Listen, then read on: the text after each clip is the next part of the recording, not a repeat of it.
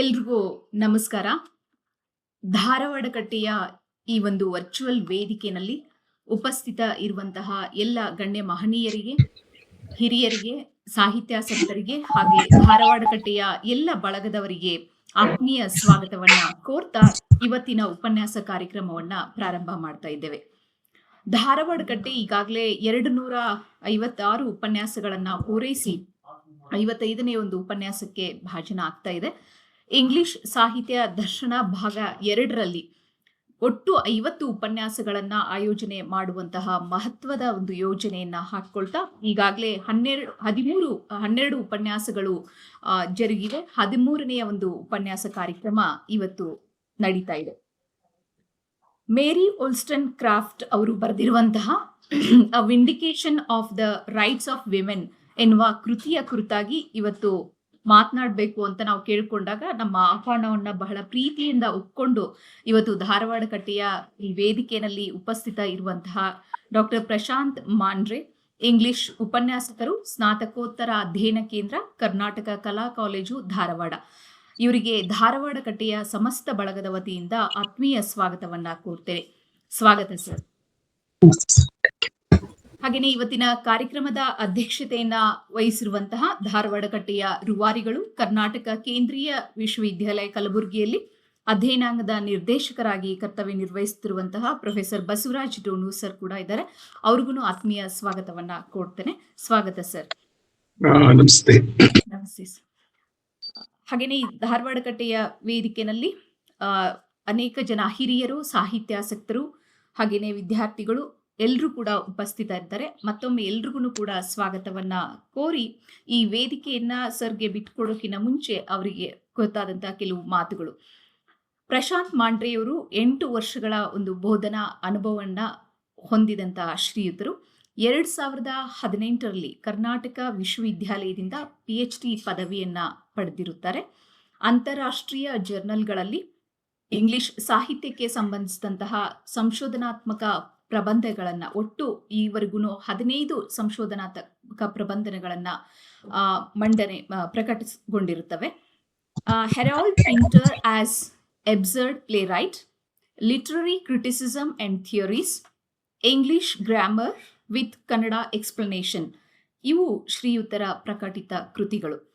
ಬೋಧನೆಯ ಜೊತೆಗೆ ವಿದ್ಯಾರ್ಥಿಗಳ ಶ್ರೇಯೋಭಿವೃದ್ಧಿಗೆ ಪೂರಕವಾಗುವ ಹಲವಾರು ಪಠ್ಯೇತರ ಚಟುವಟಿಕೆಗಳಲ್ಲಿ ಸಂಯೋಜಿಸುವ ಹೊಣೆ ಹೊತ್ತಿರುವಂತಹ ಶ್ರೀಯುತರ ಕಾರ್ಯವನ್ನ ಶ್ಲಾಘನೆ ಮಾಡ್ತಾ ಅವರ ಒಂದು ಒಟ್ಟು ಬೋಧನೆ ಹಾಗೆ ಅವರ ಪಠ್ಯೇತರ ಚಟುವಟಿಕೆಗಳ ಸಕ್ರಿಯ ಒಂದು ಪಾಲ್ಗೊಳ್ಳುವಿಕೆಯನ್ನ ಗಮನಿಸಿದಂತಹ ರಾಜ್ಯ ಮಹಾವಿದ್ಯಾಲಯ ಕರ್ನಾಟಕ ರಾಜ್ಯ ಮಹಾವಿದ್ಯಾಲಯ ಶೈಕ್ಷಣಿಕ ಸಂಘ KRMS 2023-24ನೇ ಸಾಲಿನಲ್ಲಿ ಕೊಡಮಾಡುವಂತಹ ಅಧ್ಯಾಪಕ ಭೂಷಣ ಅವಾರ್ಡ್ ಪ್ರಶಸ್ತಿಯನ್ನ ನೀಡಿ ಗೌರವಿಸಿದೆ. ಇಂಥ ಮಹನೀಯರು ಇವತ್ತು ಧಾರವಾಡ ಕಟ್ಟೆಯ ಈ ಒಂದು ವೇದಿಕೆಯಲ್ಲಿ ಮೇರಿ ಓಲ್ಸ್ಟನ್ ಕ್ರಾಫ್ಟ್ ಬರೆದಿರುವಂತಹ a vindication of the rights of women ಕೃತಿಯ ಕುರಿತಾಗಿ 60 ನಿಮಿಷಗಳ ಕಾಲ ತಮ್ಮ ಉಪನ್ಯಾಸನ ಮಂಡಿಸ್ತಾರೆ. ಅಧ್ಯಕ್ಷತೆಯನ್ನ ವಹಿಸಿರುವಂತಹ ಸರ್ ಒಂದು 10ರಿಂದ 15 ನಿಮಿಷಗಳ ಕಾಲ ಪೂರಕವಾದಂತಹ ಮಾತುಗಳಿರುತ್ತೆ. ನಂತರದಲ್ಲಿ ಚರ್ಚೆಗೆ ಅವಕಾಶ ಇರುತ್ತೆ. ಧಾರವಾಡ ಕಟ್ಟೆಯ ಸಂಬಂಧಿಸಿದಂತಹ ಹೆಚ್ಚಿನ ಮಾಹಿತಿಯನ್ನ ಈ ಒಂದು ಚಾಟ್ ಬಾಕ್ಸ್ ಅಲ್ಲಿ ನಾವು ಕಾಲಕಾಲಕ್ಕೆ ಶೇರ್ ಮಾಡ್ತಾ ಇರ್ತೀವಿ. ಆಸಕ್ತರು ಅದನ್ನ ಗಮನಿಸಬೇಕು. ಹಾಗೆ ನಾವೆಲ್ಲರೂ ಕೂಡ ಈ ವರ್ಚುವಲ್ ವೇದಿಕೆಯಲ್ಲಿ ಕಾಲಕ್ಕೆ ಬದ್ಧವಾಗಿ ಕೆಲಸ ಮಾಡ್ತಿರೋದ್ರಿಂದ 60 ನಿಮಿಷಗಳಲ್ಲಿ ತಮ್ಮ ಉಪನ್ಯಾಸವನ್ನ ಕನ್ಕ್ಲೂಡ್ ಮಾಡಬೇಕು. ಮತ್ತೆ ಚರ್ಚೆನಲ್ಲಿ ಕೊಟ್ಟಿರುವಂತಹ ಸಮಯದಲ್ಲಿ ಹೆಚ್ಚಿನ ಒಂದು ವಿಷಯಗಳನ್ನ ಅಲ್ಲಿ ಶೇರ್ ಮಾಡ್ಕೋಬಹುದು ಅಂತ ಮತ್ತೊಮ್ಮೆ ಸರ್ಗೆ ನಾನು ಆತ್ಮೀಯ ಸ್ವಾಗತವನ್ನ ಕೋರಿ ಈ ವೇದಿಕೆಯನ್ನು ಅವರಿಗೆ ಬಿಟ್ಕೊಡ್ತಾ ಇದ್ದೀನಿ. ಸರ್, ಈಗ ತಮ್ಮ ಮಾತು. ಎಲ್ಲರಿಗೂ ನಮಸ್ಕಾರ. ಮೊಟ್ಟ ಮೊದಲನೇದಾಗಿ ಧಾರವಾಡ ಕಟ್ಟೆಯ ಅಧ್ಯಕ್ಷರಾದಂತಹ ಡಾಕ್ಟರ್ ಬಸವರಾಜ್ ಡೋನೂರ್ ಸರ್ ಅವರಿಗೆ ತುಂಬಾ ಹೃದಯದ ಧನ್ಯವಾದಗಳನ್ನ ಅರ್ಪಿಸ್ಲಿಕ್ಕೆ ಇಷ್ಟಪಡ್ತೀನಿ. ಯಾಕಂದ್ರೆ ನಮ್ಮಂತಹ ಹಲವಾರು ಯುವಕರನ್ನ ಈ ಒಂದು ಸಾಹಿತ್ಯಿಕ ಇದರಲ್ಲಿ ನಮಗೆ ತರಲಿಕ್ಕೆ ಅವರು ಪ್ರಯತ್ನ ಪಡ್ತಿದ್ದಾರೆ. ನಮಗೂ ಈ ರೀತಿಯಾದಂತಹ ವೇದಿಕೆಗಳನ್ನ ಅವಕಾಶಗಳನ್ನ ನೀಡಿ ನಮ್ಮಲ್ಲೂ ಕೂಡ ಸಾಹಿತ್ಯ ಅಭಿರುಚಿಯನ್ನ ಹೆಚ್ಚಿಸಲಿಕ್ಕೆ ಪ್ರಯತ್ನಿಸಿರ್ತಕ್ಕ ಅವರ ಪ್ರಯತ್ನಕ್ಕೆ ತುಂಬಾ ಧನ್ಯವಾದಗಳು.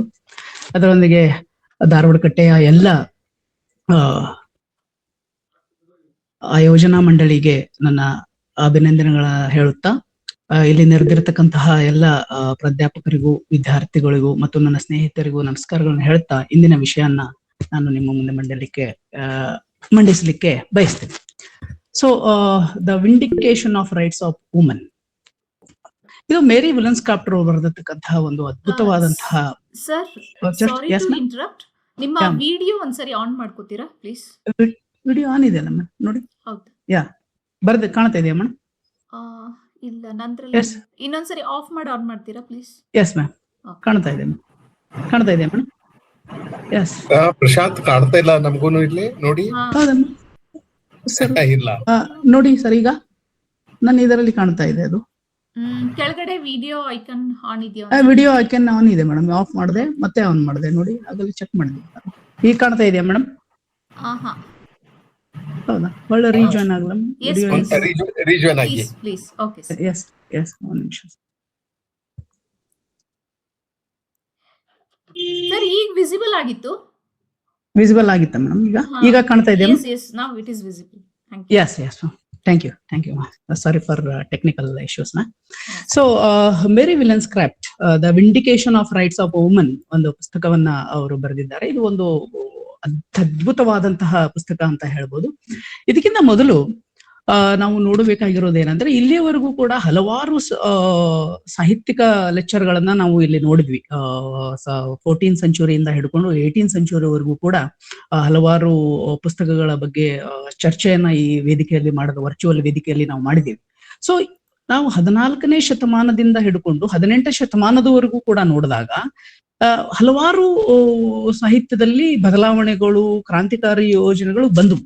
ಆದ್ರೆ ಯಾರೂ ಕೂಡ ಈ ಒಂದು ಮಹಿಳೆಯ ಬಗ್ಗೆ ಎಲ್ಲಿಯೂ ಬರೀಲೇ ಇಲ್ಲ. ಸೊ ನಾವು ಜೆಫ್ರಿ ಚಾಸರ್ ಅವ್ರನ್ನ ತಗೊಂಡಾಗೂ ಕೂಡ ಅವರು ಕೂಡ the legend of good woman ಅಂತ ಒಂದು ಪುಸ್ತಕವನ್ನ ಬರೀತಾರೆ. ಅದರಲ್ಲಿ ಕೂಡ ಹೆಣ್ಮಕ್ಳ ಬಗ್ಗೆ ಬರೀತಾರೆ. ಬಟ್ 14ನೇ ಶತಮಾನದಿಂದ 18ನೇ ಶತಮಾನದವರೆಗೂ ಕೂಡ ನಮಗೆ ಯಾವುದೇ ರೀತಿಯಾದಂತಹ ಮಹಿಳಾ ಆಥರ್ಸ್ಗಳು ಸಿಗೋದೇ ಇಲ್ಲ. ನಾವು ಹಲವಾರಲ್ಲಿ ಕೆಲವೊಂದಿಷ್ಟು ಸಾಹಿತ್ಯಿಕ ಪೀರಿಯಡ್ಸ್ ಗಳನ್ನ ನೋಡ್ಕೊಂತ ಬಂದಾಗ, ಈವನ್ ರಿನೇಸಾನ್ಸ್ ಪೀರಿಯಡ್ ಅಂತ ನೋಡಿದಾಗ, ರಿನೇಸಾನ್ಸ್ ಪೀರಿಯಡ್ ಅಲ್ಲಿ ನಾವು ನೋಡ್ತೀವಿ the artistic movement has been started there, but still there is no any woman writer has been written anything. ಅಲ್ಲಿ ಯಾವುದೇ ರೀತಿಯಾದಂತಹ ಮಹಿಳೆ ಏನನ್ನು ಬರೀಲಿಲ್ಲ. ಈವನ್ ನಾವು ಎಲಿಜಬೆಥನ್ ಪೀರಿಯಡ್ ಅಲ್ಲಿ ಬಂದಾಗ, ಎಲಿಜಬೆಥನ್ ಪೀರಿಯಡ್ ಅಲ್ಲಿ ನಾವು ಶೇಕ್ಸ್ಪಿಯರ್, ಸ್ಪೆನ್ಸರ್, ಚಾಸರ್ ಈ ರೀತಿಯಾದಂತಹ ಹಲವಾರು ರೈಟರ್ಸ್ ಗಳನ್ನ ಕಾಣ್ತೀವಿ. ಅಲ್ಲಿ ಕೂಡ ನಮಗೆ ಯಾವುದೇ ರೀತಿಯಾದ ಹೆಣ್ಮಕ್ಳು ಬರೋದು. ಬಟ್ ಅಲ್ಲಿ ಅವರು ಬರೆದಿರತಕ್ಕಂತಹ ಸಾಹಿತ್ಯದಲ್ಲಿ ನಾವು ಹೆಣ್ಣು ಮಕ್ಕಳ ಬಗ್ಗೆ ನೋಡ್ತೀವಿ. ಅಲ್ಲಿ ಹಲವಾರು ನಾವು ಎಡ್ಮಂಡ್ ಸ್ಪೆನ್ಸರ್ ಅವರ ಫೇರಿ ಕ್ವೀನ್ ಅನ್ನ ನೋಡ್ತೀವಿ. ಎಸ್ಪೆಷಲಿ ಶೇಕ್ಸ್ಪಿಯರ್ ಅವರ ವರ್ಕ್ಗಳಲ್ಲಿ ಕೂಡ ನಾವು ಹಲವಾರು ಮಹಿಳಾ ಪಾತ್ರಗಳನ್ನ ನೋಡ್ತಾ ಬರ್ತೀವಿ. ಅವರ ಇಂಪಾರ್ಟೆನ್ಸ್ ಅನ್ನ ಹೇಳ್ತಾ ಹೋಗ್ತಾರೆ. ಬಟ್ ಎಲ್ಲವನ್ನೂ ನೋಡಿದಾಗ ಸಾಹಿತ್ಯದಲ್ಲಿ ಅವರ ಬಗ್ಗೆ ಬರೆಯಲಾಗಿದೆ, ಬಟ್ ಯಾವುದೇ ಹೆಣ್ಣು ಮಕ್ಕಳ ಸಮಸ್ಯೆ ಅಥವಾ ಅವರ ಹಕ್ಕುಗಳು, ಅವರ ಕರ್ತವ್ಯಗಳ ಬಗ್ಗೆ ಯಾರು ಬರಲೇ ಇಲ್ಲ. ಸೊ ಅದೇ ರೀತಿ ನಾವು ನೋಡ್ತಾ ಬಂದಾಗ ಹಾಗೆ ಒಂದು ಚಳುವಳಿಗಳು, ಕ್ರಾಂತಿಗಳು ಸಾಹಿತ್ಯದಲ್ಲಿ ನಡೀತಾ ಹೋದು. ಸಾಹಿತ್ಯಗಳಲ್ಲಿ ರಿನೇಸಾನ್ಸ್ ಪೀರಿಯಡ್ ಆದ ತಕ್ಷಣ ಎಲಿಜಬೆಥನ್ ಪೀರಿಯಡ್ ಬಂತು. ಅದಾದ್ಮೇಲೆ ಮೆಟಾಫಿಸಿಕಲ್ ಪೋಯಿಟ್ರಿಯಲ್ಲಿ ಬಹಳ ಜಾನ್ ಡನ್ ಮತ್ತು ಹಲವಾರು ವಿಷಯದ ವರದಿಗಳು ಮಹಿಳೆಯ ಸೌಂದರ್ಯ ಅವಳ ಬಗ್ಗೆನೇ ಬರೆದ್ರು. ಅದ್ರ ಜೊತೆ ರಿಲಿಜಿಯಸ್ ಬರೆದ್ರು. ಅದಾದ್ಮೇಲೆ ನಾವು ಪ್ಯೂರಿಟನ್ ಏಜ್ ಅನ್ನ ತಗೊಂತೀವಿ, ರಿಸ್ಟೋರೇಷನ್ ಪೀರಿಯಡ್ ಅಲ್ಲಿ ತಗೊಂತೀವಿ, ಅಥವಾ ಅಗಸ್ಟನ್ ಪೀರಿಯಡ್ ಅಲ್ಲಿ ತಗೊಂಡಾಗ ಹೆಣ್ಣು ಮಕ್ಕಳ ಸೌಂದರ್ಯದ ಬಗ್ಗೆ ಬಹಳ ಜನ ಬರೆದ್ರು. ಈವನ್ ವೆನ್ ಯು ಆರ್ ನಾವು ಫೋಕಸ್ ಮಾಡಿದಾಗ ದ ರೇಪ್ ಆಫ್ ಲಾಕ್ ಅಂತ ಒಂದು ಬುಕ್ ಅನ್ನ ಬರೀತಾರೆ, ಒಂದು ಮಹಾಕಾವ್ಯವನ್ನ ರಚಿಸ್ತಾರೆ ಅಲೆಕ್ಸಾಂಡರ್ ಪೋಪ್ ಅವರು. ಅಲ್ಲಿ ನಾವು ನೋಡಿದಾಗ ಯಾವ ರೀತಿಯ ಹೆಣ್ಣು ಮಕ್ಕಳ ಪರಿಸ್ಥಿತಿ ಇತ್ತು, ಅವರು ಯಾವುದಕ್ಕೆ ಪ್ರಾಶಸ್ತ್ಯವನ್ನ ಕೊಡ್ತಿದ್ರು ಅನ್ನೋದ್ರ ಬಗ್ಗೆ ಬರೀತಾರೆ. ಅಲ್ಲಿ ನಾವು ನೋಡಿದಾಗ ಅವರ ಔಟ್ವರ್ಡ್ ಬ್ಯೂಟಿ ಬಗ್ಗೆ ಬಹಳ ಫೋಕಸ್ ಅನ್ನ ಮಾಡಿದ್ರು. ಅಥವಾ ನಾವು 16ನೇಯಿಂದ 18ನೇ ಶತಮಾನದವರೆಗೂ ನೋಡಿದಾಗ ಹೆಣ್ಣು ಮಕ್ಕಳ ಸೌಂದರ್ಯ ಬಹಳ ಇಂಪಾರ್ಟೆಂಟ್ ಆಗಿತ್ತೆ ಹೊರತು ಅವಳ ಮನಸ್ಸು, ಅವಳ ಭಾವನೆಗಳ ಬಗ್ಗೆ ಯಾರೂ ಒತ್ತು ಕೊಡಲೇ ಇಲ್ಲ ಅನ್ನೋದನ್ನ ನಾವು ನೋಡ್ತಾ ಹೋಗ್ತೀವಿ. ಸೊ ಈ ರೀತಿ ಆದಂತಹ ಒಂದು ಸಾಹಿತ್ಯಿಕ ಥಿಂಗ್ಸ್ಗಳು ನಡೀತಾ ಇರಬೇಕಾದ್ರೆ, ಸೊ ಮಹಿಳೆಯ ಪಾತ್ರ ಏನಿತ್ತು, ಅವಳ ಪೊಸಿಷನ್ ಏನಿತ್ತು ಸೊಸೈಟಿಯಲ್ಲಿ ಅನ್ನೋದನ್ನ ನಾವು ನೋಡಿದಾಗ ಬಹಳ ಜನಗಳನ್ನ ನಾವು ನೋಡಿದಾಗ ಅದು ಅವಳ ಬಗ್ಗೆ ಅಷ್ಟು ಕನ್ಸರ್ನ್ ಆಗಿರ್ಲಿಲ್ಲ, ಅವಳಿಗೆ ಯಾವುದೇ ರೀತಿಯಾದಂತಹ ಸ್ವಾತಂತ್ರ್ಯ ಇರಲಿಲ್ಲ, ಅವಳಿಗೆ ಯಾವುದೇ ರೀತಿಯಾದಂತಹ ಇನ್ಜಸ್ಟಿಸ್ಗಳು ನಡೀತಾ ಇತ್ತು ಅನ್ನೋದನ್ನ ನಾವು ನೋಡ್ತೀವಿ. ಈವನ್ ನಾವು ನಮ್ಮ ಇಂಡಿಯನ್ ಹಿಸ್ಟ್ರಿಯಲ್ಲಿ ನೋಡಿದಾಗೂ ಕೂಡ, ನಾವು ಬಹಳ ಪುರಾತನ ಕಾಲದಿಂದ ನೋಡ್ಕೊಂಡಾಗೂ ಕೂಡ ಈ ಹೆಣ್ಮಕ್ಳ ಪರಿಸ್ಥಿತಿಗಳು ಹೇಗೆ ಇತ್ತು. ಈಗ ನಮ್ಮ ಸಂಸ್ಕೃತಿ ಅಥವಾ ನಮ್ಮ ಇದರ ಸನಾತನ ಈ ವೇದ ಕಾಲದಲ್ಲಿ ನೋಡಿ, ಈ ವೇದ ಕಾಲದಿಂದ ನಾವು ನೋಡ್ಕೊಂತ ಬಂದ್ರು ಕೂಡ ಹೆಣ್ಣು ಮಕ್ಕಳ ಪರಿಸ್ಥಿತಿಗಳಾಗಿತ್ತು, ಅವರಿಗೆ ಕೊಟ್ಟಿರ್ತಕ್ಕಂತಹ ಸ್ಥಾನಮಾನ ಏನಿತ್ತು ಸೊಸೈಟಿಯಲ್ಲೂ ಅನ್ನೋದಾದ್ರೆ, ಅವರು ಗಂಡು ಮಕ್ಕಳನ್ನ ಶಾಡೋವಲ್ಲಿ ಬದುಕಬೇಕಾಗಿತ್ತು. ಅವಳಿಗೆ ಯಾವುದೇ ರೀತಿಯಾದಂತಹ ಸ್ವತಂತ್ರತೆ ಇರಲಿಲ್ಲ, ಅವಳು ಯಾವತ್ತೂ ಕೂಡ ಸೆಕೆಂಡ್ ಸೆಕ್ಸ್ ಆಗಿ ಇರಬೇಕಾಗಿತ್ತು ಅಂತ. ಸೊ ನಾವು ಪ್ಲೇಟೋ ಅವರು ಒಂದು ತಮ್ಮ ರಿಪಬ್ಲಿಕ್ ಬುಕ್ ಅಲ್ಲಿ ಹೇಳ್ತಾರೆ, he believed woman could be equal to a man if they received the education. If they received the education, they equal to a man. But ಆದರೆ ಒಂದು ಇಲ್ಲಿ ಪ್ರಶ್ನೆ ಏನಂದ್ರೆ, ಅನಾದಿ ಕಾಲದಿಂದಲೂ ಕೂಡ ಹೆಣ್ಣು ಮಕ್ಕಳಿಗೆ ಯಾವುದೇ ರೀತಿಯಾದಂತಹ ಶಿಕ್ಷಣವನ್ನ ನಾವು ಕೊಡಲೇ ಇಲ್ಲ. ಯಾಕೆ ಕೊಡಲಿಲ್ಲ ಅನ್ನೋದು ಒಂದು ದೊಡ್ಡ ಕ್ವಶನ್ ಆಗಿದೆ. ಯಾಕೆ ನಾವು ನೋಡ್ರಿ, ನಮ್ಮ ಸಂಸ್ಕೃತಿಯಲ್ಲಿ ಒಂದು ನೀವು ಇಂಡಿಯನ್ ಸಂಸ್ಕೃತಿ ಅಂತ ತಗೊಂಡಾಗ, ಯತ್ರ ನಾರ್ಯಂತೆ ಪೂಜಂತ್ರೆ ರಮಂತೆ ತತ್ರ ದೇವತಾಹ ಅಂತ ಹೇಳಿ, ನಾವು ಯಾವ ದೇಶದಲ್ಲಿ ಯಾವ ರಾಜ್ಯದಲ್ಲಿ ಹೆಣ್ಣು ಮಕ್ಕಳನ್ನ ಪೂಜಿಸ್ತಾರೋ ಅಲ್ಲಿ ದೇವರು ನೆಲೆಸ್ತಾರೆ ಅನ್ನುವ ಒಂದು ಭಾವನೆಯನ್ನ ಇಟ್ಕೊಂಡಂತಹ ಜನ, ಯಾಕೆ ಹೆಣ್ಣು ಮಕ್ಕಳಿಗೆ ದೊರಕಬೇಕಾದಂತಹ ಗೌರವ ಸ್ಥಾನಮಾನಗಳನ್ನ ನೀಡಲಿಲ್ಲ ಅನ್ನುವುದು ಒಂದು ದೊಡ್ಡ ಕ್ವಶನ್ ಆಗಿ ಇಲ್ಲಿ ಉಳಿತದೆ ನಮಗೆ. ಸೊ ಅದೇ ರೀತಿ ವರ್ಣ ವ್ಯವಸ್ಥೆ ಬರ್ತದೆ. ವರ್ಣ ವ್ಯವಸ್ಥೆಯಲ್ಲಿ ಬ್ರಾಹ್ಮಣ, ಕ್ಷತ್ರಿಯ, ಶೂದ್ರ, ವೈಶ್ಯ ಅಂತ ಬರ್ತಾರೆ. ಅವರ ಕೆಲಸದ ಮೇಲೆ ಅವರಿಗೆ ಒಂದು ಇದನ್ನ ನೀಡ್ತಾರೆ. ಅದರಲ್ಲಿ ಯಾವುದೇ ರೀತಿಯಾದಂತಹ ಹೆಣ್ಣಿಗೆ ಸ್ಥಾನಮಾನವನ್ನ, ಪ್ರಾಶಸ್ತ್ಯವನ್ನ ನೀಡುವುದೇ ಇಲ್ಲ. ಸೊ ಈ ರೀತಿಯಾದಂತಹ ಡೆವಲಪ್ಮೆಂಟ್ಗಳು ನಮ್ಮ ಸೊಸೈಟಿಯಲ್ಲಿ ಆಗ್ತಾ ಇತ್ತು. ಆದರೂ ಕೂಡ ಯಾರೂ ಹೆಣ್ಣು ಮಕ್ಕಳ ಸ್ಥಾನಮಾನ, ಗೌರವ, ಅವರಿಗೆ ದೊರಕಬೇಕಾದಂತಹ ಗೌರವವನ್ನು ನೀಡಲಿಕ್ಕೆ ಮುಂದೆ ಬರಲಿಲ್ಲ. ಈವನ್ ಅರಿಸ್ಟಾಟಲ್ ಅವರು ತಮ್ಮ ಪೊಲಿಟಿಕ್ಸ್ ಬುಕ್ಸ್ ಅಲ್ಲಿ ಬರೀತಾರೆ, woman is less perfect than the male ಅಂತ. ಅಂದ್ರೆ ಅವರು ಲೆಸ್ ಪರ್ಫೆಕ್ಟ್ ಆಗಿದ್ದಾಳೆ. Woman are defective men, woman are defective men ಅನ್ನುವತಕ್ಕಂತಹ ಒಂದು ವಿಷಯವನ್ನ ಅವರು ಮಂಡಿಸ್ತಾರೆ. ಯಾಕೆ ಆ ರೀತಿಯಾದಂತಹ ವ್ಯವಸ್ಥೆ ಇತ್ತು, ಆ ವ್ಯವಸ್ಥೆಯಲ್ಲಿ ಅವಳ ಪರಿಸ್ಥಿತಿ ಏನಾಗಿತ್ತು, ಈ ರೀತಿಯಾದಂತಹ ವಿಷಯಗಳನ್ನ ನಾವು ವಿಚಾರ ಮಾಡಬೇಕಾಗಿದೆ. ಈವನ್ ಬಹಳ ನಾವು ಗ್ರೇಟ್ ಅನ್ಕೊಂಡಿರ್ತಕ್ಕಂತಹ ಫಿಲಾಸಫರ್ಸ್ ಗಳಾಗ್ಲಿ, ಸಾಹಿತ್ಯದಲ್ಲಿ ಹೆಸರು ಮಾಡಿರ್ತಕ್ಕಂತಹ ಕವಿಗಳು, ಕಾದಂಬರಿಕಾರರು ಅಥವಾ ಬರಹಗಾರರು ಎಲ್ಲರೂ ಕೂಡ ಮಹಿಳೆಯ ಸ್ಥಾನಮಾನ ಅಂತ ವಿಷಯಗಳು ಬಂದಾಗ ಅದು ಕೇವಲ ಅವಳನ್ನ ಒಬ್ಬ ಏನು ಡಿಫೆಕ್ಟಿವ್ ಪೀಸ್ ಆಗಿ ನೋಡಿದ್ರು ಅನ್ನೋದನ್ನ ನಾವು ನೋಡ್ಬೋದು. ಈವನ್ ನಿಮ್ಮ ಮನುಸ್ಮೃತಿಯಲ್ಲೂ ಕೂಡ ನಾವು ಅದನ್ನ ನೋಡ್ತೀವಿ, ಹೇಗೆ ಹೆಣ್ಣು ಮಕ್ಕಳ ಹಕ್ಕುಗಳನ್ನ ಅವ್ರ ಕಡೆಯಿಂದ ಕಿತ್ಕೊಳ್ಬೇಕಾಯ್ತು. ಈವನ್ ರೂಸೋ ಅಥವಾ ಜೇಸ್ಮಿಲ್ ಈ ತರ ಆದಂತ ಹಲವಾರು ನಮ್ಮ ಗ್ರೇಟ್ ಬರಹಗಾರರು ಅಥವಾ ಫಿಲಾಸಫರ್ಸ್ ಅಥವಾ ಏನು ನಾವು ದೊಡ್ಡ ಬರಹಗಾರರು ಅಂತ ಏನು ಕರಿತೀವಿ, ಅವರೆಲ್ಲರೂ ಕೂಡ ಯಾಕೆ ಹೆಣ್ಮಕ್ಕಳ ಸ್ಥಾನಮಾನ ಮತ್ತು ಗೌರವದ ಬಗ್ಗೆ ಬರೀಲಿಲ್ಲ ಅನ್ನೋದು ಒಂದು ಪ್ರಶ್ನಾಚಿತವಾಗಿಯೇ ಉಳಿತದ.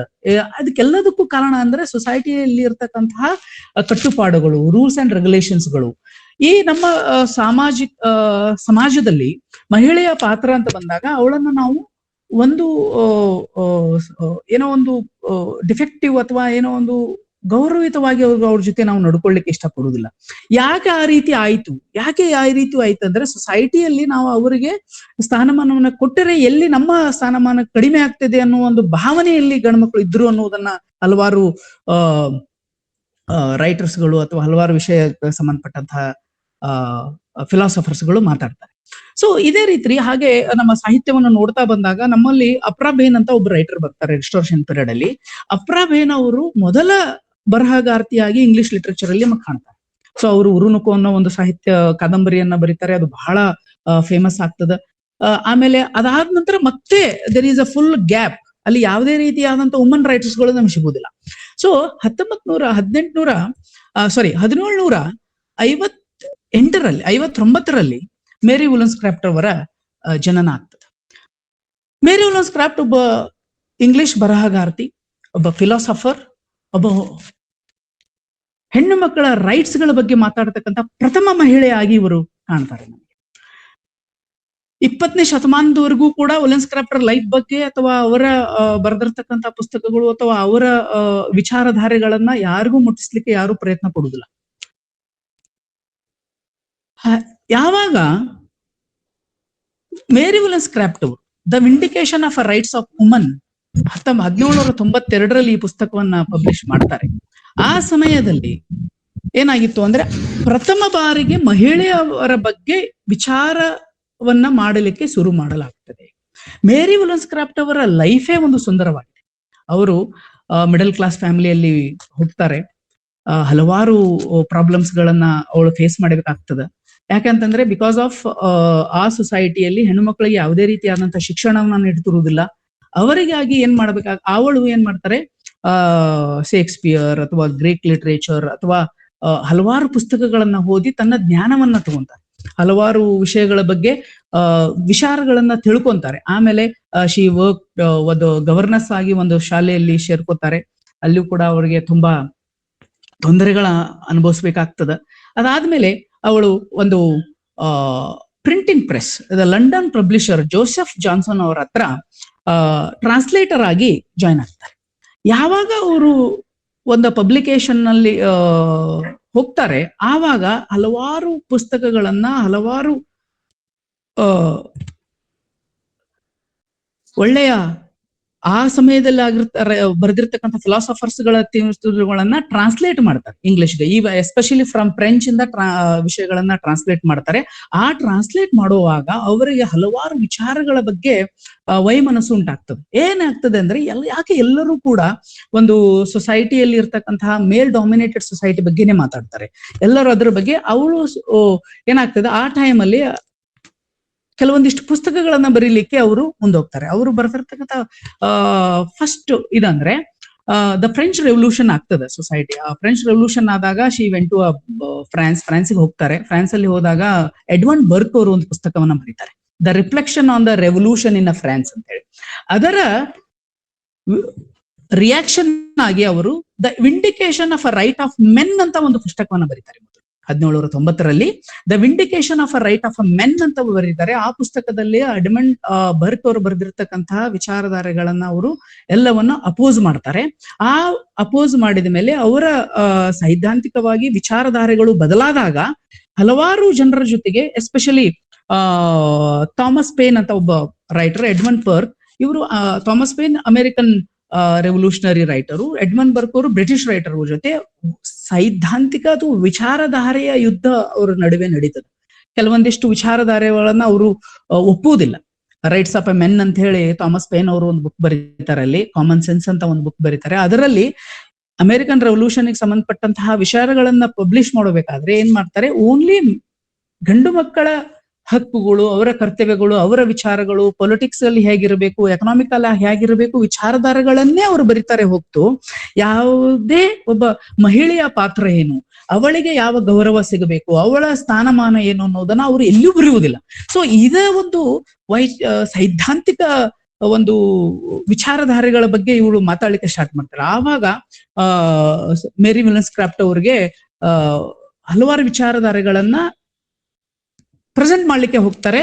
ಆ ಸಮಯದಲ್ಲಿ ಹಲವಾರು ಪ್ರಾಬ್ಲಮ್ಗಳನ್ನ ಫೇಸ್ ಮಾಡಬೇಕಾಗ್ತದೆ. ಯಾಕೆ ಫೇಸ್ ಮಾಡಬೇಕು ಅಂದ್ರೆ, ಆ ಸೊಸೈಟಿಯಲ್ಲಿ ಅವತ್ತಿನ ಆ ಕಾಲಘಟ್ಟದಲ್ಲಿ 1790ನೇ ಇಸ್ವಿಯಲ್ಲಿ ನೀವು ನೋಡಿದಾಗ ಆ ಕಾಲಘಟ್ಟದಲ್ಲಿ ಎಂತಹ ಸೊಸೈಟಿ ಇತ್ತು, ಎಂತಹ ಸಮಾಜ ಒಂದು ನಿರ್ಮಾಣವಾಗಿತ್ತು, ಆ ಸಮಾಜದಲ್ಲಿ ಯಾವ ರೀತಿಯಾದಂತಹ ಮಹಿಳೆಯರ ಜೊತೆ ದೌರ್ಜನ್ಯ ನಡೀತಿತ್ತು ಅನ್ನೋದು ಎಲ್ಲರಿಗೂ ಗೊತ್ತಿರ್ತಕ್ಕಂಥ ವಿಷಯಗಳೇ. ಸೊ ಯಾವಾಗ ಅವಳು ಮಹಿಳೆಯ ಹಕ್ಕುಗಳ ಬಗ್ಗೆ, ಅವಳ ಸ್ಥಾನಮಾನದ ಬಗ್ಗೆ, ಅವಳ ಗೌರವಗಳ ಬಗ್ಗೆ ಮಾತಾಡಲಿಕ್ಕೆ ಸ್ಟಾರ್ಟ್ ಮಾಡ್ತಾಳೆ. ಹಲವಾರು ವಿಷಯ ಅಲ್ಲಿ ಇರ್ತಕ್ಕಂತಹ ಫಿಲಾಸಫರ್ಸು, ಅಲ್ಲಿ ಇರ್ತಕ್ಕಂತಹ ಬರಹಗಾರರು, ಅಲ್ಲಿರ್ತಕ್ಕಂತಹ ಮ್ಯಾಗಝಿನ್ ಎಡಿಟರ್ಸ್ಗಳು ತುಂಬಾ ಅವಳನ್ನ ನೆಗ್ಲೆಕ್ಟ್ ಮಾಡ್ಲಿಕ್ಕೆ ಅಥವಾ ಅವಳ ಮೇಲೆ ಹ್ಯೂಮಿಲೇಟ್ ಮಾಡ್ಲಿಕ್ಕೆ ಸ್ಟಾರ್ಟ್ ಮಾಡ್ತಾರೆ. ಸೊ ಅವಳು 1792ರಲ್ಲಿ the vindication of rights of woman ಅಂತ ಒಂದು ಬರೀತಾರೆ. ಆ ಪುಸ್ತಕ ಬಹಳ ಫೇಮಸ್ ಆಗ್ತದ. 1900 ಈಗಿನ ಕಾಲದಲ್ಲಿ ಒಂದು ಫೆಮಿನಿಸಮ್ ಅನ್ನ ಬೈಬಲ್ ಅಂತ ಕರಿತೀವಿ ನಾವು. ಇವತ್ತು ಅಷ್ಟು ಪೂಜ್ಯನೀಯ ಆಗಿ ಅದು ಬುಕ್ ಆಗಿದೆ ಇವತ್ತು. ಬಟ್ ಆಗಿನ ಕಾಲದಲ್ಲಿ ಆ ಪುಸ್ತಕವನ್ನ ಬರೆದಾಗ ಅವರು ಬಹಳ ಪ್ರಾಬ್ಲಮ್ಗಳನ್ನ ಫೇಸ್ ಮಾಡ್ಬೇಕಾಗ್ತದೆ. ಅದಾದ ನಂತರ ಏನಾಗ್ತದ, ಅದು ಅವರು ತಮ್ಮ ಜೀವನದಲ್ಲಿ ಹಲವಾರು ಪ್ರಾಬ್ಲಮ್ಗಳನ್ನ ಫೇಸ್ ಮಾಡ್ಬೇಕು. ಅವರ ತಂದೆಯವರು ಬಹಳ ಸರಿ ಇರುವುದಿಲ್ಲ, ಅವರ ತಾಯಿಯನ್ನ ಹೊಡಿತಿರ್ತಾರೆ. ಅದೆಲ್ಲವುಗಳನ್ನ ಅವಳು ನೋಡಿದಿ, ಚಿಕನ್ಲಿಂದಾನು ಈ ತರ ಆದಂತಹ ಥಿಂಗ್ಸ್ ಗಳನ್ನ ಅವಳು ನೋಡಿ ಬೆಳಿತಾಳೆ. ಅದರಿಂದ ಅವಳ ಮನಸ್ಸಿಗೆ ತುಂಬಾ ಆಘಾತವಾಗ್ತದ. ಸೊ ಮುಂದೆ ಏನಾಗ್ತದ, 1790 ಇಸ್ವಿಯಲ್ಲಿ ಅವರು ಫ್ರಾನ್ಸಿಗೆ ಹೋಗ್ತಾರೆ. ಅಲ್ಲಿ ಒಬ್ಬ ಗಿಲ್ಬರ್ಟ್ ಎಮಿಲಿ ಅಂತ ಹೇಳಿ ಒಬ್ಬ ಅಮೆರಿಕನ್ ಫಿಲಾಸಫರ್, ಅವ್ರ ಜೊತೆ ಅವಳು ಪ್ರೀತಿಯಲ್ಲಿ ಬೀಳ್ತಾರೆ. ಅವರು ಆದ ತಕ್ಷಣನೇ ಅಲ್ಲಿ ಅವ್ರ ಜೊತೆ ಒಂದು ಮಗುವನ್ನು ಕೂಡ ಮದುವೆಗಿಂತ ಮುಂಚೆನೆ ಒಂದು ಮಗುವಿಗೆ ಜನ್ಮವನ್ನು ನೀಡ್ತಾರೆ. ಅದರಿಂದ ಆ ಸೊಸೈಟಿಯಲ್ಲಿ ಆ ಟೈಮ್ ಅಲ್ಲಿ ಮದುವೆ ಆಗದೆ ಒಂದು ಮಗುವಿಗೆ ಜನ್ಮ ಕೊಡುವುದು ಅಂತಂದ್ರೆ it self is a wrong thing. ಅದು ಆವಾಗಲ್ಲ. ಸೊ ಅಂತಹ ಥಿಂಗ್ಸ್ ಗಳ ಅವಳು ಜೀವನದಲ್ಲಿ ಆಗ್ತದೆ. ಅವಳು ಅವನನ್ನ ಮದುವೆ ಆಗ್ಬೇಕಂದಾಗ ಅವನು ಒಲ್ಲೆ ಅಂತ ಹೇಳ್ತಾನೆ. ಸೊ 2 ಸಾರಿ ಅವರು ಆತ್ಮಹತ್ಯೆ ಮಾಡಲಿಕ್ಕೆ ಪ್ರಯತ್ನ ಪಡ್ತಾರೆ. ಬಟ್ ಅದರಲ್ಲಿ ಫೇಲ್ ಆಗಿ ಮುಂದೆ ವಿಲಿಯಂ ಗಾಡ್ವಿನ್ ಅಂತ ಹೇಳಿ one of a very great philosopher of British literature, ಅವರನ್ನ ಮದುವೆ ಆಗ್ತಾರೆ. ಅವರನ್ನ ಮದುವೆ ಆಗಿ ಅವರು ಅವಳಿಗೆ ಸಪೋರ್ಟ್ ಮಾಡ್ತಾರೆ. ಅವಳ ಜೊತೆ ಅವ್ರಿಗೆ ಒಂದು ಒಳ್ಳೆಯ ಸಂಸಾರವನ್ನ ನಡೆಸ್ತಾರೆ. ಅದ್ರ ಜೊತೆ ಒಂದು ಮಗುವನ್ನ ಅವರು ಅಲ್ಲಿ ಜನ್ಮ ನೀಡ್ತಾರೆ, ಮೇರಿ ಶೆಲ್ಲಿ ಅಂತ ಹೇಳಿ. ಮುಂದೆ ಅವರು ಒಬ್ಬ ಒಳ್ಳೆಯ ಬರಹಗಾರ್ತಿಯಾಗಿ ದ ಫ್ರಾಂಕೆನ್ಸ್ಟೈನ್ ಅನ್ನೋ ವರ್ಕ್ ಅನ್ನ ಅವರು ಬರೀತಾರೆ. ಸೊ ಮೇರಿ ವಿಲಿಯನ್ಸ್ಟೈನ್ ಶೆಲ್ಲಿ ಹುಟ್ಟಿದ 11 ದಿವಸದ ನಂತರವೇ ಸತ್ತು ಬಿಡ್ತಾರೆ. ಯಾವುದೋ ಒಂದು ಇದರಿಂದ ಅವರ 38ನೇ ಏಜಿನಲ್ಲಿ ಅವರು ಬಹಳ ಬೇಗ ಸ್ವರ್ಗವಾಸಿ ಆಗ್ತಾರೆ. ಅವರ ವಿಚಾರಧಾರೆಗಳು, ಅವರ ಬರೆದಿರ್ತಕ್ಕಂಥ ಪುಸ್ತಕಗಳು, ಅದರದ ಇಂಪ್ಯಾಕ್ಟ್ ನಮಗೆ 20th ಸೆಂಚುರಿಯಲ್ಲಿ ಆಗ್ತದೆ. ಅಲ್ಲಿ ಒಂದು 19th ಸೆಂಚುರಿಯಲ್ಲಿ ವಿಲಿಯಂ ಗೋಲ್ಡಿಂಗ್ ಅವರು ಅವಳು ಮೆಮೋರಿಯರ್ ಅಂತ ಅವಳ ಪುಸ್ತಕವನ್ನ ಒಂದು ಪಬ್ಲಿಷ್ ಮಾಡ್ತಾರೆ. ಆ ಪುಸ್ತಕದಲ್ಲಿ ಅವರ ಬದುಕು ಹೇಗಿತ್ತು, ಯಾವ ರೀತಿ ಅವರು ಪ್ರೇಮ ಇದರಲ್ಲಿ ಅವರ ಸೊಸೈಟಿಯಲ್ಲಿ ಅಪೋಸ್ ಆಗಿ ಬದುಕಿದ್ರು, ಅದೆಲ್ಲವುಗಳು ಕೂಡ ಅವಳ ಮೇಲೆ ಪ್ರಭಾವ ಬೀರ್ತಾರೆ. ಯಾರೂ ಕೂಡ ವುಲೆನ್ಸ್ಕ್ರಾಫ್ಟ್ ಆ ಟೈಮ್ನಲ್ಲಿ ಪ್ರೇಸ್ ಮಾಡ್ಲಿಕ್ಕೆ ಹೋಗುದಿಲ್ಲ, ಹ್ಯೂಮಿಲೇಟ್ ಮಾಡ್ತಾರೆ. ಅವರ ಪುಸ್ತಕವನ್ನ ಓದ್ಲಿಕ್ಕೆ ಇಷ್ಟಪಡುದಿಲ್ಲ. ಅವಳ ಹಲವಾರು ಪುಸ್ತಕಗಳನ್ನ ಮ್ಯಾನಿಫೆಸ್ಟೋಗಳನ್ನ ಸುಡುತ್ತಾರೆ ಆ ಟೈಮ್ನಲ್ಲಿ. ಸೊ ಈ ರೀತಿ ಆದಂತಹ ಹಲವಾರು ಪ್ರಾಬ್ಲಮ್ಗಳನ್ನ ಫೇಸ್ ಮಾಡಿನೂ ಕೂಡ ಮೇರಿ ವುಲೆನ್ಸ್ಕ್ರಾಫ್ಟ್ ಅವರು ಈಗ ಈ ಸಮಯದಲ್ಲಿ ನಮಗೆ ಒಬ್ಬ ದೊಡ್ಡ ಬರಹಗಾರ್ತಿಯಾಗಿ, ಒಬ್ಬ ಕ್ರಾಂತಿಕಾರಿಯಾಗಿ ನಮಗೆ ಕಾಣ್ತಾರೆ. ಆಗಿನ ಕಾಲದಲ್ಲಿ ಅವರು ಎಷ್ಟೋ ಸಮಸ್ಯೆಗಳನ್ನ, ಪ್ರಾಬ್ಲಮ್ಸ್ ಗಳನ್ನ ಫೇಸ್ ಮಾಡಿದ್ರು ಕೂಡ ಇವತ್ತಿನ ಕಾಲಘಟ್ಟದಲ್ಲಿ ಈಗ 20th ಸೆಂಚುರಿ ಅಥವಾ 21st ಸೆಂಚುರಿಯಲ್ಲಿ ಅವರನ್ನ ನಾವು ಒಬ್ಬ ಕ್ರಾಂತಿಕಾರಿ ರೈಟರ್ ಆಗಿ ನೋಡ್ತೀವಿ. ಸೊ ಅವರು 1792ರಲ್ಲಿ the vindication of rights of woman ಅಂತ ಒಂದು ಪುಸ್ತಕವನ್ನ ಬರೀತಾರೆ. ಆ ಪುಸ್ತಕವನ್ನ ಅದರಲ್ಲಿ 13 ಚಾಪ್ಟರ್ಸ್ ಗಳನ್ನ ನಾವು ನೋಡ್ತೀವಿ. ಆ ಪುಸ್ತಕ ಒಂದು ground breaking work of literature ಅಂತ ಅಂದ್ರೆ ಒಂದು ಪಾತ್ ಬ್ರೇಕಿಂಗ್, ಒಂದು ಅದ್ಭುತವಾದಂತಹ ಪುಸ್ತಕ ಇದು. ಆ ಪುಸ್ತಕದಲ್ಲಿ ಇಂತಹ ವಿಚಾರಗಳು ಯಾರೂ ಇಲ್ಲಿಯವರೆಗೂ ಟಚ್ ಮಾಡಿರ್ತಕ್ಕಂಥ ವಿಷಯಗಳ ಬಗ್ಗೆ ಅವರು ಬರೀಲಿಕ್ಕೆ ಸ್ಟಾರ್ಟ್ ಮಾಡ್ತಾರೆ. ಯಾರು ಮಾತಾಡೋದಕ್ಕೆ ಹೆದರ್ತಿದ್ರು ಅಂತಹ ವಿಷಯಗಳನ್ನ ಅವರು ಬರೀಲಿಕ್ಕೆ ಸ್ಟಾರ್ಟ್ ಮಾಡ್ತಾರೆ. ಯಾರು ಇಂತಹ ವಿಷಯಗಳನ್ನ ಮಾತಾಡಿದ್ರೆ ತಪ್ಪಾಗ್ತದೆ ಸೊಸೈಟಿಯಲ್ಲಿ ಅನ್ಕೊಂತಿದ್ರು ಅಂತಹ ವಿಷಯಗಳ ಬಗ್ಗೆ ಇಲ್ಲಿ ಬರೀಲಿಕ್ಕೆ ಸ್ಟಾರ್ಟ್ ಮಾಡ್ತಾರೆ. ಇದು ಬರೀಲಿಕ್ಕೆ ಒಂದು ಕಾರಣ ಆಗ್ತದೆ. ಏನಾಗ್ತದೆ, 1792ರಲ್ಲಿ ಚಾರ್ಲ್ಸ್ ಮಾರಿಸ್ ಟೆಲಿರಾಂಡ್ ಪೆರಿಗೋಡ್ ಅಂತ ಒಬ್ಬ ಫ್ರೆಂಚ್ ಫಿಲಾಸಫರ್ ಒಂದು ನ್ಯಾಷನಲ್ ಅಸೆಂಬ್ಲಿ ಆಫ್ ಫ್ರಾನ್ಸ್ ಅಲ್ಲಿ ಏನ್ ಮಾಡ್ತಾರೆ, ಒಂದು ಸಜೆಷನ್ ಅನ್ನು ಮಾಡ್ತಾರೆ ನ್ಯಾಷನಲ್ ಎಜುಕೇಶನ್ ಬಗ್ಗೆ. ಅದರಲ್ಲಿ woman must only concern themself with domestic affairs and stay out of the politics arena ಅಂತ ಒಂದು ಸ್ಟೇಟ್ ಅನ್ನ ಹೇಳ್ತಾರೆ. ಸೊ ಇದರಿಂದ ಟ್ರಿಗರ್ ಆದಂತಹ ಮೇರಿ ವುಲೆನ್ಸ್ಕ್ರಾಫ್ಟ್ ಅವರು ಇದಕ್ಕೆ ರಿಯಾಕ್ಷನ್ ಆಗಿ the vindication of rights of woman ಅನ್ನೋ ಒಂದು ಪುಸ್ತಕವನ್ನ ಬರೀಬೇಕಾಗ್ತದೆ. ನ್ಯಾಷನಲ್ ಅಸೆಂಬ್ಲಿಯಲ್ಲಿ ಅವ್ರು ಹೇಳ್ತಾರೆ, ಟೆರಿಲ್ಯಾಂಡ್ ಪೆರಿಗೋಡ್ರವರು, ಹೆಣ್ಣು ಮಕ್ಕಳು ಡೊಮೆಸ್ಟಿಕ್ ಅಫೇರ್ಸ್ ಗಳನ್ನ ಮಾತ್ರ ಮಾಡಬೇಕು, ಅವರು ಪೊಲಿಟಿಕಲ್ ವಿಷಯಗಳಲ್ಲಿ ಭಾಗಿಯಾಗಬಾರದು. ಅವರ ಕರ್ತವ್ಯಗಳು ಓನ್ಲಿ ಮನೆಗೆ ಮಾತ್ರ ಸೀಮಿತ ಆಗಿರ್ತದ, ಅದಕ್ಕಿಂತ ಬೇರೆ ಹೊರಗಡೆ ಬರಬಾರ್ದು ಅನ್ನೋ ಒಂದು ವಿಷಯವನ್ನ ಅವರು ಅಲ್ಲಿ ಮಂಡಿಸ್ತಾರೆ. ಸೊ ಇದರಿಂದ ಬಹಳ ಮೇರಿ ವುಲೆನ್ಸ್ಕ್ರಾಫ್ಟ್ ಅವರಿಗೆ ಬಹಳ ದುಃಖ ಆಗ್ತದೆ.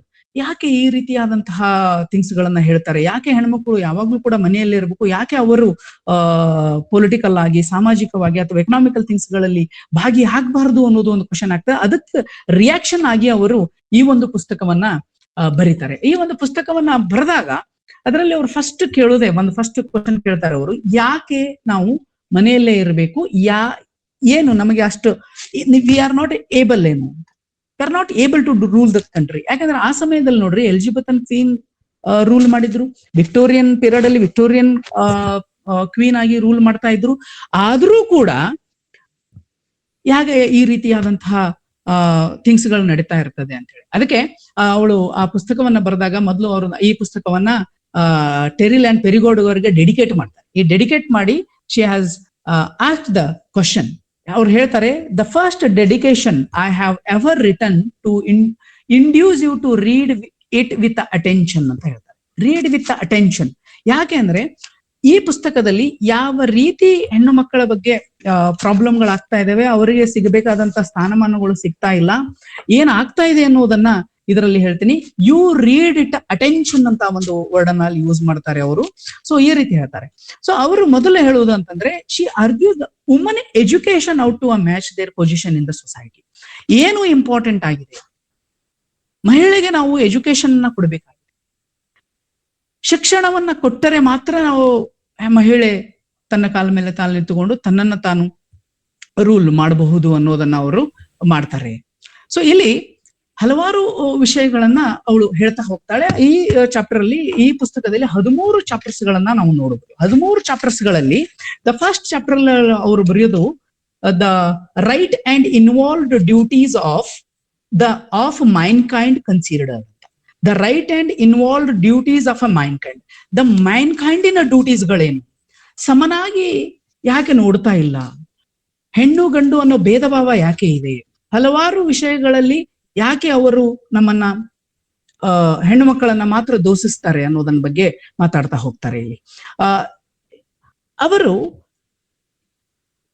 ಮೊದಲ ಮಹಿಳೆಯ ಸ್ಥಾನಮಾನ ಹೇಗಿತ್ತು, ಅವಳು ಒಬ್ಬ ಒಳ್ಳೆಯ ಕಂಪ್ಯಾನಿಯನ್ ಆಗಿರ್ಬೇಕು, ಒಬ್ಬ ಒಳ್ಳೆಯ ಮದರ್ ಆಗಿರ್ಬೇಕು, ಒಬ್ಬ ಒಳ್ಳೆಯ ಸ್ನೇಹಿತೆ ಆಗಿರ್ಬೇಕು.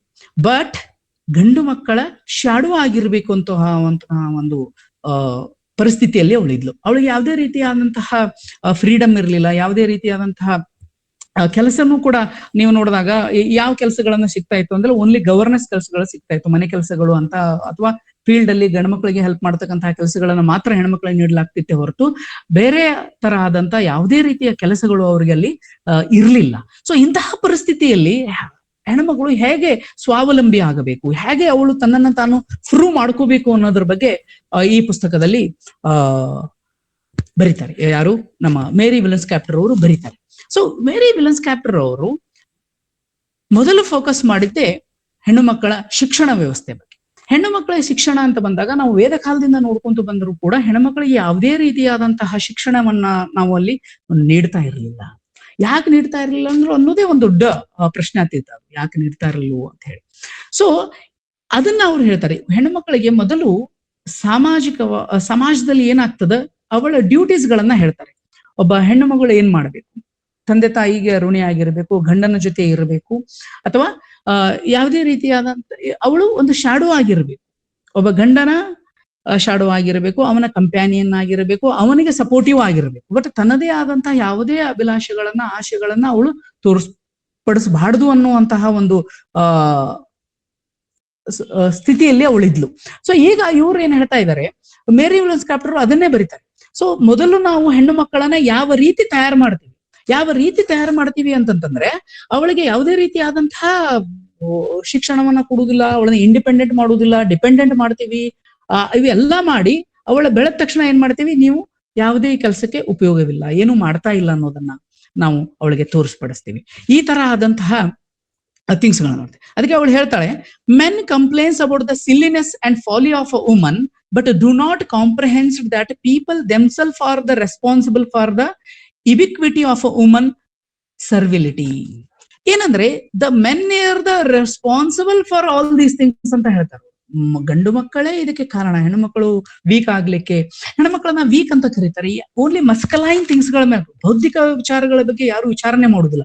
ಎಲ್ಲರೂ ಕೂಡ ಒಂದು ಮಸ್ಕಲೈನ್, ಯಾವ ರೀತಿ ಇವನು ಸ್ಟ್ರಾಂಗ್ ಇದಾನ ಅನ್ನೋದ್ರ ಮೇಲೆನೆ ಅವರನ್ನ ಜಡ್ಜ್ ಮಾಡ್ತಾರೆ ಹೊರತು ಅವಳಲ್ಲಿ ಇರ್ತಕ್ಕಂಥ ಬೌದ್ಧಿಕ ಸಾಮರ್ಥ್ಯದ ಬಗ್ಗೆ, ಅವಳಲ್ಲಿರ್ತಕ್ಕಂತಹ ಸಾಮರ್ಥ್ಯದ ಬಗ್ಗೆ ಯಾರು ವಿಚಾರ ಮಾಡುದಿಲ್ಲ ಇಲ್ಲಿ.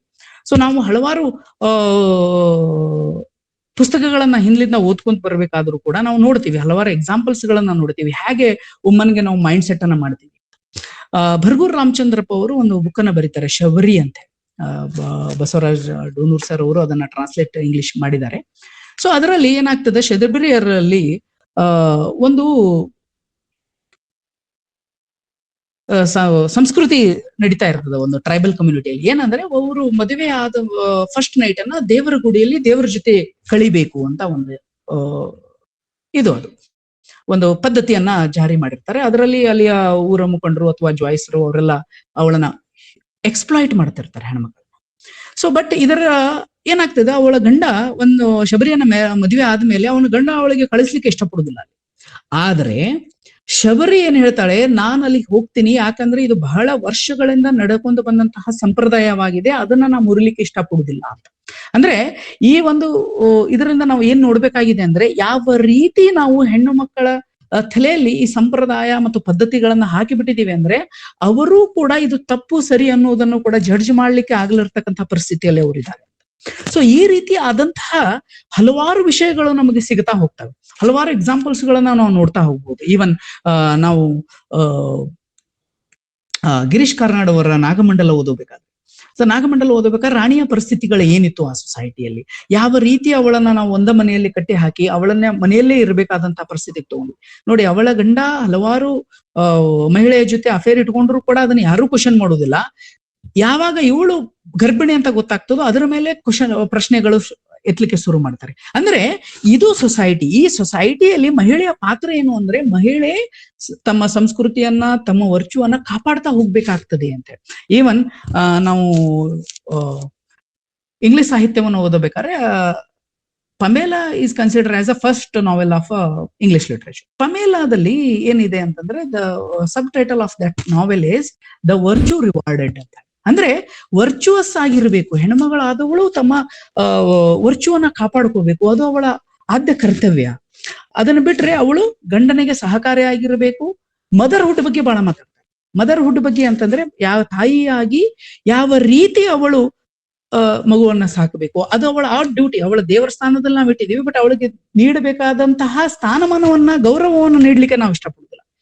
ಸೊ ಅವಳು ಯಾವತ್ತೂ ಕೂಡ ಮನೆಯಲ್ಲೇ ಇರಬೇಕು, ತಾವು ಕೇಳ್ದಂಗೆ ಕೇಳ್ಕೊಂಡಿರ್ಬೇಕು, ಯಾವುದೇ ರೀತಿಯಾದಂತಹ ಕ್ವಶನ್ ಅನ್ನ ಮಾಡಬಾರ್ದು, ಯಾವುದೇ ರೀತಿಯಾದಂತಹ ಏನದು ಏನ್ ಮಾಡಬೇಕದು, ಯಾರನ್ನು ಕೂಡ ಏನು ಕ್ವಶನ್ ಅನ್ನ ಮಾಡಬಾರ್ದು, ಸುಮ್ಮನೆ ಯಾರು ಹೇಳ್ದನ್ನ ಕೇಳ್ಕೊಂಡು ಹೋಗ್ಬೇಕು ಅಂತ ಹೆಣ್ಮಕ್ಳು. ಈಗ ನಾವು ಫಾರ್ ಎಕ್ಸಾಂಪಲ್ ನಮ್ಮ ಸೊಸೈಟಿಯಲ್ಲಿ ನೋಡಿದಾಗ ಯಾರು ಒಳ್ಳೆಯ ಹೆಣ್ಮಗಳು ಅಂತ ಹೇಳಿದಾಗ, ಯಾರು ಎಲ್ಲರ ಮಾತನ್ನ ಕೇಳ್ತಾಳೋ, ಯಾರು ಹೇಳ್ದಂಗೆ ಮನೆಯನ್ನ ನಡೆಸ್ಕೊಂಡು ಹೋಗ್ತಾಳೋ, ಎಲ್ಲ ನಮ್ಮ ಕಲ್ಚರ್ ಸಂಸ್ಕೃತಿ ಅಥವಾ ಸಂಪ್ರದಾಯಗಳನ್ನ ಕಟ್ಟುನಿಟ್ಟಾಗಿ ಪಾಲನೆ ಮಾಡ್ಕೊಂತ ಹೋಗ್ತಾಳೋ ಅವಳನ್ನ ನಾವು ಒಳ್ಳೆ ಮಹಿಳೆ ಅಂತ ಕರಿತೀವಿ. ಅದನ್ನ ಬಿಟ್ಟು ಯಾರು ಅಪೋಸ್ ಆಗಿ, ಸೊಸೈಟಿಗೆ ಅಪೋಸ್ ಆಗಿ, ಶಿಮೋನ್ ಡಿಬೋಯರ್ ಬಗ್ಗೆ ಹೇಳಬೇಕಾದ್ರೆ she neglected the marriage system. ಯಾರು ಮ್ಯಾರೇಜ್ ಅನ್ನ ಬಿಟ್ಟು ಲಿವಿಂಗ್ ಟುಗೆದರ್ ಅಲ್ಲಿ ಇರ್ತಾರಂದ್ರೆ ಅಂಥವ್ರು ಕೆಟ್ಟ ಅಥವಾ ಅವರು ಒಳ್ಳೆಯವರಲ್ಲ ಅನ್ನೋ ಒಂದು ಥಿಂಗ್ಸ್ ಗಳನ್ನ ನಾವು ನೋಡ್ತೀವಿ. ಸೊ ಈ ರೀತಿ ಆದಂತಹ ಮೈಂಡ್ ಸೆಟ್ ಏನಿತ್ತು ಇದರಲ್ಲಿ, ಇದರ ವಿರುದ್ಧ ಅವಳು ಹೋರಾಡ್ಲಿಕ್ಕೆ ಇಷ್ಟಪಡ್ತಾರೆ. ಇವಳು Mary Wollstonecraft the vindication of rights of women ಅಲ್ಲಿ, woman have a right to ask a question to a men. ನಾವು ಗಂಡ್ಮಕ್ಳ ಕ್ವಶನ್ ಮಾಡ್ಬೋದು, ಸೊಸೈಟಿಗೆ ಕ್ವಶನ್ ಮಾಡೋದು, ರಿಲಿಜನ್ಗೆ ಕ್ವಶನ್ ಮಾಡ್ಬೋದು. ನೀವು ಕ್ರಿಶ್ಚಿಯಾನಿಟಿಯನ್ನ ನೋಡಿದಾಗ ಅವಳು ಬಹಳ ಈ ಪುಸ್ತಕದಲ್ಲಿ ಬರಬೇಕಾದ್ರೆ ಹಲವಾರು ಗ್ರೇಟೆಸ್ಟ್ ರೈಟರ್ ಬಗ್ಗೆ ಅಪೋಸ್ ಮಾಡ್ತಾಳೆ. ಎಸ್ಪೆಷಲಿ ಅವಳು ಮಿಲ್ಟನ್ ಅವರ ಪ್ಯಾರಡೈಸ್ ಲಾಸ್ಟ್ ಬಗ್ಗೆ ಬರೀತಾಳೆ. The portrayal of a Eve in a Paradise Lost. ಈ ಪ್ಯಾರಡೈಸ್ ಲಾಸ್ಟ್ ಅನ್ನ ಓದೋರಿಗೆ ಉತ್ತರದ ಈವನ್ನ ಹೇಗೆ ಕ್ರಿಯೇಟ್ ಮಾಡೋದು ದೇವರು ಅಂತ, ದೇವರು ಹೆಣ್ಮಗಳನ್ನ ಹೇಗೆ ಹುಟ್ಟಿಸ್ದ ಅಂತ ಹೇಳಿ. ಅಂದ್ರೆ ಯಾವಾಗ ಆಡಮ್ ಹುಟ್ಟಿರ್ತಾನೆ, ಮೊದ್ಲು ಅವನು ಹುಟ್ಟಿದಾಗ ಅವನು ಅಲ್ಲೇ ಆ ಒಂದು ತೋಟದಲ್ಲಿ ಒಬ್ಬನೇ ಓಡಾಡ್ತಿರ್ತಾನೆ. ಅವ್ನು ಬಂದು ಹೇಳ್ತಾನೆ, ನನ್ಗೆ ಕಷ್ಟ ಆಗ್ತಾ ಇದೆ, ಇರ್ಲಿಕ್ಕೆ ಆಗುದಿಲ್ಲ. ಗಂಡು ಮಗನ ಆಡಮ್ಮನ ರಿಬ್ಬನ್ನ ತಗೊಂಡು ಹೆಣ್ಣು ಮಗಳನ್ನ ತಯಾರು ಮಾಡ್ತಾನೆ.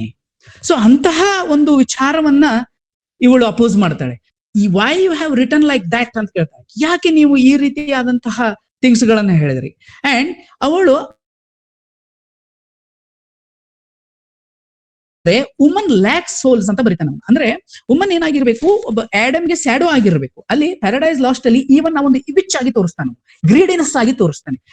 ಅವಳ ಒಂದು ಏನು ಗ್ರೀಡಿನೆಸ್ ಇಂದಾನೆ ಅವಳು ಆ ಒಂದು ಫ್ರೂಟ್ ಅನ್ನ ತಿನ್ಲಿಕ್ಕೆ ಹೋಗಿ ನಮಗೆ ಈ ರೀತಿಯಾದಂತಹ ಥಿಂಗ್ಸ್ ಆಯ್ತು ಅಂತ. ಅಂದ್ರೆ ಹಲವಾರು ರೈಟರ್ಸ್ಗಳು ಅಥವಾ ಎಸ್ಪೆಷಲಿ ದಿ ಮಿಲ್ಟನ್ ಯಾವ ರೀತಿ ಇದನ್ನ ಬರದ, ಯಾಕೆ ಈ ರೀತಿಯಾದಂತಹ ಬರುದ್ರು ಅಂತ. ಅದಕ್ಕೆ they are insulted a woman ಅಂತ ಹೇಳ್ತಾರೆ ನಾವು.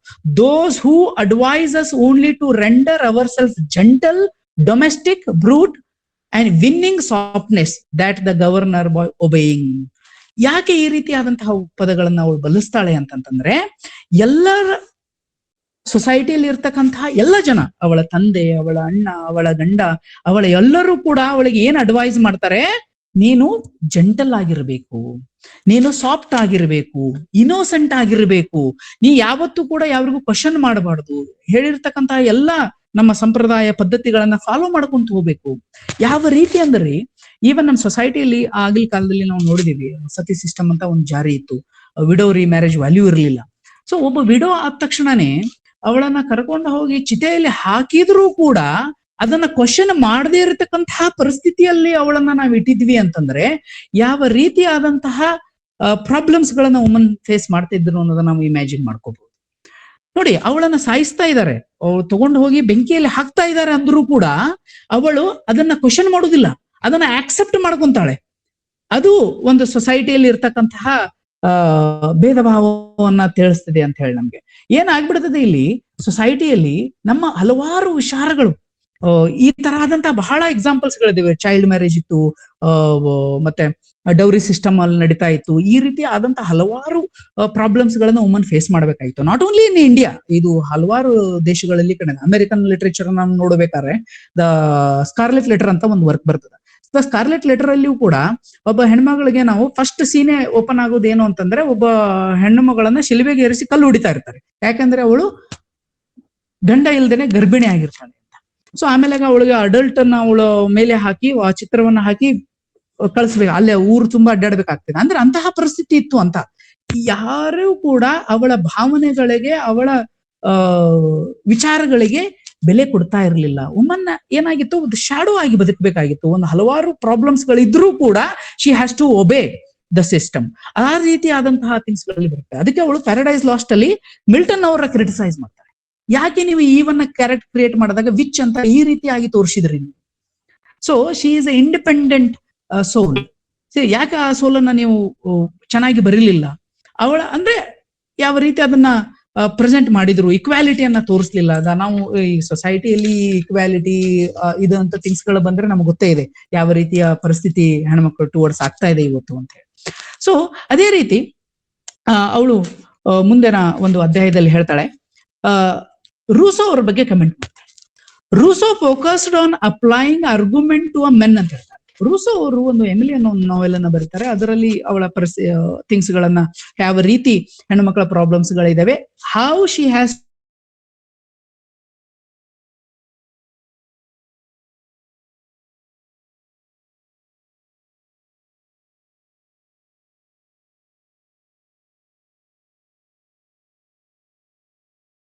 ಮಕ್ಕಳ ಕೈಯಲ್ಲಿ ಪವರ್ ಇರಬೇಕು ಅಂತ ರೂಸೋ ಅವರು ಹೇಳ್ತಾರೆ.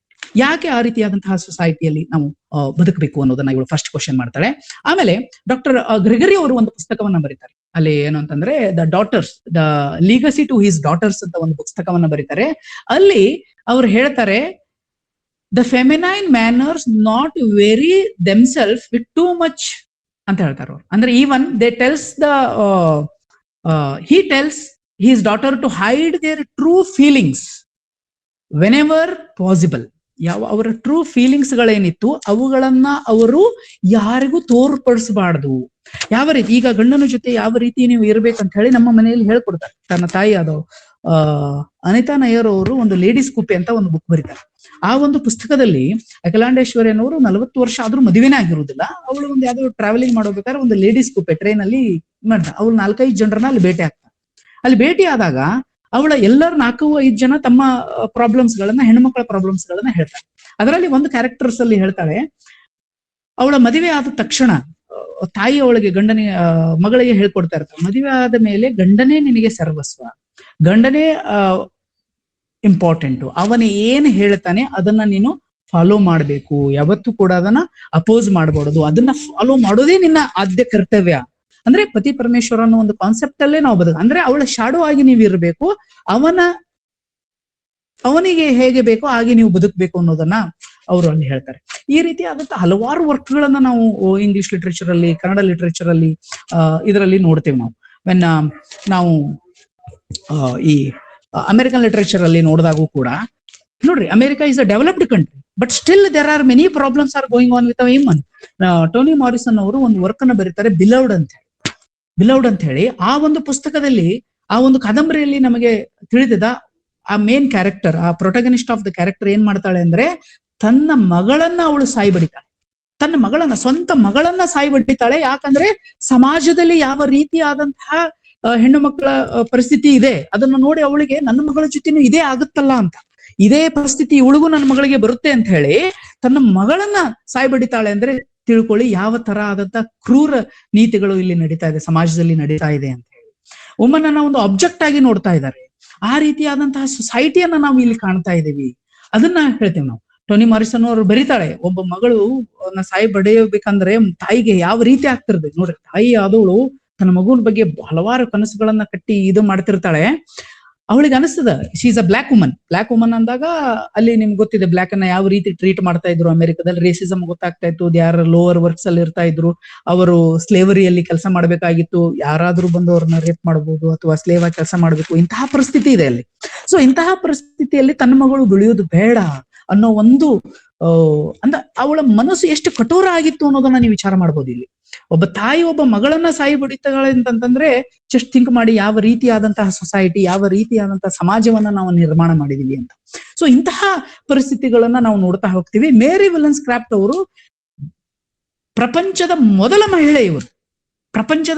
ಮಹಿಳೆ ಒಬ್ಬ ಹೆಣ್ಣು ಮಗಳ ಪ್ರಾಬ್ಲಮ್ಸ್ ಬಗ್ಗೆ ಮಾತಾಡ್ರು, ಹೆಣ್ಣು ಮಕ್ಕಳ ರೈಟ್ಸ್ ಬಗ್ಗೆ ಮಾತಾಡ್ರು.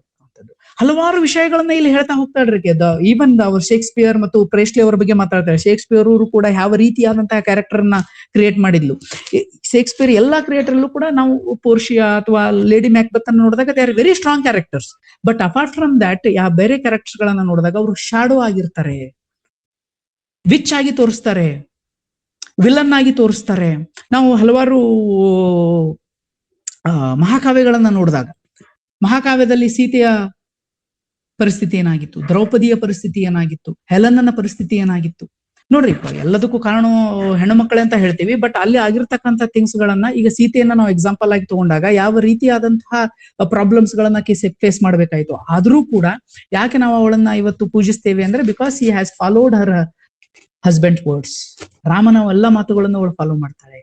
ಈ ರೀತಿಯಾದಂತಹ ಕೆಲವೊಂದಿಷ್ಟು ವಿಚಾರಧಾರೆಗಳನ್ನ ನೋಡಿದಾಗ ನಮ್ಮ ಸಮಾಜದಲ್ಲಿ ಯಾವ ರೀತಿಯ ಮಹಿಳೆಯ ಪರಿಸ್ಥಿತಿ ಇತ್ತು ಅನ್ನೋದನ್ನ ನಾವು ನೋಡ್ತೀವಿ. ಹೀಗಾಗಿ ಮೇರಿ ವಿಲ್ಲನ್ಸ್ಕ್ರಾಫ್ಟ್ ಅವರು ಹಲವಾರು ಈ ಗ್ರೇಟ್ ಫಿಲಾಸಫರ್ಸ್ ವಿಚಾರಗಳನ್ನ ಅಪೋಸ್ ಮಾಡ್ತಾ ಹೋಗ್ತಾಳೆ. ಅವರು ರೂಸೋ ಅವರ ವಿಚಾರಗಳಲ್ಲಿ ಹೇಳ್ತಾಳೆ, Rousseau thinks that men are perfectly rational, that woman should follow their guidance. ಅವ್ರು ಹೇಳ್ತಾರೆ woman should follow their guidelines.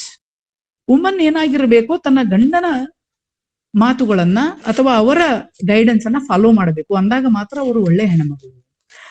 ಅವಳು ಯಾವತ್ತು ಓವರ್ ಗ್ರೌನ್. ಅದಕ್ಕೆ ಅವ್ರು ಹೇಳ್ತಾಳೆ ವಿಲ್ಲನ್ಸ್ಕ್ರಾಫ್ಟ್ ಅವರು, that many men are just over grown children.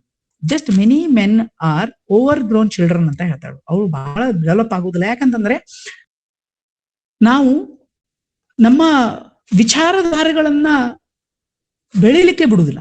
ನಾವು ಆಕ್ಸೆಪ್ಟೆನ್ಸ್ ಇಲ್ಲ ನಮಗೆ. ಗಂಡ್ಮಕ್ಳಲ್ಲಿ ಏನಾಗ್ಬಿಟ್ಟಿದೆ ಈ ತರ ಆದಂತ, ಎಸ್ಪೆಷಲಿ ವುಮನ್ ಹೇಗಿರ್ಬೇಕು ಅಂತ ಒಂದು ಕಾನ್ಸೆಪ್ಟ್ ಇದೆ ಚಿಕ್ಕನ್ಲಿ. ನಾನು ಈ ಸ್ಟೀರಿಯೋಟೈಪ್ ಪೆಟ್ರಿಯಾರ್ಕಲ್ ವಿಷಯಗಳಲ್ಲಿ ನಾವು ಇಂಪಾರ್ಟೆಂಟ್ ಆಗಿರುತ್ತೆ. Who is the head of a family ಅಂತ ಬಂದಾಗ ಫಾದರ್ ಆಗಿರ್ತಾರೆ, ಮದರ್ ಆಗಿರುವುದಿಲ್ಲ. ಎಕನಾಮಿಕಲ್ ಡಿಸಿಷನ್ ಯಾರು ತಗೋಬೇಕು, ಗಂಡ್ಮಕ್ಳು ತಗೋಬೇಕು, ಹೆಣ್ಮಕ್ಳಲ್ಲ.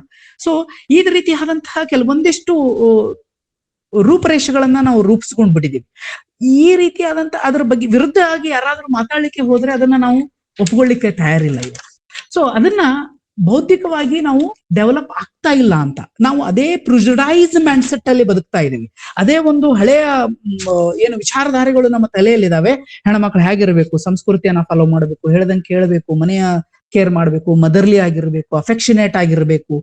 But when it comes to political power ಅಂತ ಬಂದಾಗ ಅವಳಿಗೆ ನಾವು ಯಾವುದೇ ರೀತಿಯಾದಂತಹ ಪವರ್ ಅನ್ನ ಅಥವಾ ಪೊಲಿಟಿಕಲ್ ಇದಗಳನ್ನ ಕೊಡ್ಲಿಕ್ಕೆ ಇಷ್ಟ ಪಡುದಿಲ್ಲ. ಸೊ ಅದನ್ನೇ ಅವಳು ಹೇಳ್ತಾಳ್ರಿ, woman are only able to learn about the world by looking at the surface of a things. Woman ಏನ್ ಮಾಡ್ತಾಳ್ರಿ, ಏನನ್ನ ಕಲಿತಾಳೆ, ಒಂದು ಜಗತ್ತನ್ನ ಅವಳು ನೋಡೋದೇ ದೃಷ್ಟಿಕೋನನೇ ಬೇರೆ ಆಗಿರ್ತದೆ. ಅವಳ ದೃಷ್ಟಿಕೋನಕ್ಕೂ ಮೆನ್ನ ದೃಷ್ಟಿಕೋನಕ್ಕೂ ಬದಲಾವಣೆಗಳಿದೆ. ಅವಳು ಒಂದು ಸರ್ಫೇಸ್ ಥಿಂಗ್ಸ್ ಗಳನ್ನ ಮಾತ್ರ ನೋಡ್ತಾಳೆ, ಹೇಗಿರ್ಬೇಕು ನಾ ಸೊಸೈಟಿಯಲ್ಲಿ. ಅವಳ ತಾಯಿಯನ್ನ ನೋಡ್ತಾಳೆ, ಅವಳ ಅಜ್ಜಿಯನ್ನ ನೋಡ್ತಾಳೆ, ಅವ್ರು ಯಾವ ರೀತಿ ಬದುಕ್ತಾ ಇದ್ದಾರೆ ಅದೇ ರೀತಿ ನಾವು ಬದುಕಬೇಕು ಅದನ್ನ ಅವಳು ಮೈಂಡ್ ಸೆಟ್ ಮಾಡ್ಕೊಂತಾಳೆ. ನಾವು ಚಿಕ್ಕನ್ಲಿಂದನೂ ಕೂಡ, ಫಾರ್ ಎಕ್ಸಾಂಪಲ್ ನಿಮ್ಗೆ ಹೇಳ್ಬೇಕಂದ್ರೆ, ಈಗ ಒಂದು 5 ವರ್ಷದ ಮಗು ಇರುತ್ತೆ ಅನ್ಕೊಳ್ಳಿ, ಒಂದು 5 ವರ್ಷದ ಹೆಣ್ಣು ಮಗು, ಒಂದು ಗಂಡು ಮಗು, ಎರಡು ಏನೋ ಸ್ಕೂಲ್ಗೆ ಹೋಗ್ತಾ ಇರ್ತವೆ, ಅಥವಾ 5th ಸ್ಟ್ಯಾಂಡರ್ಡ್ ಅನ್ಕೊಳ್ಳಿ.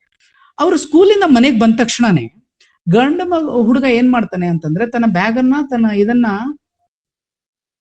ಒಗೆದು ಅವನು ಹೊರಗು ಆಟ ಆಡ್ಲಿಕ್ಕೆ ಹೋಗ್ತಾನೆ. ಅದೇ ಹೆಣ್ಣು ಮಗು ಆಗಿತ್ತಂದ್ರೆ, 5th ಸ್ಟ್ಯಾಂಡರ್ಡ್ ಅಲ್ಲಿ ಕಲ್ತಕ್ಕಂತ ಹೆಣ್ಣು ಮಗು ಆಗಿದ್ರು ಕೂಡ ಏನ್ ಮಾಡ್ಬೇಕಾಗ್ತದ, ತನ್ನ ತಾಯಿಗೆ ಹೆಲ್ಪ್ ಮಾಡ್ಲಿಕ್ಕೆ ಅಡಿಗೆ ಮನೆಗೆ ಹೋಗ್ತಾಳೆ. ಯಾಕೆ ಈ ರೀತಿ ಆದಂತಹ ಸೊಸೈಟಿ ಇದೆ? ಈಗ ನೋಡ್ಬೇಕಾದ್ರೆ ನಾವು ಚಿಕ್ಕ ಮಕ್ಕಳಲ್ಲಿದ್ದಾಗ ಹೆಣ್ಮಕ್ಳಿದ್ರೆ ಅವ್ರಿಗೆ ಕಲ್ಸೋದೇ ಬೇರೆ, ಅವ್ರಿಗೆ ಥಿಂಗ್ಸ್ ಗಳನ್ನ ಮಾಡೋದೇ ಬೇರೆ. ಯಾಕಂತಂದ್ರೆ ಹೆಣ್ಮಕ್ಳು ಇವೆಲ್ಲ ಥಿಂಗ್ಸ್ ಗಳನ್ನ ಕಲಿಬೇಕು. ಅಡಿಗೆ ಯಾರು ಮಾಡ್ಬೇಕು ಮನೆಯಲ್ಲಿ? ಗಂಡ್ಮಕ್ಳೇ ಮಾಡ್ಬೇಕು, ಹೆಣ್ಮಕ್ಳು ಮಾಡಬಾರ್ದು. ಈ ರೀತಿಯಾದಂತ ಕ್ರಿಯೇಷನ್ಸ್ ಗಳು, ನಮ್ಮ ಇದು ಮೈಂಡ್ ಸೆಟ್, ಇದು ಪ್ರೆಷರೈಸ್, ಈ ರೀತಿ ಮಾಡ್ಲೇಬೇಕು. ಆ ತರ ಆದಂತಹ ಥಿಂಗ್ಸ್ ಗಳನ್ನ ನಾವು ಇಲ್ಲಿ ಸೊಸೈಟಿಯಲ್ಲಿ ನೋಡ್ತಾ ಇರ್ತೀವಿ. ಸೊ ಅದೇ ಪುಸ್ತಕದಲ್ಲಿ ಅವರು ಹೇಳ್ತಾರೆ ನೆಕ್ಸ್ಟ್ ಇದರಲ್ಲಿ, parents should prepare their children for the day when they begin to think for themselves. Parents ಅವ್ರ ಬಗ್ಗೆ ಹೇಳ್ತಾರೆ ಇಲ್ಲಿ, ಪೇರೆಂಟಿಯಲ್ ಅಫೆಕ್ಷನ್ ಹೇಗಿರ್ತದ ಮಗಳ ಟುವರ್ಡ್ಸು ಮತ್ತು ಮಗನ ಟುವರ್ಡ್ಸು ಅಂತ. ನೋಡ್ರಿ, ಸೊಸೈಟಿಯಲ್ಲಿ ಹೇಗಿದೆ ಅಂದ್ರೆ, ಗಂಡು ಮಗು ಹುಡ್ತಾ ಇದೆ ಅಂತಂದ್ರೆ ಅದಕ್ಕೆ ಖುಷಿ ಪಡೋರು ಜಾಸ್ತಿ, ಹೆಣ್ಣು ಮಗು ಹುಡ್ತದಂದ್ರೆ ಪ್ರಾಬ್ಲಮ್. ಈ ಭ್ರೂಣ ಹತ್ಯೆಗಳು ಇವುಗಳ ಬಗ್ಗೆ ಎಲ್ಲ ನಿಮ್ಗೆ ಗೊತ್ತೇ ಇದೆ, ಯಾವ ರೀತಿಯಾದಂತ ಸೊಸೈಟಿ ಇತ್ತು, ಯಾವ ರೀತಿಯಾದಂತ ಅಲವನ್ನ ನಾವು ಮಾಡ್ಲಿಲ್ಲ ಅವ್ರಿಗೆ ಅಂತ ಹೇಳಿ. ಸೊ ಇಲ್ಲಿ ಪೇರೆಂಟಿಯಲ್ ಅಫೆಕ್ಷನ್ ಏನು ಅಂತಂದ್ರೆ, ಯಾವ ರೀತಿ ಮಕ್ಕಳನ್ನ ಅವರು ಅಫೆಕ್ಷನೇಟ್ ಆಗಿ ಬಳಸ್ತಾರೆ. ಒಬ್ಬ ಹೆಣ್ಣು ಮಗು ಇತ್ತಂದ್ರೆ ಅವಳಿಗೆ ಹಲವಾರು ವಿಷಯಗಳನ್ನ ತಾಯಿ ಕಲಿಸ್ಕೊಡ್ತಾಳೆ. ಯಾವ ರೀತಿ ಬಟ್ಟೆ ಹಾಕೋಬೇಕು, ಯಾವ ರೀತಿ ಅವಳಿಗೆ ಬದುಕಬೇಕು, ಯಾವ ರೀತಿ ಬಿಹೇವಿಯರ್ ಮಾಡಬೇಕು, ಯಾವ ರೀತಿ ನಡ್ಕೋಬೇಕು, ಯಾವ ರೀತಿ ಅಡ್ಡಾಡ್ಬೇಕು. ಈವನ್ ಅವ್ರಿಗೆ ಹೇಳ್ತಾರ್ರಿ, ಹೇಗೆ ನಡಿಬೇಕು, ಹೇಗೆ ಕೂದರ್ಕೋಬೇಕು, ಎಲ್ಲವನ್ನೂ ಕೂಡ ಸಿಸ್ಟಮೆಟಿಕ್. ಇದೇ ವಿಷಯಗಳನ್ನ ನಾವು ಗಂಡು ಮಕ್ಕಳು ಹೇಳ್ಕೊಡುದಿಲ್ಲ, ಸಣ್ಣ ಹುಡುಗರು ಹೇಳ್ಕೊಡುದಿಲ್ಲ. ಆದ್ರೆ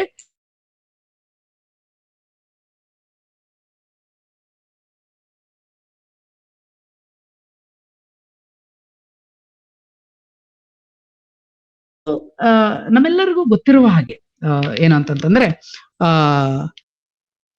Rousseau she criticise his idealised view of woman. ಅವಳ ಒಂದು ಐಡಲೈಸ್ ವುಮನ್ ಅನ್ನ ಇವರು ಕ್ರಿಯೇಟ್ ಅಲ್ಲಿ ಮಾಡ್ತಾರೆ. ಸಾರಿ, ಯಾವ ರೀತಿ ಹೆಣ್ಣು ಮಕ್ಕಳ ಬದುಕಿನಲ್ಲಿ ಪ್ರಾಬ್ಲಮ್ಸ್ ಗಳು ಕ್ರಿಯೇಟ್ ಆಗ್ತವೆ, ಅವುಗಳನ್ನ ಯಾವ ರೀತಿ ಸಾಲ್ವ್ ಮಾಡ್ಕೋಬೇಕು. ಈಗ ಈ ಮೊದಲು ಪ್ರಾಬ್ಲಮ್ಸ್ ಗಳನ್ನ ಹೇಳಿದ್ರು, ಯಾವ ರೀತಿ ಬರಹಗಾರರಾಗ್ಲಿ, ಎಪಿಕ್ಸ್ ರೈಟರ್ಸ್ ಗಳಾಗ್ಲಿ, ಇವರು ಯಾವ ರೀತಿ ಇವುಗಳನ್ನ ತುಳಿದ್ರು, ಇದರಿಂದ ಹೇಗೆ ಹೊರಗೆ ಬರಬೇಕು ಹೆಣ್ಮಗಳು ಅನ್ನೋದ್ರ ಬಗ್ಗೆ ಬರೀತಾಳೆ. She has given some suggestions. ಯಾವ ಸಜೆಷನ್ಸ್ ಗಳನ್ನ ನೀಡ್ತಾಳೆ ಅಂದ್ರೆ, ಫಸ್ಟ್ ಅವಳು ನೀಡೋದೇ ಆನ್ ನ್ಯಾಷನಲ್ ಎಜುಕೇಶನ್ ಅಂತ ಒಂದು ವಿಷಯವನ್ನ ಮಂಡನೆ ಮಾಡ್ತಾರೆ. ನ್ಯಾಷನಲ್ ಎಜುಕೇಶನ್ ಅಂದ್ರೆ ಏನು ಅಂತಂದ್ರೆ, ಎಲ್ಲರಿಗೂ ಸಮಾನವಾದಂತಹ ಶಿಕ್ಷಣವನ್ನ ಕೊಡಬೇಕು ನಾವು. ಆಗಿನ ಕಾಲಘಟ್ಟದಲ್ಲಿ ನೀವು ನೋಡಿದಾಗ ಹೆಣ್ಣು ಮಕ್ಕಳಿಗೆ ಯಾವುದೇ ರೀತಿಯಾದಂತಹ ಶೈಕ್ಷಣಿಕವಾದಂತಹ ಶಿಕ್ಷಣ ಪದ್ಧತಿಯಲ್ಲಿ ಅವಳಿಗೆ ಪಾತ್ರವನ್ನ ನೀಡ್ತಾ ಇರಲಿಲ್ಲ, ಅವಳಿಗೆ ಪಾರ್ಟಿಸಿಪೇಷನ್ ಇರಲಿಲ್ಲ.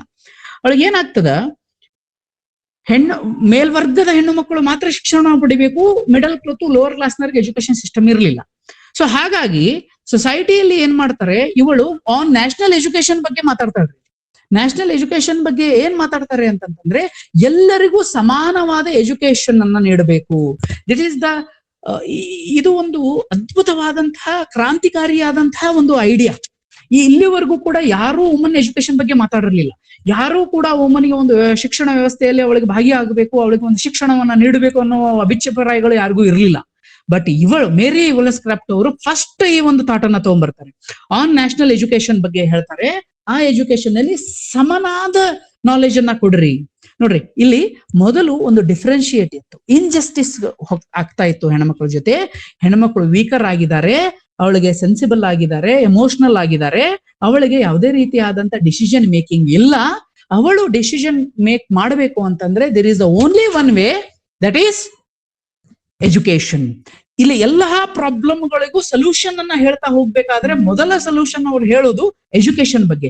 ಯಾವಾಗ ಒಂದು ಹೆಣ್ಣು ಮಗು ಶಿಕ್ಷಣವನ್ನ ಪಡಿತಾಳೆ, ಯಾವಾಗ ಅವಳು ಶಿಕ್ಷಣದ ಬಗ್ಗೆ ಒಲವನ್ನು ಹೊಂತಾಳೆ ಅಲ್ಲ, ಆವಾಗ ಮಾತ್ರ ಅವಳು ಈ ಪ್ರಿಜುಡೈಸ್ ಮೈಂಡ್ ಸೆಟ್ ಸ್ಟಿರಿಯೋಟಾಪಿಕಲ್ ಥಿಂಗ್ಸ್ ಗಳಿಂದ ಹೊರಗೆ ಬರ್ಬೋದು ಅಂತ ಹೇಳಿ ಅವರು ವಿಚಾರ ಮಾಡ್ತಾರೆ. So that is a very important thing. ನೋಡ್ರಿ, ಇಲ್ಲಿವರೆಗೂ ಕೂಡ ನೀವು 1900 ಬಹಳ ಇತಿಹಾಸವನ್ನ ಓದಿದೀವಿ ನಾವು. ಸಾಹಿತ್ಯಿಕ ಇತಿಹಾಸವನ್ನ ನೋಡಿದಾಗ 14ನೇ ಶತಮಾನದಿಂದ 18ನೇ ಶತಮಾನದವರೆಗೂ ಕೂಡ ನಾವು ಬಹಳ ಗ್ರೇಟೆಸ್ಟ್ ರೈಟರ್ ಗಳನ್ನ ನೋಡ್ತೀವಿ. ಚಾಸರ್ ಅನ್ನ ನೋಡ್ತೀವಿ, ಶೇಕ್ಸ್ಪಿಯರ್ ಅನ್ನ ನೋಡ್ತೀವಿ, ಮಿಲ್ಟನ್ ಅನ್ನ ನೋಡ್ತೀವಿ, ಅಲೆಕ್ಸಾಂಡರ್ ಪೋಪ್ ನ ನೋಡ್ತೀವಿ, ರೈಟರ್ಸ್ ಲೈಕ್ ಸ್ಯಾಮ್ಯುಯಲ್ ಜಾನ್ಸನ್ ಅವ್ರನ್ನ ನೋಡ್ತೀವಿ. ಸೊ ಯಾರೂ ಕೂಡ ಈ ತರ ಆದಂತಹ ವಿಚಾರಗಳನ್ನ ಹೇಳುವುದಿಲ್ಲ. ಯಾರು ಕೂಡ ಸಮವಾದ ಶಿಕ್ಷಣವನ್ನ ನೀಡಬೇಕು, ಸಮಾನ ವಿಚಾರಧಾರೆಗಳನ್ನ ನೀಡಬೇಕು ಅನ್ನೋ ವಿಚಾರಗಳ ಬಗ್ಗೆ ಯಾರು ಹೇಳುವುದಿಲ್ಲ. Mary Wollstonecraft is the first woman who talked about these things. ಅವಳ ಮೊದಲ, ಹೀಗಾಗಿ ಅವಳನ್ನು ಒಬ್ಬ ಕ್ರಾಂತಿಕಾರಿ ಹೆಣ್ಮಗಳಾಗಿ ನಾವು ಇವತ್ತು ನೋಡ್ಬೇಕಾಗ್ತದೆ. Vindication of rights of woman ಇದು ಒಂದು ಬೈಬಲ್ ಇದ್ದಂಗೆ. ಈ ಫೆಮಿನಿಸಮ್ಗೆ ಇದೊಂದು ಬೈಬಲ್ ಬುಕ್ ಇದ್ದ ಹಾಗೆ. ಯಾಕಂತಂದ್ರೆ ಆ ಪುಸ್ತಕದಲ್ಲಿ ಅವರು ಪರಿಪರಿಯಾಗಿ ವಿವರಣೆಗಳನ್ನ ನೀಡ್ತಾ ಹೋಗ್ತಾಳೆ. ಅವ್ರು ಯಾವ ರೀತಿ ಪ್ರಾಬ್ಲಮ್ಸ್ ಗಳಾಯ್ತು ಹೆಣ್ಮಕ್ಳ ಜೊತೆ, ಯಾವ ರೀತಿ ಅನ್ಯಾಯಗಳಾಯ್ತು, ದೌರ್ಜನ್ಯಗಳಾಯ್ತು, ಯಾವ ರೀತಿಯ ಈ ಬರಹಗಾರರು, ಸೊಸೈಟಿಕಲ್ ಫಿಲಾಸಫರ್ಸ್ಗಳು, ಸಮಾಜದ ಮುಖ್ಯಸ್ಥರುಗಳು ಯಾವ ರೀತಿಯಾದಂತಹ ಪ್ರಾಬ್ಲಮ್ಸ್ ಗಳನ್ನ ಹೆಣ್ಮಕ್ಳಿಗೆ ನೀಡಿದ್ರು, ಯಾವ ರೀತಿ ಅದರಿಂದ ನಾವು ಹೊರಗೆ ಬರಬೇಕು ಅನ್ನೋದನ್ನ ಈ ಪುಸ್ತಕದಲ್ಲಿ ಅವ್ರು ಹೇಳ್ತಾರೆ. ಹೀಗಾಗಿ ವಿಂಡಿಕೇಶನ್ ಆಫ್ ರೈಟ್ಸ್ ಆಫ್ ವುಮನ್ ಈ ಪುಸ್ತಕ ಏನಿದೆ ಅಂತಂದ್ರೆ ಇದು ಒಂಥರ ಬೈಬಲ್ ಇದ್ದ ಹಾಗೆ ಫೆಮಿನಿಸಮ್ಗೆ. ಇದು it is a first book is is talking on women's education, women's right. Women's right ಬಗ್ಗೆ ಇಲ್ಲಿವರೆಗೆ ಯಾರು ಮಾತಾಡಿರ್ಲಿಲ್ಲ. ನಾವೇನು ದ ಗ್ರೇಟೆಸ್ಟ್ ರೈಟರ್ಸ್ ಅನ್ಕೊಂತೀವಿ, ಯಾರು Shakespeare, John Milton, Samuel Johnson, Alexander Pope, John Dryden, ನೋಡ್ರಿ ಎಂತಹ ಗ್ರೇಟ್ ವ್ಯಕ್ತಿಗಳು, ಎಂತೆಂತಹ ದೊಡ್ಡ ಬರಹಗಾರಗಳು ಎಲ್ಲ ಬರೆದ್ರು ಕೂಡ ಯಾರು ಕೂಡ ಮಹಿಳೆಯ ಒಂದು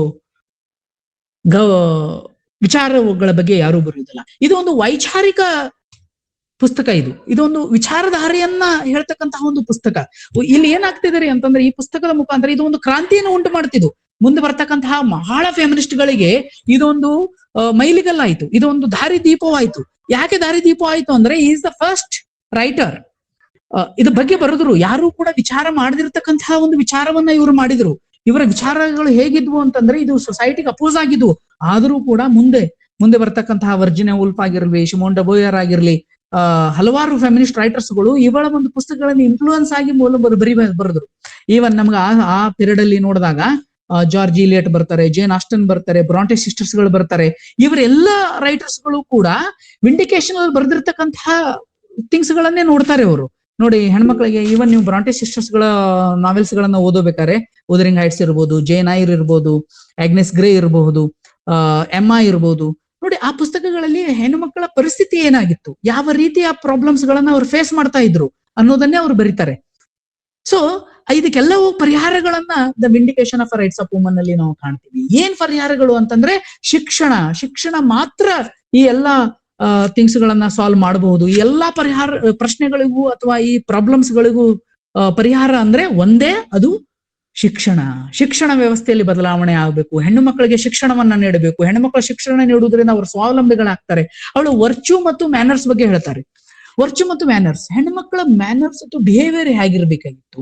ಹೆಣ್ಮಕ್ಳ ಬಿಹೇವಿಯರ್ ಅನ್ನ ನಾವು ಬಹಳ ಜಡ್ಜ್ಮೆಂಟಲ್ ಮಾಡ್ತೀವಿ ಯಾವಾಗ್ಲೂ ಕೂಡ. ಹೆಣ್ಮಕ್ಳಿಗೆ ಯಾವ ರೀತಿಯಾದಂತಹ ನಡವಳಿಕೆಗಳು, ಅವ್ರು ಯಾವ ರೀತಿ ಮಾತಾಡಬೇಕು, ಯಾವ ರೀತಿ ನಡಿಬೇಕು, ಯಾವ ರೀತಿ ಕೂತು, ಈ ಎವ್ರಿಥಿಂಗ್ ಅವಳನ್ನ ನಾವು ಯಾವಾಗ್ಲೂ ಕೂಡ ಜಡ್ಜ್ ಮಾಡ್ತಾ ಇರ್ತೀವಿ. ಯಾವ್ದೋ ಒಂದು ಹೆಣ್ಮಗಳನ್ನ ನೋಡ್ರಿ, ಒಬ್ಬ ಮಾಡರ್ನ್ ಡ್ರೆಸ್ ಹಾಕೊಂಡ್ರು ಕೂಡ ಅವಳನ್ನ ಕಮೆಂಟ್ ಮಾಡ್ತಾರೆ.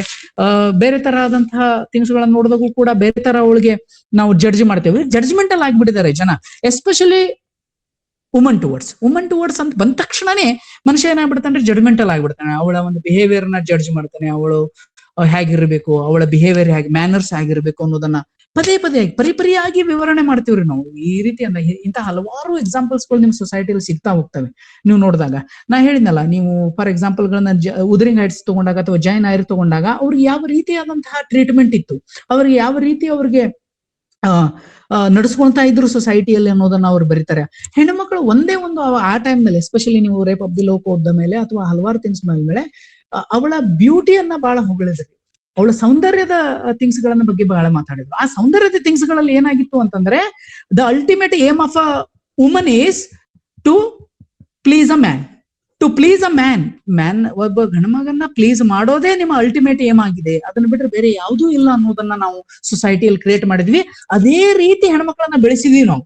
ಹೆಣ್ಮಕ್ಳಲ್ಲೂ ಕೂಡ ಹಲವಾರು ವಿಷಯಗಳನ್ನ ಅವರು ನೋಡ್ರಿ, ಕೆಲವೊಂದು ಸರ್ ಇದೆ, ಆಕ್ಸೆಪ್ಟೆನ್ಸ್ ಇದೆ ಅವರಲ್ಲಿ. ಸೊ ಅವ್ರು ಇದೇ ತರ ಸರ್, ನಾ ಹೆಣ್ಮಗಳಿದೇನ್ರಿ, ನಾ ಏನ್ ಮಾಡಕ್ ಆಗ್ತದ, ನಾ ಇದೇ ತರ ಬದುಕಬೇಕು ಅನ್ನೋ ಒಂದು ಮೈಂಡ್ ಸೆಟ್ ಅನ್ನ ನಾವು ಅವಳಲ್ಲಿ ಕ್ರಿಯೇಟ್ ಮಾಡ್ಬಿಟ್ಟಿದೀವಿ. That is a very very important thing. ಯಾಕಂತಂದ್ರೆ ನೋಡಿ, ಸೊಸೈಟಿಯಲ್ಲಿ ಯಾವ ರೀತಿ ನಾವು ಹೆಣ್ಮಕ್ಳಿಗೆ ಶಿಕ್ಷಣವನ್ನ ನೀಡ್ತಾ ಇದೀವಿ, ನಾವು ಅವ್ರನ್ನ ಸ್ವಾವಲಂಬಿ ಮಾಡ್ತಾ ಇಲ್ಲ, ಅವಳಿಗೆ ಎಂಪವರ್ ಮಾಡ್ತಾ ಇಲ್ಲ. ಅವಳಿಗೆ ಈ ಪ್ರಿಸರ್ಡೈಸ್ ಮೈಂಡ್ ಸೆಟ್, ನಮ್ಮ ಸಂಪ್ರದಾಯ ಪದ್ಧತಿ ಸಂಸ್ಕೃತಿಗಳ ಬಗ್ಗೆ ಹೇಳ್ತಾ ಇದೇ ವಿಷಯಗಳನ್ನ ನಾವು ತಿಳಿಸ್ತಾ ಹೋಗ್ತೇವೆ ಹೊರತು ಅವಳಿಗೆ ಯಾವ ರೀತಿ ನಿಮ್ಮ ಬದುಕೇನು, ನಿಮ್ಮ ಆಶಾ ಆಕಾಂಕ್ಷೆಗಳೇನು, ನಿಮ್ಮ ಬದುಕು ಹೇಗಿರ್ಬೇಕು ಅನ್ನೋದ್ರ ಬಗ್ಗೆ ನಾವು ಏನು ಹೇಳ್ಕೊಡುದಿಲ್ಲ. ಸೊ ಈ ರೀತಿ ಆದಂತಹ ವಿಷಯಗಳ ಬಗ್ಗೆ vindication of rights of woman ಅಲ್ಲಿ ಇವರು ಬರೀತಾರೆ.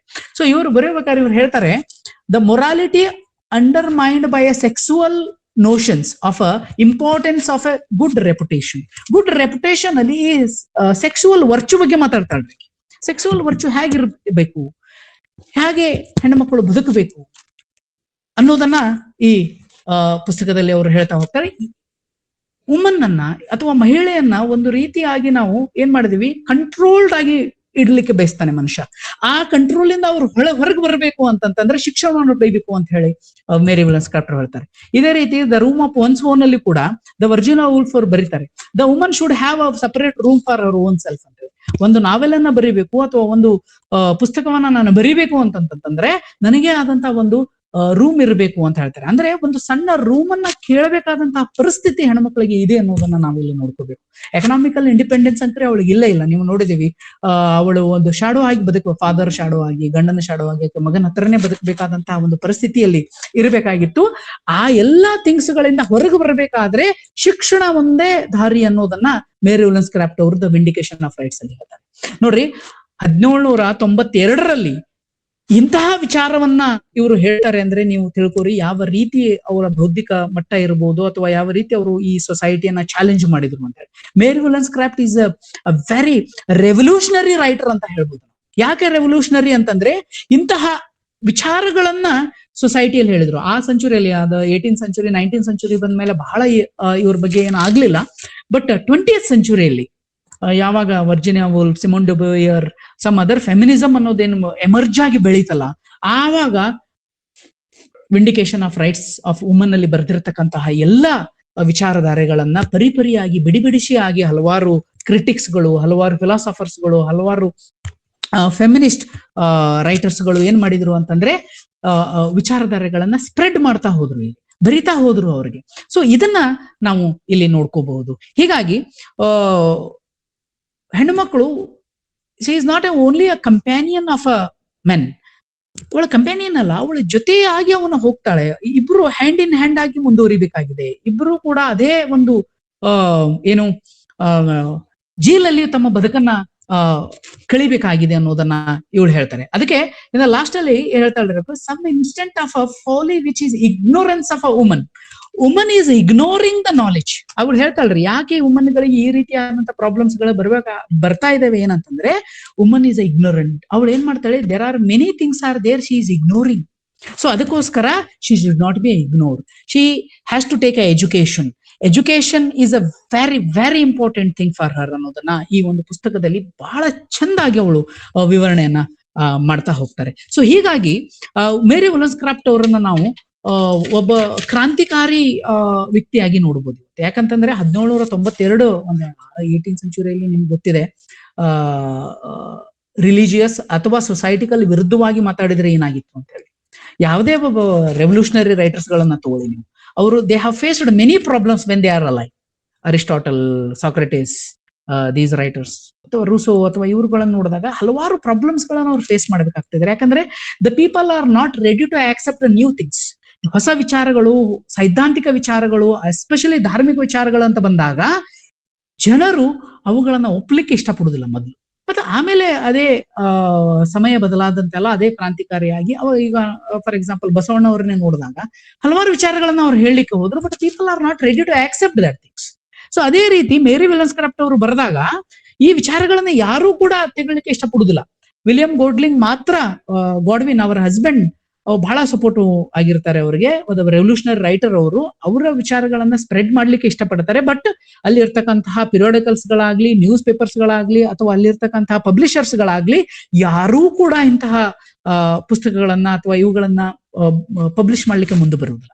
ಯಾಕಂತಂದ್ರೆ ಬಿಕಾಸ್ ಆಫ್ ದ ಸೊಸೈಟಿಕಲ್ ನಾರ್ಮ್ಸ್. ಈ ಸೊಸೈಟಿಕಲ್ ನಾರ್ಮ್ಸ್ ಗಳಲ್ಲಿ ನಮಗೆ ಗೊತ್ತಿದೆ ಯಾವ ರೀತಿ ಒಂದು ಹೆಣ್ಣು ಮಕ್ಕಳನ್ನ ನಾವು ಕಂಟ್ರೋಲ್ ಅಲ್ಲಿ ಇಡಬೇಕಾಗ್ತದೆ. ಈ ರೀತಿಯಾದಂತಹ ಹೊಸ ವಿಚಾರಗಳು, ವಿಚಾರಧಾರೆಗಳು, ಸೈದ್ಧಾಂತಿಕ ಚೇಂಜಸ್ ಗಳನ್ನ they are not ready to accept.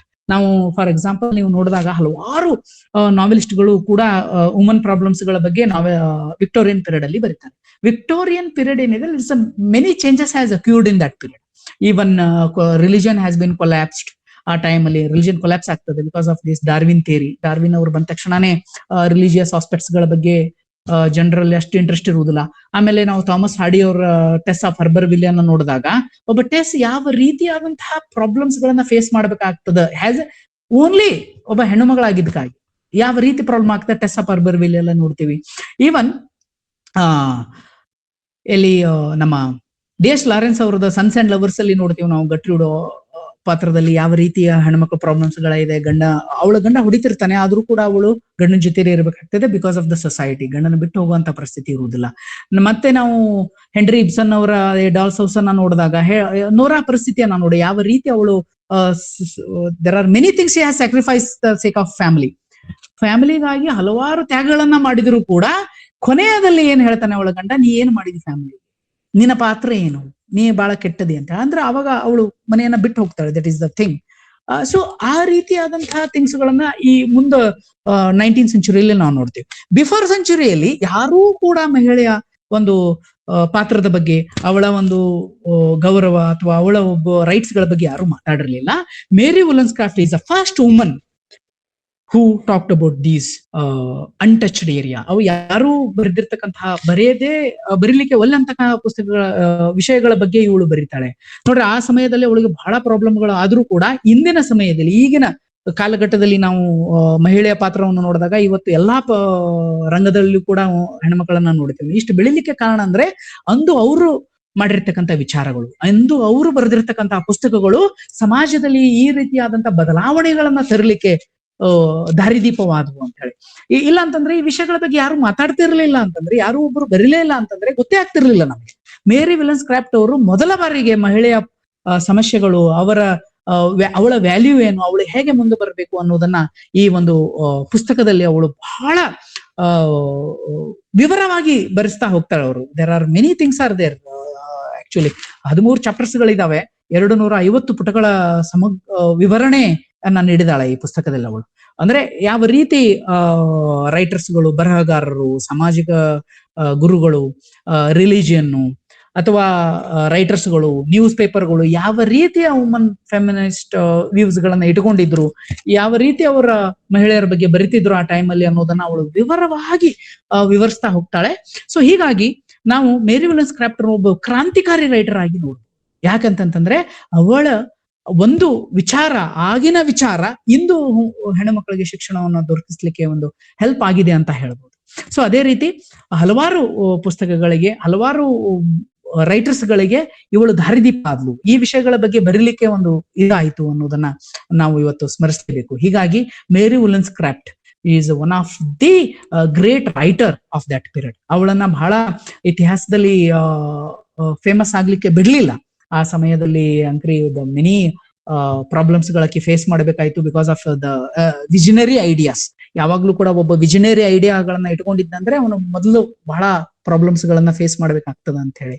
ಅದಕ್ಕೆ ಬೆಸ್ಟ್ ಎಕ್ಸಾಂಪಲ್ ಅಂದ್ರೆ ಮೇರಿ ವುಲೆನ್ಸ್ಕ್ರಾಫ್ಟ್ ಅವರು. ಮೇರಿ ವುಲೆನ್ಸ್ಕ್ರಾಫ್ಟ್ ಅವರ ವಿಂಡಿಕೇಶನ್ ಆಫ್ ರೈಟ್ಸ್ ಆಫ್ ವುಮನ್ ಗಳು ಎಷ್ಟೋ ಮಂದಿಗೆ ಈ ಪುಸ್ತಕದ ಬಗ್ಗೆ ಅರಿವೇ ಇಲ್ಲ, ಯಾರಿಗೂ ಗೊತ್ತೇ ಇಲ್ಲ. ಈಗ ಒಂದು ಪುಸ್ತಕ ಇದೆ, ಈ ರೀತಿ ಅವಳು ಆ ಟೈಮದಲ್ಲಿ ಆ ವಿಚಾರಗಳನ್ನ ಬರೆದ್ಲು, ಅದರಿಂದ ಹೆಲ್ಪ್ ಆಯ್ತು ಅನ್ನೋದನ್ನ ಯಾರಿಗೂ ಗೊತ್ತಿಲ್ಲ. ಹೀಗಾಗಿ ಇವತ್ತಿ ನಮ್ಮೆಲ್ಲರ ಕರ್ತವ್ಯ ಆಗಿದೆ ಇದು. ಏನಂತಂದ್ರೆ ಮೇರಿ ವುಲೆನ್ಸ್ಕ್ರಾಫ್ಟ್ ಅವ್ರಿಗೆ ಅವರ ವಿಚಾರ ಧಾರೆಗಳಿಗೆ ನಾವೊಂದು ಸಲ್ಯೂಟ್ ಮಾಡಬೇಕು. ಅವಳ ವಿಚಾರಗಳನ್ನ ಮುಟ್ಟಿಸ್ಬೇಕು ನಾವು ಸಮಾಜಕ್ಕೆ ಅನ್ನೋದು ಬಹಳ ಇಂಪಾರ್ಟೆಂಟ್ ಆದಂತಹ ವಿಷಯ ಆಗಿದೆ.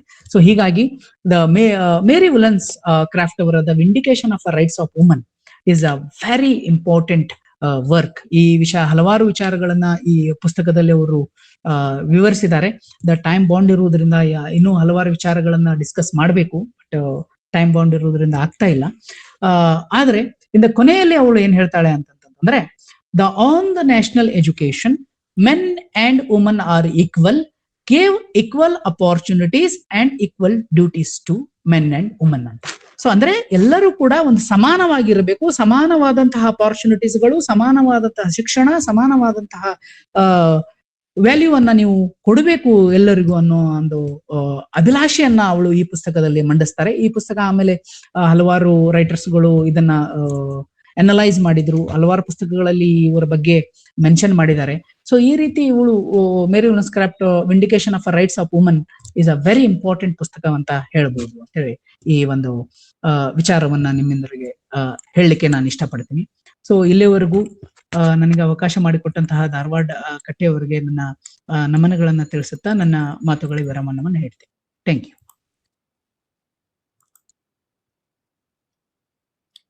ಸರ್, ಧನ್ಯವಾದಗಳು. ನಿಮ್ಮೊಟ್ಟಿಗೆ ಮತ್ತೆ ನಮ್ಮ ಮಾತು ಮುಂದುವರಿಯುತ್ತೆ. ಬರುವ ಶನಿವಾರ 22ನೇ ತಾರೀಕು ಈಶ್ವರ್ ಹತ್ತಿಯವರು, ಲೇಖಕರು, ಕೊಪ್ಪಳ. ಇವರು ಜಾರ್ಜ್ ಆರ್ವೆಲ್ ಅವರ ಅನಿಮಲ್ ಫಾರ್ಮ್ ಕೃತಿಯ ಕುರಿತಾಗಿ ತಮ್ಮ ಉಪನ್ಯಾಸವನ್ನ ಮಂಡಿಸಲಿದ್ದಾರೆ. ಇದೇ ಒಂದು ಇಂಗ್ಲಿಷ್ ಸಾಹಿತ್ಯ ದರ್ಶನ ಮಾಲಿಕೆ 2ನೇ ಒಂದು ಭಾಗದ ಮುಂದುವರೆದ ಭಾಗವಾಗಿ 14ನೇ ಒಂದು ಉಪನ್ಯಾಸ ಕಾರ್ಯಕ್ರಮದಲ್ಲಿ ಎಲ್ಲ ಸಾಹಿತ್ಯಾಸಕ್ತರು ಧಾರವಾಡ ಕಟ್ಟೆ ನಿರಂತರವಾಗಿ ಇದೇ ಒಂದು ಲಿಂಕ್ ಅನ್ನ ಬಳಸ್ಕೊಂಡು ನಿರಂತರವಾಗಿ ಕಾರ್ಯಕ್ರಮಗಳನ್ನ ಆಯೋಜನೆ ಮಾಡಿಕೊಂಡು ಬರ್ತಾ ಇದೆ. ಇಷ್ಟು ಕಾರ್ಯಕ್ರಮಗಳು ಯಶಸ್ವಿ ಕಾಣ್ಲಿಕ್ಕೆ ತಮ್ಮೆಲ್ಲರ ಒಂದು ಹಾರೈಕೆ, ಆಶೀರ್ವಾದನೇ ಕಾರಣ. ಇಷ್ಟು ಮಾತುಗಳನ್ನ ಹೇಳ್ತಾ ಇವತ್ತಿನ ಕಾರ್ಯಕ್ರಮದ ಅಧ್ಯಕ್ಷತೆಯನ್ನ ವಹಿಸಿರುವಂತಹ ಪ್ರೊಫೆಸರ್ ಬಸವರಾಜ್ ಡೋಣೂರ್ ಸರ್ ಅವರು ವಿಷಯದ ಕುರಿತು ಕೆಲವು ಪೂರಕ ಮಾತುಗಳನ್ನ ಆಡ್ಬೇಕು ಅಂತ ಕೇಳ್ತೀನಿ. Sir, please.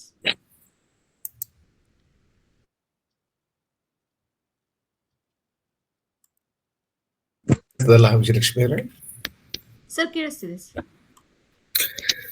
ಧಾರವಾಡ ಕಟ್ಟೆಯ ಎಲ್ಲ ಸಂಗಾತಿಗಳೇ, ಸಾಹಿತ್ಯಾಸಕ್ತರೇ, ಸ್ನೇಹಿತರೆ, ಹಿರಿಯರೇ, ಎಲ್ಲರಿಗೂ ನಮಸ್ಕಾರ. ಇಲ್ಲಿವರೆಗೆ ಕರ್ನಾಟಕ ಕಾಲೇಜಿನ ಸ್ನಾತಕೋತ್ತರ ಅಧ್ಯಯನ ಕೇಂದ್ರದಲ್ಲಿ ಇಂಗ್ಲಿಷ್ ಉಪನ್ಯಾಸಕರಾಗಿ ಸೇವೆ ಸಲ್ಲಿಸುತ್ತಿರುವ ಡಾಕ್ಟರ್ ಪ್ರಕಾಶ್ ಮಾಡ್ತಿ ಅವರು ಮೇರಿ ವುಲ್ಲಸ್ಟೆನ್ಕ್ರಾಫ್ಟ್ ಬರೆದ a vindication of the rights of women ಎಂಬ ಕೃತಿಯ ಕುರಿತು ಮಾತನಾಡಿದರು. ಸುಮಾರು 60 ನಿಮಿಷಗಳ ಕಾಲ ಈ ಮಹತ್ವದ ಕೃತಿಯ ಕುರಿತು, ಲೇಖಕಿಯ ಕುರಿತು ಡಾಕ್ಟರ್ ಪ್ರಕಾಶ್ ಅನೇಕ ಮಾತುಗಳನ್ನ ಆಡಿದರು.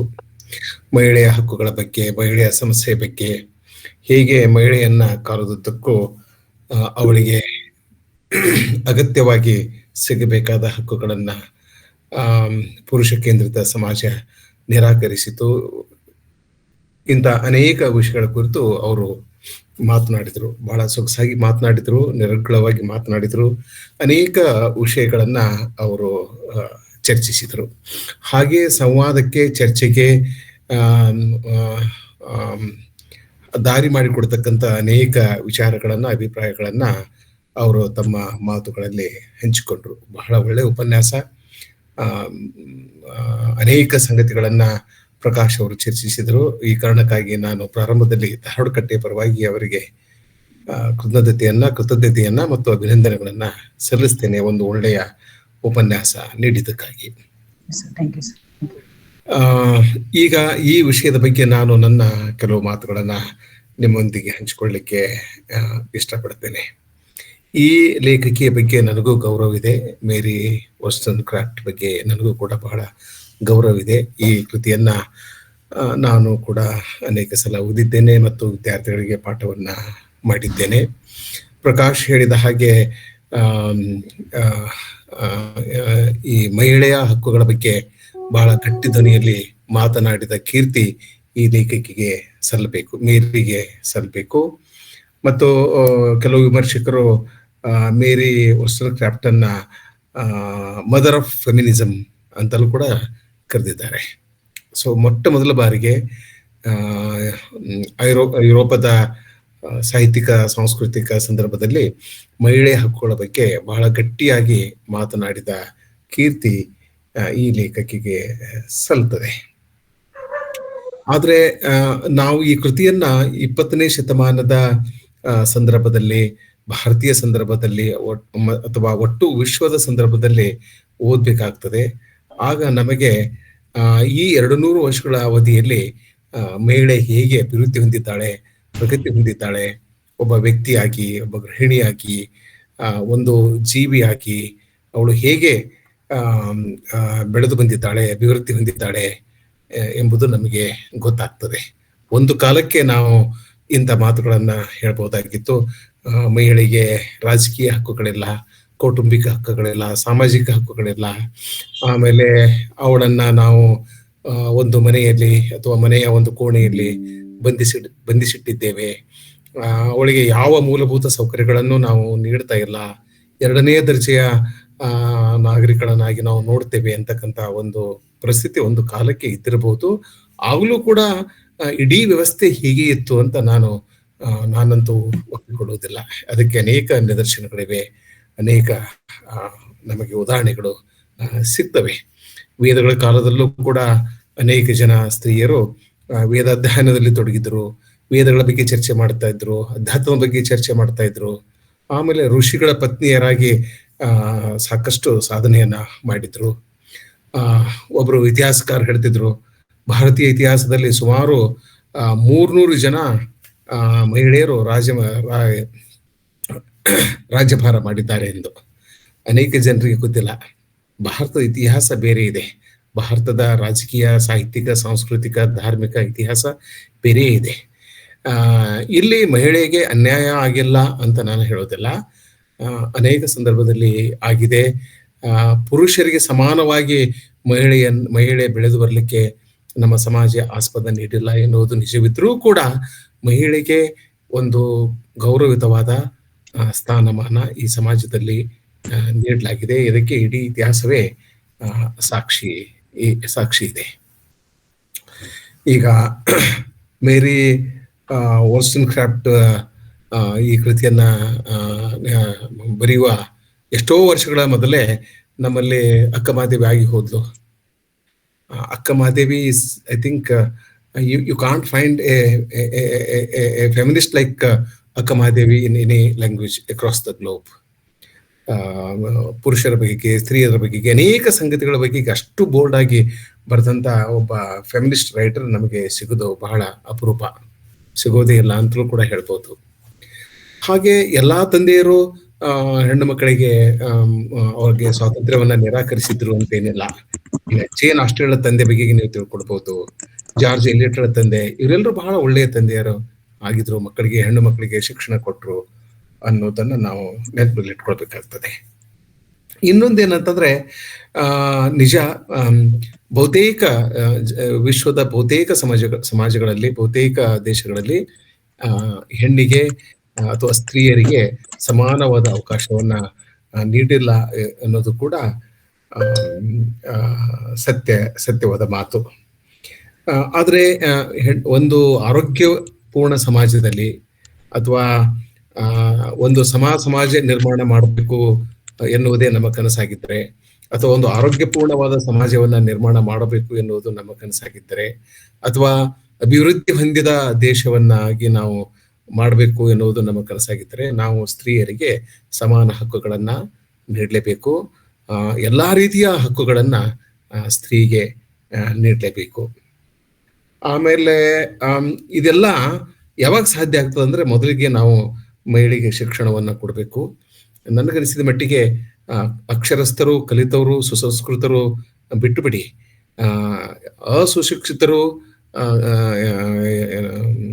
ಶಿಕ್ಷಣ ಕಲಿಯದವರು ಕೂಡ ಹೆಣ್ಣು ಮಕ್ಕಳಿಗೆ ಶಿಕ್ಷಣವನ್ನು ಕೊಡ್ತಾ ಇದ್ದಾರೆ. Show me any father in India who doesn't want to give education to her daughters. ಎಲ್ಲಾ ತಂದೆಯಂದರು ಅಥವಾ ಪಾಲಕರು ತಮ್ಮ ಹೆಣ್ಣು ಮಕ್ಕಳಿಗೆ ಶಿಕ್ಷಣವನ್ನು ಕೊಡ್ತಾ ಇದ್ದಾರೆ. ಹಳ್ಳಿಗಳಿಂದ ಪಟ್ಟಣಗಳಿಗೆ ಕಳಿಸ್ತಾ ಇದ್ದಾರೆ, ಮೆಟ್ರೋಪಾಲಿಟನ್ ಸಿಟೀಸ್ಗಳಿಗೆ ಕಳಿಸ್ತಾ ಇದ್ದಾರೆ, ಅಮೆರಿಕ, ಇಂಗ್ಲೆಂಡ್ಗೂ ಕೂಡ ಕಳಿಸ್ತಾ ಇದ್ದಾರೆ ಹೆಣ್ಮಕ್ಕಳನ್ನ ಕಲಿಸೋದಕ್ಕೆ. ಸೊ ಹೀಗಾಗಿ ಪರಿಸ್ಥಿತಿ ಬಹಳ ಬದಲಾಗಿದೆ ಎಂಬ ಮಾತನ್ನು ಕೂಡ ನಾವು ಈ ಸಂದರ್ಭದಲ್ಲಿ ಆಡ್ಬೇಕಾಗ್ತದೆ. Indian society is more liberal than European society. ಅದನ್ನು ನಾವು ಮೊದಲು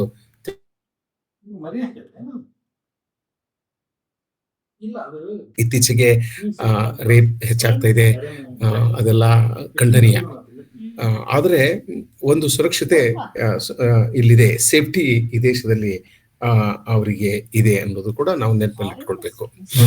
ಆಮೇಲೆ ಈ ಜ್ಞಾನಕ್ಕೂ ಲಿಂಗಕ್ಕೂ ಸಂಬಂಧವಿಲ್ಲ ಅಂತ ಅವಳು ವಾದಿಸ್ತಾಳೆ. ಅದರಲ್ಲಿ ಅದು ಬಹಳ ಸತ್ಯವಾದಂತ ಮಾತು. ಆದ್ರೆ ಒಂದ್ ಕಾಲಕ್ಕ ನಾವೇನ್ ಹೇಳ್ತಾ ಇದ್ದೀವಿ ಅಂದ್ರೆ ಮಹಿಳೆಯ ಅನುಭವಗಳು ಬಹಳ ಸೀಮಿತವಾಗಿರ್ತವೆ. ಕೇವಲ ಅಡುಗೆ ಮನೆಗೆ ಅವಳ ಅನುಭವಗಳು ಸೀಮಿತ.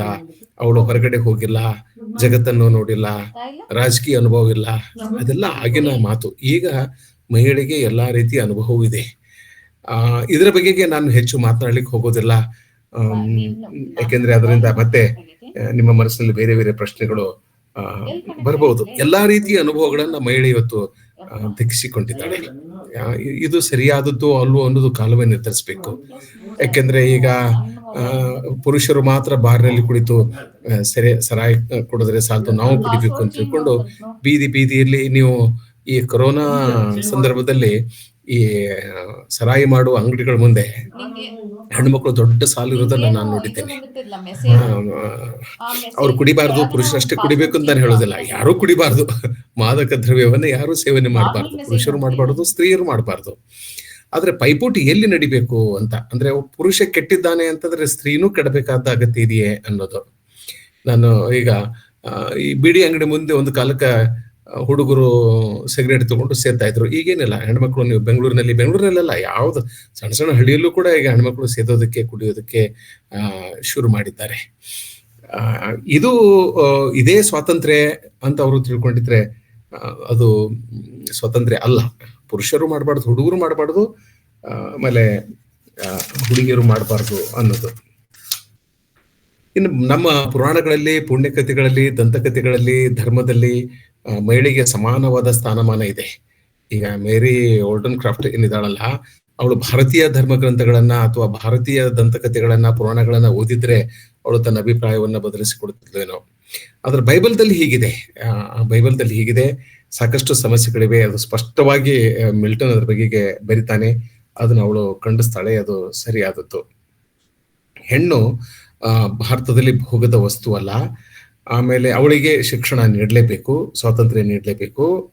ಆಮೇಲೆ ಯಾರು ಸ್ವಾತಂತ್ರ್ಯವನ್ನ ದುರ್ಬಳಕೆ ಮಾಡ್ಕೊಳ್ಬಾರ್ದು. ಇನ್ನೊಂದು, ಗಂಡು ತಿಳಿದಂತೆ ಹೆಣ್ಣು ಅಬಲೆ ಅಲ್ಲ. ನಾವೆಲ್ಲ ಹೇಳ್ತೀವಿ ಹೆಣ್ಣು ಅಬಲೆ ಅಂತ. ಅಬಲೆ ಅಲ್ವೇ ಅಲ್ಲ. ಆಮೇಲೆ ಹೆಣ್ಣು ಭಾವಿಸುವಂತೆ ಅವಳು ಅಸಮರ್ಥಳು ಅಲ್ಲ. She has more abilities and she is more competent and she is stronger then man in every respect. ಅದರ ಬಗ್ಗೆ ಎರಡು ಮಾತೇ ಇಲ್ಲ. ಹೀಗಾಗಿ ಸ್ತ್ರೀಯರು ಹಾಗೆ ಭಾವಿಸಬಾರ್ದು. ನಾವು ಅಬಲೆಯರು, ನಮಗೆ ದೈಹಿಕ ಶಕ್ತಿ ಇಲ್ಲ ಅಂತೇಳಿ. ದೈಹಿಕವಾಗಿಯೂ ಮಾನಸಿಕವಾಗಿಯೂ ಅವರು ಹೆಚ್ಚು ಸದೃಢರಾಗಿರ್ತಾರೆ ಅನ್ನೋದು ನನ್ನ ಅನಿಸಿಕೆ. ಹೀಗಾಗಿ ನೋಡ್ರಿ, ಹೆಣ್ಣು ಮಕ್ಕಳು ಹೃದಯಾಘಾತವಾಗಿ ಹೆಚ್ಚು ಜನ ಹೆಣ್ಣು ಮಕ್ಕಳು ಸಾಯೋದಿಲ್ಲ, ಗಂಡು ಮಕ್ಕಳು ಸಾಯ್ತಾರೆ. ಅಷ್ಟರ ಮಟ್ಟಿಗೆ ಅವರು ಪವರ್ಫುಲ್ ಆಗಿ ಇರ್ತಾರೆ. ಜೀವನವನ್ನ ನಿಭಾಯಿಸುವುದು, ಸಮಸ್ಯೆಗಳನ್ನ ನಿಭಾಯಿಸುವುದು ಅವರಿಗೆ ಬಹಳ ಚೆನ್ನಾಗಿ ಗೊತ್ತಿದೆ. ಇನ್ನು ಪೊಲಿಟಿಕಲ್ ಪವರ್ ಬಗ್ಗೆ ಮಾತನಾಡೋದಾದ್ರೆ, ಭಾರತದ ಸಂದರ್ಭದಲ್ಲಿ ಸ್ತ್ರೀಯರು ಪ್ರಧಾನಮಂತ್ರಿಗಳಾದ್ರು, ಆಮೇಲೆ ರಾಷ್ಟ್ರಪತಿಗಳಾದ್ರು. ಇಲ್ಲಿವರೆಗೆ 18 ಜನ ಮಹಿಳೆಯರು ಮುಖ್ಯಮಂತ್ರಿಗಳಾಗಿದ್ದಾರೆ ನಮ್ಮ ದೇಶದಲ್ಲಿ. ದೆಹಲಿಯನ್ನ 3 ಜನ ಮಹಿಳೆಯರು ಆಳಿದ್ದಾರೆ. ಶೀಲಾ ದೀಕ್ಷಿತ್ ಆಗಿರ್ಬೋದು, ಆಮೇಲೆ ಸುಷ್ಮಾ ಸ್ವರಾಜ್ ಆಗಿರ್ಬೋದು. ಈಗ ಮತ್ತೆ ಮೊನ್ನೆ ಒಬ್ರು ಮುಖ್ಯಮಂತ್ರಿ ಆಗಿದ್ದಾರೆ. ಸೊ ನಾನು ಏನನ್ನ ಹೇಳಲಿಕ್ಕೆ ಪ್ರಯತ್ನ ಪಡ್ತಾ ಇದ್ದೇನೆ ಅಂತಂದ್ರೆ, ಒಂದು ಆರೋಗ್ಯಪೂರ್ಣವಾದ, ಸದೃಢವಾದ ಸಮಾಜವನ್ನ ನಿರ್ಮಾಣ ಮಾಡಬೇಕು ಅಂತಂದ್ರೆ ಸ್ತ್ರೀಯರು ಪುರುಷರು ಪರಸ್ಪರ ವಿಶ್ವಾಸದಿಂದ, ಗೌರವದಿಂದ ನಡೆದುಕೊಳ್ಬೇಕು. ಈಗ ನಾವು ಅಂತಿರ್ತೀವಿ ಸಂಪ್ರದಾಯ, ಸಂಸ್ಕೃತಿ, ಪರಂಪರೆ ಇದೆಲ್ಲ ಇರಬೇಕಾದದ್ದೇ. ಬಟ್ ಇದರ ಎಲ್ಲಾ ಜವಾಬ್ದಾರಿಯನ್ನ ನಾವು ಮಹಿಳೆಯರಿಗೆ ವಹಿಸಿಕೊಡೋದು ಮಾತ್ರ ತಪ್ಪು. ಅಂದ್ರೆ ಮಹಿಳೆ ಶುದ್ಧವಾಗಿರ್ಬೇಕು ಎಂದು ಬಯಸುವ ಪುರುಷ ತಾನೂ ಶುದ್ಧವಾಗಿರ್ಬೇಕು. ಯಾವುದನ್ನ ನಾನು ಒಬ್ಬ ಪುರುಷನಾಗಿ ನಾನು ಯಾವುದನ್ನ ಅನುಭವಿಸುತ್ತೇನೆಯೋ ಅದು ಅವಳಿಗೂ, ಅದನ್ನ ಅನುಭವಿಸುವ ಸ್ವಾತಂತ್ರ್ಯ ಅವಳಿಗೂ ನೀಡಬೇಕು ಎಂಬ ಮನಸ್ಥಿತಿ ಪುರುಷರಿಗೆ ಬರಬೇಕು. ಆದ್ರೆ ಪುರುಷರು ಸ್ತ್ರೀಯರು ಸೇರಿಯೇ ಒಂದು ಸಮಾಜವನ್ನ ನಿರ್ಮಾಣ ಮಾಡಬೇಕಾಗ್ತದೆ. ಕುಟುಂಬ ನಿರ್ಮಾಣ ಅಂತಂದ್ರೆ ಅದು ಸುಮ್ಮನೆ ಆಗೋದಿಲ್ಲ. ಜಗದೀಶ್ ನೀನು ಕುಡಿ, ನಾನು ಕುಡಿತೀನಿ, ನೀನು ಸೇದು, ನಾನು ಸೇದ್ತೀನಿ, ನೀನು ಎಲ್ಲೆಲ್ಲೋ ಓಡಾಡು, ನಾನು ಎಲ್ಲೆಲ್ಲೋ ಓಡಾಡ್ತೀನಿ ಅಂತಂದ್ರೆ ಕುಟುಂಬ ಹೆಂಗಾಗ್ತದೆ, ಸಮಾಜ ಹೆಂಗ ನಿರ್ಮಾಣ ಆಗ್ತದೆ? ಯಾಕಂದ್ರೆ ಈಗ ನಾವು ಕೇವಲ ಸಂವಾದದ ಮೂಲಕ, ವಾದ ವಿವಾದದ ಮೂಲಕ ನಾವು ಒಂದು ಸಮಾಜವನ್ನ, ಒಂದು ಕುಟುಂಬವನ್ನ ನಿರ್ಮಾಣ ಮಾಡ್ಲಿಕ್ಕೆ ಸಾಧ್ಯ ಆಗುವುದಿಲ್ಲ. ಒಳ್ಳೆಯ ಕುಟುಂಬ ಇದ್ರಷ್ಟೇನೆ ಒಳ್ಳೆಯ ಸಮಾಜ ನಿರ್ಮಾಣ ಆಗ್ತದೆ. ಒಳ್ಳೆಯ ಸಮಾಜ ನಿರ್ಮಾಣ ಆದಾಗ ಮಾತ್ರ ಒಳ್ಳೆಯ ದೇಶ ನಿರ್ಮಾಣವಾಗ್ತದೆ. ನಮ್ಮೆಲ್ಲರ ಗುರಿ ಉದ್ದೇಶ ಒಂದೇ, ಅದ್ಭುತವಾದ ಭಾರತವನ್ನ ನಿರ್ಮಾಣ ಮಾಡಬೇಕು, ಅಭಿವೃದ್ಧಿ ಹೊಂದಿದ ದೇಶವನ್ನಾಗಿ ಮಾಡಬೇಕು, ಜಗತ್ತಿನಲ್ಲಿ ಭಾರತ ಒಂದು ದೊಡ್ಡ ಶಕ್ತಿಯಾಗಿ ಬೆಳೆದು ಬರಬೇಕು ಎಂಬುದು ನಮ್ಮ ಕನಸಾಗಿದ್ರೆ ನಾವೆಲ್ಲರೂ ಸೇರಿಕೊಂಡು, ನಾನು ಹೆಚ್ಚಲ್ಲ ಕಡಿಮೆ ಅಲ್ಲ, ಪುರುಷ ಹೆಚ್ಚಲ್ಲ ಸ್ತ್ರೀ ಕಡಿಮೆ ಅಲ್ಲ, ಅಥವಾ ಸ್ತ್ರೀ ಹೆಚ್ಚಲ್ಲ ಪುರುಷ ಕಡಿಮೆ ಅಲ್ಲ, ಇಂಥ ಒಂದು ಮನಸ್ಥಿತಿ ನಿರ್ಮಾಣವಾದಾಗ ನಾವೆಲ್ಲರೂ ಅಂದ್ರೆ ಗಂಡು ಹೆಣ್ಣು ಪರಸ್ಪರ ಪ್ರೀತಿಯಿಂದ, ವಿಶ್ವಾಸದಿಂದ, ಅನ್ಯೋನ್ಯತೆಯಿಂದ ಬದುಕಿದಾಗ ಇಂಥ ಒಂದು ಆರೋಗ್ಯಪೂರ್ಣವಾದ ಸಮಾಜ ನಿರ್ಮಾಣ ಆಗಲಿಕ್ಕೆ ಸಾಧ್ಯ ಇದೆ. ಇದು ಕಟ್ಟೆಯ ಉದ್ದೇಶ, ಇದು ಕಟ್ಟೆಯ ಕಾಳಜಿ. ಇಷ್ಟು ಮಾತುಗಳು ಈ ಸಂದರ್ಭದಲ್ಲಿ ಸಾಕು. ನಾನು ಮತ್ತೊಮ್ಮೆ ಪ್ರಶಾಂತ್ ಅವರಿಗೆ ಧನ್ಯವಾದಗಳನ್ನ ತಿಳಿಸ್ತೇನೆ. ಈ ಮಹತ್ವದ ಉಪನ್ಯಾಸವನ್ನ ಆಲಿಸಿದ ನಿಮ್ಮೆಲ್ಲರಿಗೂ ಕೃತಜ್ಞತೆಯನ್ನು ಸಲ್ಲಿಸ್ತೇನೆ. ನೀವು ಅವರೊಂದಿಗೆ ಸಂವಾದ ಮಾಡಬಹುದು. ಶನಿವಾರ ನಾವು ಮತ್ತೆ ಸೇರೋಣ, ಮತ್ತೊಂದು ಉಪನ್ಯಾಸವನ್ನ ಆಲಿಸೋಣ. ಎಲ್ಲರಿಗೂ ಶುಭವಾಗಲಿ, ಒಳ್ಳೆಯದಾಗಲಿ. ನಮಸ್ಕಾರ. ಧನ್ಯವಾದಗಳು ಸರ್. ಈಗ ಚರ್ಚೆಗೆ ಅವಕಾಶ ಇದೆ. ಅದು ಪ್ರಶ್ನೆಗಳಿದ್ರೆ ಅಥವಾ ಪೂರಕ ಮಾತುಗಳಿದ್ರೆ ಸರ್ ಜೊತೆಗೆ ನೇರವಾಗಿ ತಮ್ಮ ಆಡಿಯೋನ ಅನ್ಮ್ಯೂಟ್ ಮಾಡಿಕೊಂಡು ಮಾತಾಡ್ಬೋದು.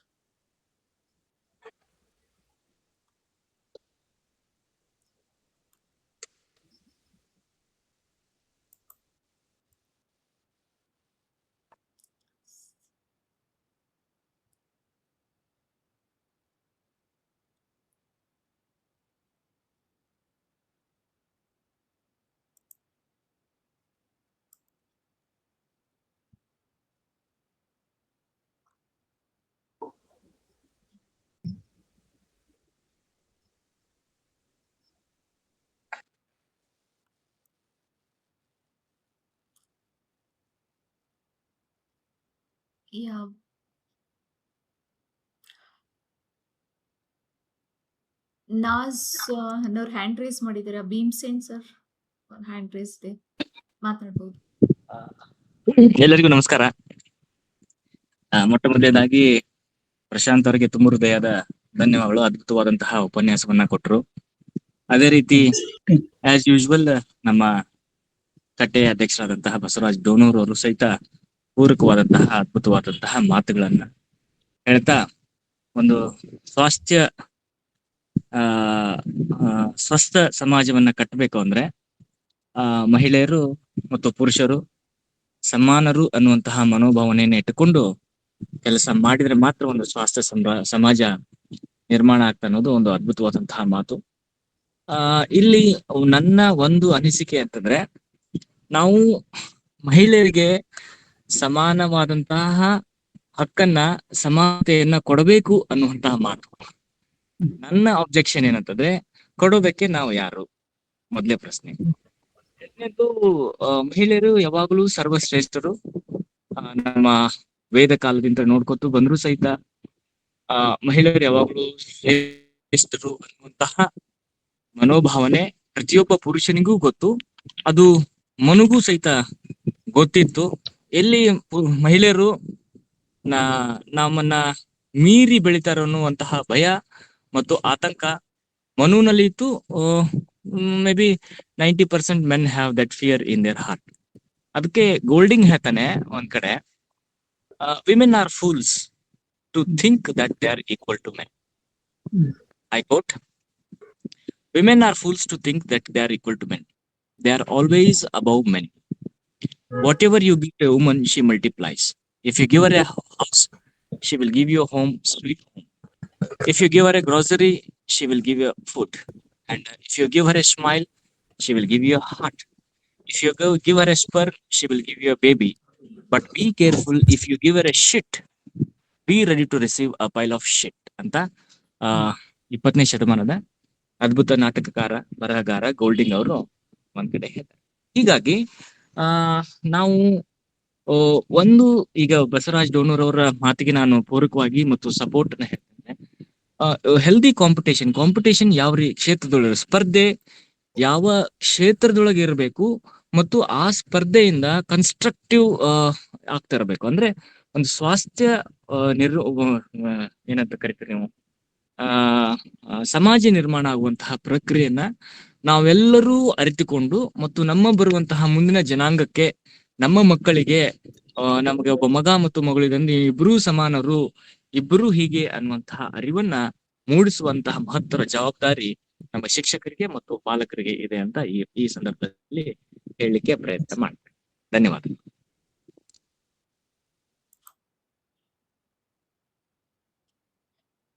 ಧನ್ಯವಾದಗಳು ಸರ್. ಸರ್, ಇದಕ್ಕೆ ಪೂರಕವಾಗಿ ತಾವೇನಾದ್ರು ಮಾತಾಡ್ತೀರಾ Prashant sir? Yes sir, thank you Bhimsen sir ಅವರೇ. ಮೊದಲು ಹೇಳೋದಂತಂದ್ರೆ ಅವರ ಒಂದು ಮಾತಿಗೆ ನಾನು ಅಗ್ರಿ ಆಗ್ತೀನಿ. ಏನು ಅಂತಂದ್ರೆ, ನಾವು ಅವ್ರಿಗೆ ಸಮಾನ ಇದ್ರ ಕೊಡುದು, ನಾವ್ ಯಾರು ಗಂಡ್ಮಕ್ಳು ಒಂದು ಬಹಳ ಅವ್ರ ಸಮಾನತೆಯನ್ನ ಕೊಡೋಕೆ ನಾವು ಕೊಡ್ಬೇಕು ಅಂತ ಎಕ್ಸ್ಪೆಕ್ಟ್ ಮಾಡೋದೇ ತಪ್ಪು ಅಂತ. ಯಾಕಂದ್ರೆ ಈ ಸೊಸೈಟಿಯಲ್ಲಿ ನಾವು ನೋಡಿದಾಗ ಇಬ್ರು ಸಮಾನವಾಗಿರಂದಾಗ ಒಬ್ರಿಗೆ ಏನನ್ನು ಕೊಡುವುದು ಕೂಡ ತಪ್ಪಾಗ್ತದ ಅಂತ ಹೇಳಿ ಅದನ್ನ ನಾನು ಒಪ್ಕೊಂತೀನಿ.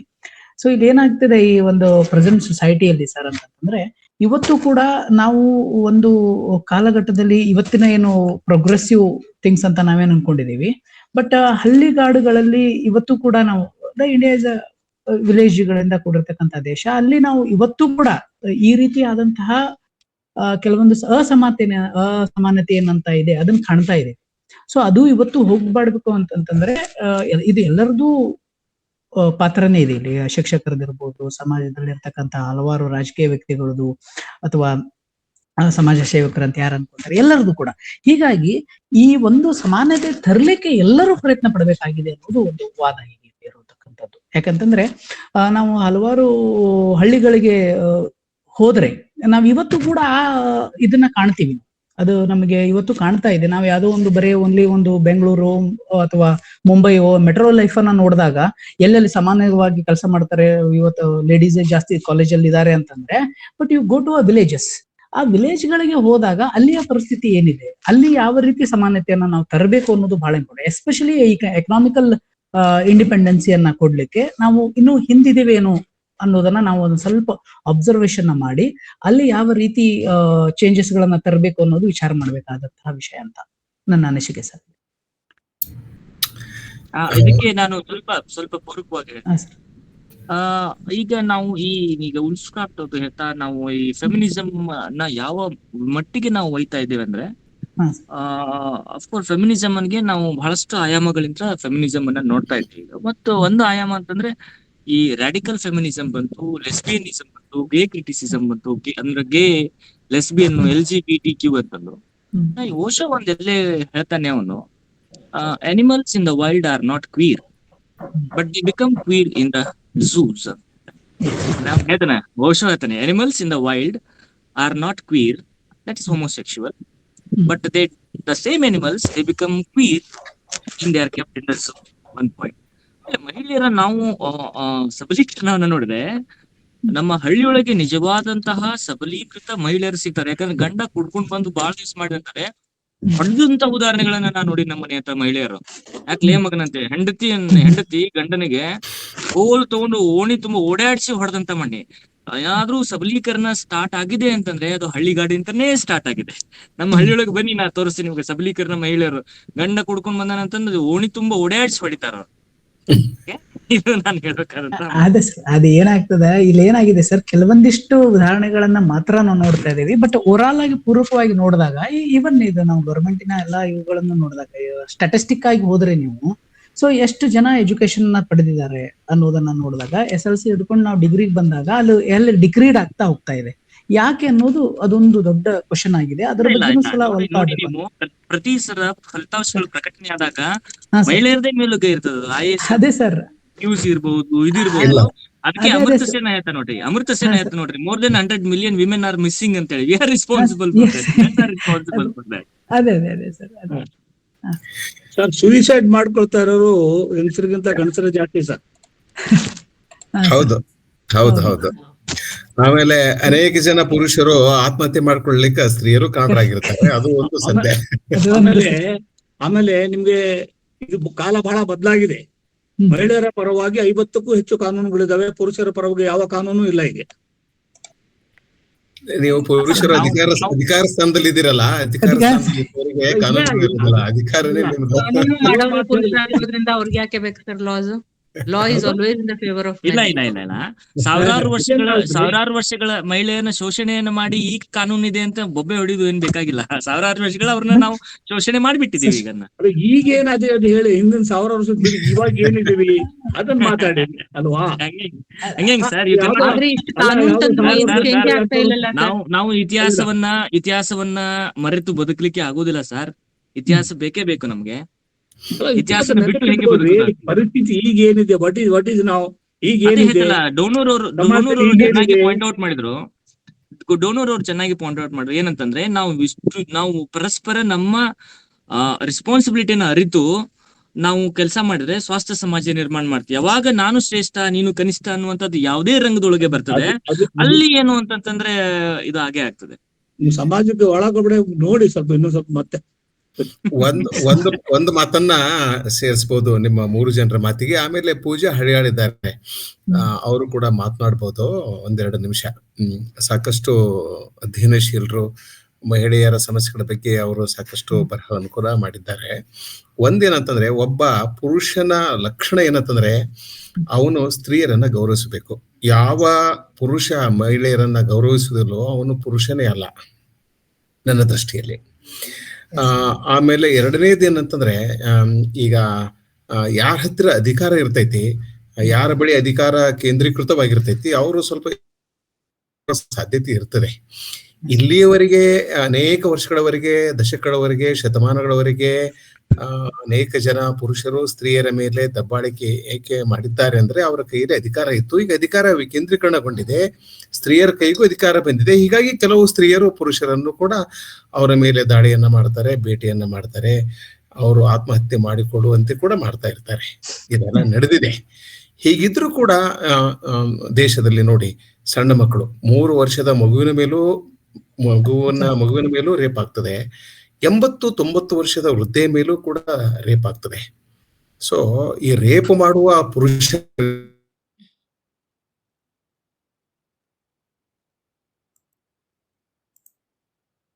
ಬಹಳ ಕಡಿಮೆ. ಅದು ಬೇರೆ ಬೇರೆ ಸಮಸ್ಯೆಗಳನ್ನು ಅವರು ಸೃಷ್ಟಿಸ್ತಾ ಇದ್ದಾರೆ. ಸೊ ಹೀಗಾಗಿ ಈಗಲೂ ಕೂಡ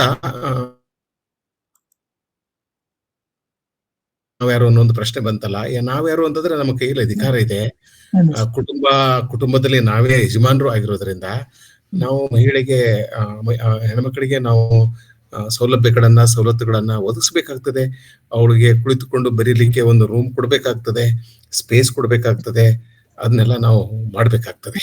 ಸೊ ಒಟ್ಟಾರೆ ಈ ಸಮಸ್ಯೆಯನ್ನ ಇದು ಮನುಷ್ಯರ ಸಮಸ್ಯೆಯನ್ನಾಗಿ ನಾವು ನೋಡ್ಬೇಕು, ಒಂದು ಸಾಮಾಜಿಕ ಸಮಸ್ಯೆಯನ್ನಾಗಿ ನೋಡ್ಬೇಕು. ಹೆಣ್ಣು ಗಂಡು ಇದನ್ನ ಮೀರಿ ಸಮಸ್ಯೆಯನ್ನ ಅರ್ಥ ಮಾಡ್ಕೋಬೇಕು. ಇಲ್ದೆ ಹೋದ್ರೆ ಏನಾಗ್ತೈತಿ, ವಿ ಬಿಕಮ್ ಪೊಲಿಟಿಕಲ್ ಅಂದ್ರೆ all men are bad and all women are good. ಹಾಗಿರ್ಲಿಕ್ಕೆ ಸಾಧ್ಯನೇ ಇಲ್ಲ.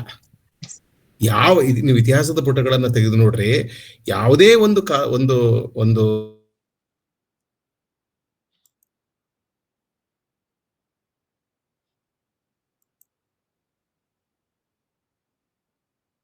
ಕೂಡ ಹಾಗೇನೆ. ಸೊ ಈ ಎಕ್ಸ್ಪ್ಲಾಯ್ಟೇಷನ್ ಏನಿರ್ತೈತಲ್ಲ, ಯಾರ್ಯಾರ ಕೈಯಾಗ ಅಧಿಕಾರ ಇರ್ತೈತೆ ಅವ್ರು ಎಕ್ಸ್ಪ್ಲಾಯ್ಟ್ ಮಾಡ್ತಾ ಇರ್ತಾರೆ. ನೀವು ಇದನ್ನ ಎಲ್ಲಾ ಸಾಮಾಜಿಕ ಸಮಸ್ಯೆಗಳನ್ನು ಕೂಡ ನೀವು ಇದರಿಂದಲೇ ನೋಡ್ಬೇಕು, ಇದರಿಂದ ನೋಡ್ಬೇಕಾಗ್ತೈತಿ. ಇಲ್ಲಾಂದ್ರೆ ಯು ಬಿಕಮ್ ಪೊಲಿಟಿಕಲ್. ಇವನು ಇಂಥ ಜಾತಿಗೆ ಸೇರಿದವನು, ಇವನು ಅನ್ಯಾಯ ಮಾಡಿರ್ಲೇಬೇಕು ಅಂತ ಹೋಗ್ಬಿಡ್ತೀವಿ ನಾವು. ಹಾಗಾಗುದಿಲ್ಲ. ಯಾವ ಸಮುದಾಯಕ್ಕೆ, ಯಾವ ಜಾತಿಗೆ ಅಧಿಕಾರ ಬರ್ತದಲ್ಲ, ಯಾವುದೇ ಅಧಿಕಾರ ಆಗಿರ್ಬೋದು, ಕಾನೂನಿನ ಅಧಿಕಾರ ಆಗಿರ್ಬೋದು, ಆರ್ಥಿಕ ಅಧಿಕಾರ ಆಗಿರ್ಬೋದು, ಅವಾಗ ಅವರು ಸ್ವಲ್ಪ ಎಕ್ಸ್ಪ್ಲಾಯ್ಟ್ ಮಾಡ್ತಾ ಇರ್ತಾರೆ. ಬಟ್ ಇದೆಲ್ಲದರಲ್ಲೂ ಬಲಿಯಾಗುವ ಯಾವ್ದಂತಂದ್ರೆ ಹೆಣ್ಣು, ಸ್ತ್ರೀ. ಎಲ್ಲಾ ಯುದ್ಧಗಳಲ್ಲಿ ಪುರುಷನ ಈಗ how can prove your ability as A man ಅಂದ್ರೆ ಈ ಹೆಣ್ಣನ್ನು ಎಕ್ಸ್ಪ್ಲಾಯ್ಟ್ ಮಾಡಿನೇ ನಾನು ಹೀಗಿದ್ದೇನೆ ಅಂತ ಅನ್ಬೇಕಾಗ್ತೈತಿ. ಸೊ ಯುದ್ಧಗಳಲ್ಲಿ ನೋಡ್ರಿ, ಅಥವಾ ಸಾಮಾಜಿಕ ಪಲ್ಲಟಗಳಾದಾಗ ನೋಡ್ರಿ, ಎಲ್ಲಾ ಕಡೆನೂ ಹೆಣ್ಣನ್ನೇ. ಒಂದು ಕಾಲಕ್ಕೆ ನೀವು ನಮ್ಮ ಹೆಣ್ಣುಗಳನ್ನ ಮಾನಭಂಗ ಮಾಡಿದ್ರಿ, ಇವತ್ತು ನಾವು ಮಾಡ್ತೇವೆ.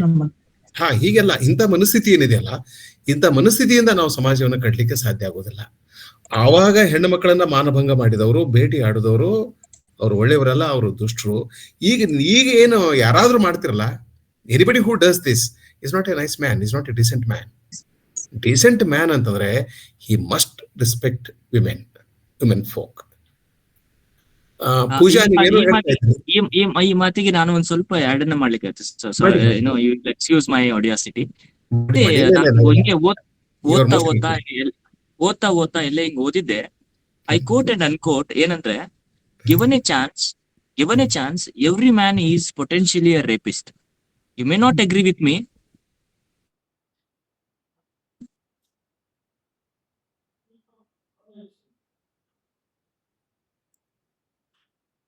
ಇದನ್ನ ಓದಿರ್ಬೋದು. Given a chance, a psychologist says, given a chance every man is potentially a rapist ಅಂತ. ನೀವು ಹೇಳಿದೆ 3 ವರ್ಷದ ಮಗುವನ್ನ ರೇಪ್ ಅನ್ನ ನನ್ನ ಕಾಲೋನಿಯಲ್ಲೇ ಆಗಿದೆ. ನಾನೀಗ ನನ್ನ ಮಗಳನ್ನ ಹೊರಗಡೆ ಆಟಕ್ಕೆ ಹೋಗ್ಬೇಕಾದ್ರೆ ಆಕೆ ಜೊತೆಗೇನೆ ಇರ್ತೀನಿ ನಾನು. 3 ಕಾಲನ್ನ ಬ್ಲೇಡ್ ತಗೊಂಡು ಕಟ್ ಮಾಡಿ ಮಾಡಿದಂತಹರು ಉದಾಹರಣೆ ನನ್ನ ಕಾಲೋನಿಯಲ್ಲೇ, ನನ್ನ ಏರಿಯಾದಲ್ಲೇ ಆಗಿದೆ. Yes, sir. ಇದನ್ನ ಬಹಳ ಖೇದಕರವಾದಂತಹ ಸಂಗತಿ. ಅದನ್ನ ಡಬ್ಲ್ಯೂ ಯಾವ ರೀತಿಯಾಗಿ ಆ ಸಣ್ಣ ಅದೇ ಬಾಲಕಿ sir. ಲವ್ಲೇಸ್ ಅನ್ನ Yes. exploitation ನಾನು Sir, ಅದೇ. ಭೀಮಸೇನ್, ನಿಮ್ಮ ಮಾತಿಗೆ ಒಂದು ಸಣ್ಣ ತಿದ್ದುಪಡಿ ಸೇರಿಸ್ತೇನೆ. Given a chance a man can be a rapist ಅಂತ ಅಂತೀನಿ ನಾನು, not every man. I don't remember exact words. Given a chance. ಅಲ್ಲ ಇರೋ ಆ ಸ್ಟೇಟ್ಮೆಂಟ್ ಇದೆ, ಆ ಸ್ಟೇಟ್ಮೆಂಟ್ ಇದೆ. Given a chance a man can be A potential rapist ಅನ್ಬಹುದು, ನಾಟ್ ಎವ್ರಿ ಮ್ಯಾನ್. ಬಟ್ ಈ ಸಮಸ್ಯೆ ಇದೆ, ಈ ಸಮಸ್ಯೆ ಇದೆ. ಈಗಲೂ ಕೂಡ ಅನೇಕ ಜನ ಪುರುಷರು ಹೆಣ್ಮಕ್ಳನ್ನ ಗೋಡು ಹೊಯ್ದುಕೊಳ್ತಾ ಇರ್ತಾರೆ. ನೀವು ಬಸ್ ಸ್ಟ್ಯಾಂಡ್ಗೆ ಹೋಗಿ ನೋಡ್ರಿ, 9-9:30 ಗಂಟೆಗೆ ಈಗಲೂ ಕೂಡ ಒಬ್ಬ ಹೆಣ್ಮಗಳು ಬಸ್ ಸ್ಟ್ಯಾಂಡ್ ಅಲ್ಲಿ ಕೂತ್ಕೊಂಡ್ರೆ ನಮ್ಮ ಪುರುಷರು, ಅಂದ್ರೆ ನಾನು ನೀನು ಅಂದ್ಕೋಬೇಕು, ಅದಕ್ಕೆ ನಾನು ನೀವು ಅಂದ್ಕೊಳ್ಬೇಕು. ನಾವು ಪುರುಷರು ಹೇಗೆ ಹೆಣ್ಮಕ್ಳನ್ನ ನೋಡ್ತೇವೆ, ಬಸ್ಸಿನಲ್ಲಿ ಕುಳಿತಾಗ ಹೇಗೆ ಅವರನ್ನ ಕಾಡಿಸ್ತೇವೆ, ಇದೆಲ್ಲ ಸಮಸ್ಯೆ ಇದೆ.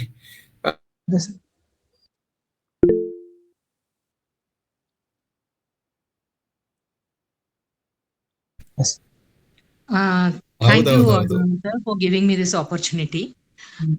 ಇಲ್ಲಿ ನಾನ್ ಹೇಳ್ಬೇಕಾದಂದ್ರೆ, ನೀವು ಹೇಳ್ತಿರೋ ಎಲ್ಲಾ ಮಾತುಗಳನ್ನ ಕೇಳಿದೆ, ಎಲ್ಲ ಪೂರಕವಾಗಿದಾವೆ. ಡೋನೂರ್ ಸರ್ ಅಂತೂ ಬಹಳ ತೂಕಬದ್ಧವಾಗಿ ಹೇಳ್ತಾರೆ.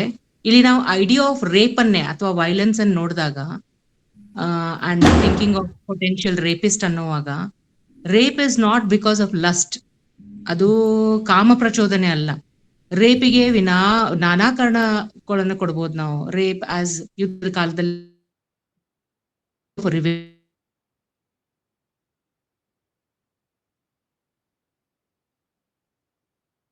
ಇನ್ಸಲ್ಟ್ ಮಾಡಿದಾಗ, ಅದು ಎಲ್ಲಿಂದ ದ್ರೌಪದಿಗೆ ಮತ್ತೆ ಹೋಗ್ತದೆ ಮೈಥಾಲಜಿಗೆ. ದ್ರೌಪದಿಯನ್ನೇನು ಅನುಭವಿಸ್ಬೇಕು ಅಂತ ದುಶಾಸನಿಗೂ ಇರ್ಲಿಲ್ಲ, ದುರ್ಯೋಧನಿಗೂ ಇರ್ಲಿಲ್ಲ, ಕರ್ಣನಿಗೂ ಇರ್ಲಿಲ್ಲ. ಆದ್ರೆ ದ್ರೌಪದಿಯನ್ನ ಎಳೆತಂದು ಅವಳ ಸೀರೆ ಸೆಳೆದಾಗ, ಮಾನಭಂಗ ಮಾಡೋ ಪ್ರಯತ್ನ ಮಾಡಿದಾಗ ಏನ್ ನಡೀತಾ ಇತ್ತಲ್ಲಿ? ಸೊ ಮೇಲ್ ಪಾಲಿಟಿಕ್ಸ್ ಅಲ್ಲಿ ಯಾವಾಗ್ಲೂ ವಿಕ್ಟಿಮ್ ಆಗೋದು ಹೆಣ್ಮಗಳೇ. ಈಗ್ಲೂ ಕೂಡ ಅದೇ ನಡೆದಿದೆ. ಮೊನ್ನೆ ನಿರ್ಭಯಾ ಕೇಸಲ್ಲಿ ನಾವು ಅನಲೈಸ್ ಮಾಡಿದಾಗ ಕೂಡ ಅವ್ರಿಗೇನಾಗಿತ್ತು, ಮಾರಲ್ ಪೊಲೀಸಿಂಗ್.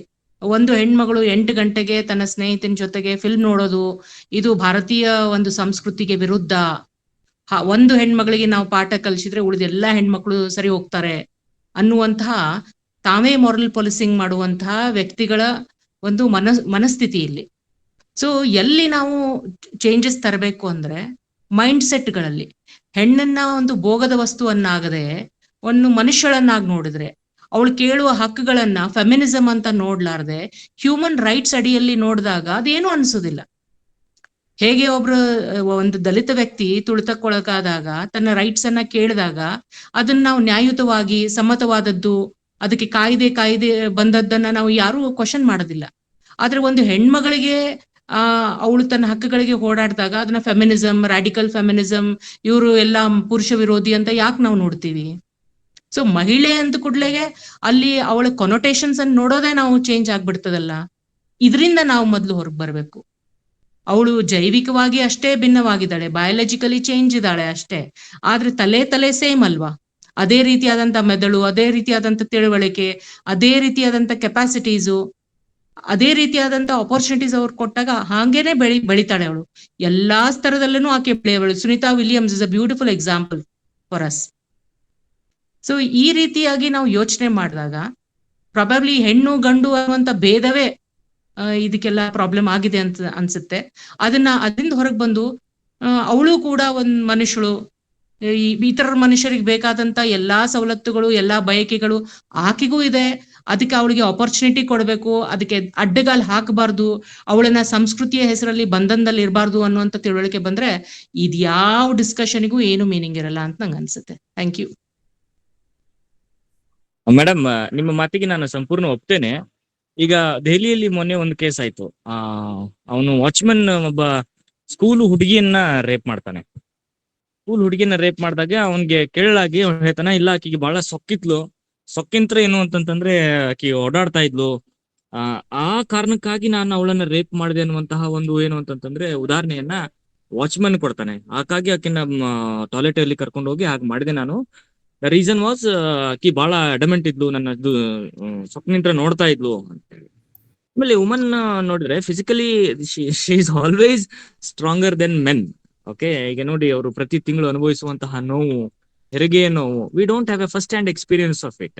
ಅದು ಬಹಳ ಎಕ್ಸ್ಕ್ರೂಶಿಯೇಟಿಂಗ್ ಪೇನ್ಫುಲ್ ಇರ್ತದೆ. Man does not understand. ಹೀಗಾಗಿ ರೇಪ್ ಈಸ್ ಎ ಮೋಟಿವ್. ನೀವೇನ್ ಹೇಳಿರಲ್ಲ, I totally agree with that. ಸಮಾಜದ ಸ್ವಾಸ್ಥ್ಯನೇ ಹಾಳಾಗ್ಬಿಟ್ಟಿದೆ. ಮೇನ್ ಆಗಿ ಇಂಟರ್ನೆಟ್, ಮೊಬೈಲು ಎಲ್ಲ ಬಂದ್ಬಿಟ್ಟು ಪ್ರಚೋದನಕಾರಿಯಾದಂತ ದೃಶ್ಯಗಳನ್ನ ನೋಡಿ ಏನೇನೋ ಎಕ್ಸ್ಪೆರಿಮೆಂಟ್ ಮಾಡಕ್ಕೆ ಅನೇಕ ರೇಪ್ಗಳು ನಡೀತಾ ಇದಾವೆ. ಆಮೇಲೆ ನೀವು ಹೇಳಿದ್ರಲ್ಲ ಸೊಕ್ಕು ಮುರಿಯೋದು, ಅದೇ ಒಬ್ಳು ಮಹಿಳೆ 8 ಗಂಟೆಗೆ ಬಾಯ್ ಫ್ರೆಂಡ್ ಜೊತೆಗೆ ಏನ್ ನೋಡ್ತಾಳೆ, ಫಿಲ್ಮ್ ಏನ್ ನೋಡಕ್ ಹೋಗ್ತಾಳೆ, 8 ಗಂಟೆಗೆ ಹೆಂಗ್ ಬರ್ತಾಳೆ ಆಕೆ ಮನೆಯಲ್ಲಿ ಆಕೆ ಪರ್ಮಿಷನ್ ಕೊಟ್ಟಿರುವಂತ ಎಂಪವರ್ಮೆಂಟು ಆ ಒಂದು ಕ್ಲೀನರ್ಗೆ ಹೆಂಗ್ ಗೊತ್ತಾಗ್ಬೇಕು, ಆ ಒಬ್ಬ ಪ್ಯೂನಿಗೆ ಹೆಂಗ್ ಗೊತ್ತಾಗ್ಬೇಕು, ಸ್ಕೂಲಿಗೆ ಹೋಗ್ತಿರುವಂತ ಮಗಳಿಗೆ ಕೊಟ್ಟಂತ ಸ್ವಾತಂತ್ರ್ಯ ಈ ಪ್ಯೂನಿಗೆ ಅರ್ಗಸಕ್ಕೆ ಆಗೋದಿಲ್ಲ ಇದನ್ನ. ಸೊ ಆ ಮೆಂಟಾಲಿಟಿ ಚೇಂಜ್ ಆಗದೆ ಹೊರತು ಸಾಮಾಜಿಕವಾಗಿ ಅವೇರ್ನೆಸ್ ತರಕ್ಕೆ ಸಾಧ್ಯವಾದಾಗ ಮಾತ್ರ ಆಗತ್ತೆ ಅಂತ ಅನ್ಸುತ್ತೆ. I don't know where the root cause is. ಆದ್ರೆ ಒಂದು ಭೋಗದ ವಸ್ತು ಅವಳ ಮಾನಭಂಗ ಮಾಡಿದ್ರೆ ಅವಳಿಗೊಂದು ಪಾಠ ಕಲಿಸ್ದಂಗೆ, ಅವಳು ಮುರಿದಂಗೆ. ಸೊ ಇದಕ್ಕೆ ಒಂದು ಆನ್ಸರ್ ಆಗಿ ನಾವು ಮಹಾಶ್ವೇತಾ ದೇವಿಯ ದ್ರೌಪದಿ ಅನ್ನ ಓದಬಹುದು. ಅದರಲ್ಲಿ ಆ ಸೇನಾ ನಾಯಕು ಮತ್ತೆ ಅವನ ತಂಡದವರು ಆಕೆನ ರೇಪ್ ಮಾಡಿದಾಗ ಆಕೆ ಅದಕ್ಕೆ ವಿರೋಧ ಹೇಗ್ ವ್ಯಕ್ತಪಡಿಸ್ತಾಳೆ ಅಂದ್ರೆ ಬಟ್ಟೆನೆ ಹಾಕೊಳಕ್ಕೆ ಅವಳು ವಿರೋಧಿಸಿದಾಗ ಆಕೆ ಮುಂದೆ ಏನ್ ಮಾಡ್ಬೇಕು ಅಂತ ಗೊತ್ತಾಗೋದಿಲ್ಲ. ಎನ್ಕೌಂಟರ್ ಮೀ ನಾವು ಅಂತ ಅವಳು ಬಟ್ಟೆ ಹಾಕೊಳಕ್ಕೆ ನಿರಾಕರಣೆ ಮಾಡಿದಾಗ ಮುಂದೆ ಏನು ಮಾಡಕ್ ಬರ್ದಿಲ್ಲ. ನಮ್ಮ ಅಕ್ಕ ಮಹಾದೇವಿನ ಏನ್ ಮಾಡ್ತೀರಾ ನೀವು ಇವಾಗ? ಅವಳ ಒಂದು ಡಿವೈನ್ ಸ್ಯಾಂಕ್ಟಿಫೈಡ್ ಪೊಸಿಷನ್ ಅಲ್ಲಿ ಇಟ್ಟು ಪೂಜೆ ಮಾಡ್ತಾ ಇದೀವಿ ವಿನಃ ಅವಳಿಗೆ ನಾವು ಹೆಂಗ್ ಉತ್ತರ ಕೊಡ್ತೀವಿ? ಅವಳು ಎಲ್ಲಾನು ಕಳಚಿ ಬಿಟ್ಟು ಬಂದಾಗ ಇದಷ್ಟೇ ನನ್ ದೇಹ ಮಾಂಸ ಅಂತ ಹೇಳಿದಾಗ ನಾವು ಏನ್ ಉತ್ತರ ಕೊಡ್ತೇವೆ? Do we have answers? ಅದೇ ಅಲ್ವಾ ಅವಳ ರಿಬೆಲಿಯನ್ನೇ ಅದಾಗಿತ್ತು. ಅದ್ ಇನ್ನೂ ನಾವು ಅದನ್ನ ಡಿವಿನಿಟಿಯಲ್ಲಿ ಕೌಚ್ ಮಾಡಿ ಅದನ್ನ ಬೇರೆ ರೀತಿ ಇಂಟರ್ಪ್ರಿಟೇಷನ್ ಮಾಡಿದಾಗ ಇನ್ನೆಲ್ಲಿ ನಮ್ಗೆ ಆನ್ಸರ್ ಸಿಗಕ್ ಸಾಧ್ಯ ಅಂತ. Thank you. ಇದರಲ್ಲೇ madam Mary Wollstonecraft the vindication of rights of woman ಅಲ್ಲೇ ಇದಕ್ಕೆ ಸೊಲ್ಯೂಷನ್ ಅನ್ನ ಬರೆಯಕ್ಕೆ ಹೋಗ್ತಾಳೆ ಮೇಡಮ್. ಹೇಗೆ ನಾವು ಈ ಸಮಾಜ ಸ್ವಾಸ್ಥ್ಯವನ್ನ ಸುದ್ದು ಮಾಡಬೇಕು ಅಂತಂದ ಏನ್ ಹೇಳಿದ್ರಲ್ಲ, ಯಾರು ಇದಕ್ಕೆ ಕಾರಣ ಅಂದಾಗ ಅಲ್ಲಿ ಪೆರೆಂಟಿಯಲ್ ಅಫೆಕ್ಷನ್ ಬಗ್ಗೆ ಹೇಳ್ತಾಳೆ ಮೇಡಮ್ ಚಾಪ್ಟರ್ 12 ಅಲ್ಲಿ. ಅದರಲ್ಲಿ ಅವಳು ಹೇಳೋದು ಅದೇ, it's the duty of a parents to teach their sons and daughters. Even ನಾವೇನಾಗ್ಬಿಡೋಣ ಈ ಸೆಕ್ಸ್ ಅಥವಾ ಇವುಗಳನ್ನ ಒಂದು ಟ್ಯಾಬು ವಿಷಯವಾಗಿ ಇಟ್ಕೊಂಡ್ಬಿಟ್ಟಿದೀವಿ. ಇದನ್ನ ಜೊತೆ ನಾವು ಮಾತಾಡ್ತೇನೆ ಅಲ್ಲ ಮನೆಯಲ್ಲಿ. So we have to teach them how to behave with others. What are the manners we have to develop? So ಅದನ್ನೇ ಹೇಳ್ತಾರೆ ಮೇಡಮ್ ಕೇಳಿ. ಅಂದ್ರೆ it is the duty of a parents to teach them how to behave with others. ಯಾವುದು ಸರಿ ಯಾವುದು ತಪ್ಪು ಅನ್ನೋದನ್ನ ನಾವು ಬೇಸಿಕ್ ಇದರಲ್ಲಿಂದನೇ ಕಲಿಸೋಕೆ ಹೋಗ್ಬೇಕು ಅನ್ನೋದು ಅವಳ ಒಂದು ವಾದವಾಗಿದೆ ನಮಗೆ. ಸೊ ಹೀಗಾಗಿ ಸಮಾಜದಲ್ಲಿ ಏನೇ ಒಂದು ತರಬೇಕಂದ್ರೂ ಕೂಡ ಮೊದಲು ಅದು ಕುಟುಂಬದಲ್ಲೇ ಸ್ಟಾರ್ಟ್ ಆಗ್ಬೇಕು ಅನ್ನೋದು ಅವಳ ವಾದ ಆಗಿದೆ ಅಂತ. ನಾನು ಇನ್ನೊಂದ್ ಸ್ವಲ್ಪ ಮಾತಾಡ್ಬೋದಾ? ಹಾ ಸರ್ ಹೇಳಿ. ನಾನು ಮೊನ್ನೆ ಹಂಗೆ ಒಂದು ಇಂಟರ್ವ್ಯೂನ ನೋಡ್ತಾ ಇದ್ದೆ, ಇದ್ರಕ್ಕೆ ಅಮೆರಿಕನ್ ಡಿಬೇಟ್ ಅನ್ನ ನೋಡ್ತಾ ಇದ್ದೆ. ಅಲ್ಲಿ ಒಬ್ಬ ಪುರುಷ ಹೇಳ್ತಾನೆ ಏನಂತಂದ್ರೆ, ಹೂ ಆರ್ ದ ಚೀಟರ್ಸ್ ಅಂತಂದ್ರೆ of course men R cheaters ಅಂತಂದು ಮಾತನಾಡ್ಬೇಕಾದ್ರೆ ಹಿ ಡಿಫೆಂಡ್ಸ್ ಹಿಮ್ಸೆಲ್ಫ್. ಹೆಂಗಂತಂದ್ರೆ ನನಗ ಐ ವಾಸ್ ಶಾಕ್ಡ್. ಏನಂತಂದ್ರೆ ಅವ್ನು ಹೇಳ್ತಾನೆ, ಅವನ ಹೆಸರು ನೆನಪಿಲ್ಲ ನನಗೆ ಸದ್ಯಕ್ಕೆ, ಅವನೇ ತಾನೆ men are design to be cheaters ಅಂತ. How come men are design to be cheaters ಅಂದ್ರೆ ಅವನು ಅದಕ್ಕೆ ಉದಾಹರಣೆ ಕೊಡ್ತಾನೆ. Men produce 27 million sperms in a month, whereas woman produces only 1 egg in a month. So in that way, it takes only 3 healthy men to populate the entire world. Only healthy men like me to populate the entire world, and woman can't do that. In that way, nature has designed us to be cheaters ಅಂತ ಬಹಳ ಆಘಾತಕಾರಿಯಾದಂತಹ ಏನು ಅಂತಂದ್ರೆ ವಿಷಯ. ಮತ್ತು ಅದನ್ನ ಎಲ್ಲರೂ ಚಪ್ಪಾಳೆ ಹೊಡೆದು ವಿಜೃಂಭಣೆ ಮಾಡಿದಂತಹ ರೀತಿ ಬಹಳ ಹೃದಯ ವಿದ್ರಾವಕವಾದಂತಹ ಮನಸ್ಥಿತಿ ನಮ್ಮ ಈ ಮನಸ್ಥಿತಿ ತೋರಿಸ್ತಾ ಇದೆ. ಈಗ ಈ ಪ್ರೋಗ್ರೆಸಿವ್ ಥಾಟ್ಸ್ ಗಳ ಇದರಿಂದ ಈ ತರ ಆದಂತಹ ಒಂದು ಡೆವಲಪ್ಮೆಂಟ್ ಆಗ್ತಾ ಇದೆ ಸರ್ ಸೊಸೈಟಿಯಲ್ಲಿ. ಇವತ್ತು ಏನಾಗಿದೆ, ಕಲಾಂದರ್ ಸರ್ ನಗ್ತಾ ಇದ್ದಾರೆ, ಅವ್ರನ್ನ ಹೇಳ್ಬೇಕಂತ ಪ್ರಯತ್ನ ಮಾಡ್ತಾ ಇದ್ದಾರೆ. ಅವ್ರ ಮುಖದ ಮೇಲೆ ನಗಿ ಕಾಣ್ತಾ ಇದೆ ನನಗೆ.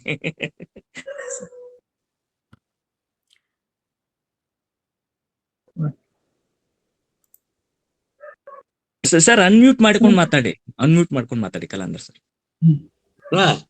ಅದು ಸಮಾನವಾಗಿರ್ಬೇಕು, ಒಬ್ರಿಗೆ ಹೆಚ್ಚು ಒಬ್ರಿಗೆ ಕಡಿಮೆ ಅಲ್ಲ. ಸಮಾನತೆ ಅನ್ನೋದನ್ನ ಎಲ್ಲದರಲ್ಲೂ ಪ್ರತಿಪಾದಿಸಿ, ಸಮಾನತೆ ಅಂದ್ರೆ ಎಲ್ಲರೂ ನೋಡ, ಅವ್ರಿಗೆ ನಾವು ಕೊಡ್ಬೇಕು, ಅವ್ರಿಗೆ ನಾವು ತಗೋಬೇಕು ಅಂತ ಏನಿಲ್ಲ. ಈ ನಮ್ಮ ಮನೆಗಳು ಎಲ್ಲರೂ ಓದ್ತಾರೆ, ಎಲ್ಲರೂ ಹೆಣ್ಮಕ್ಳು ಓದ್ತಾರೆ, ಎಲ್ಲರೂ ಕಾಲೇಜ್ಗೆ ಹೋಗ್ತಾರೆ, ಎಲ್ಲರಿಗೂ ಸ್ವತಂತ್ರ ಇದೆ, ಎಲ್ಲರಿಗೂ ಇದೆ, ಇಲ್ಲ ಅಂತ ಅಲ್ಲ.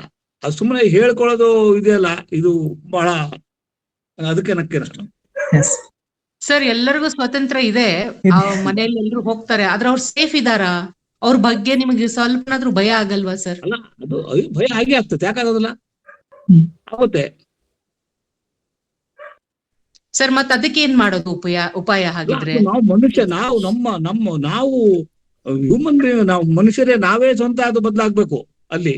ಮತ್ತೆ ಹಿಂದೆ ಕ್ರೂರಿಗಳು ಇದ್ರು, ಕಂಡ್ರೆ ತಿಂತಿದ್ರು, ಹೊಳಿತಿದ್ರು, ಅಂತರಿದ್ರು. ಈ ಬದಲಾವಣೆ ಆಗ್ತಾ ಬರ್ತದಲ್ಲ, ಹಾಗೆ ನಾವು ಮನುಷ್ಯ ನಾವೇ ಬದಲಾಗ್ಬೇಕಂತ, ನಮ್ಮ ಮನೋಭಾವ ಬದಲಾಗ್ಬೇಕು.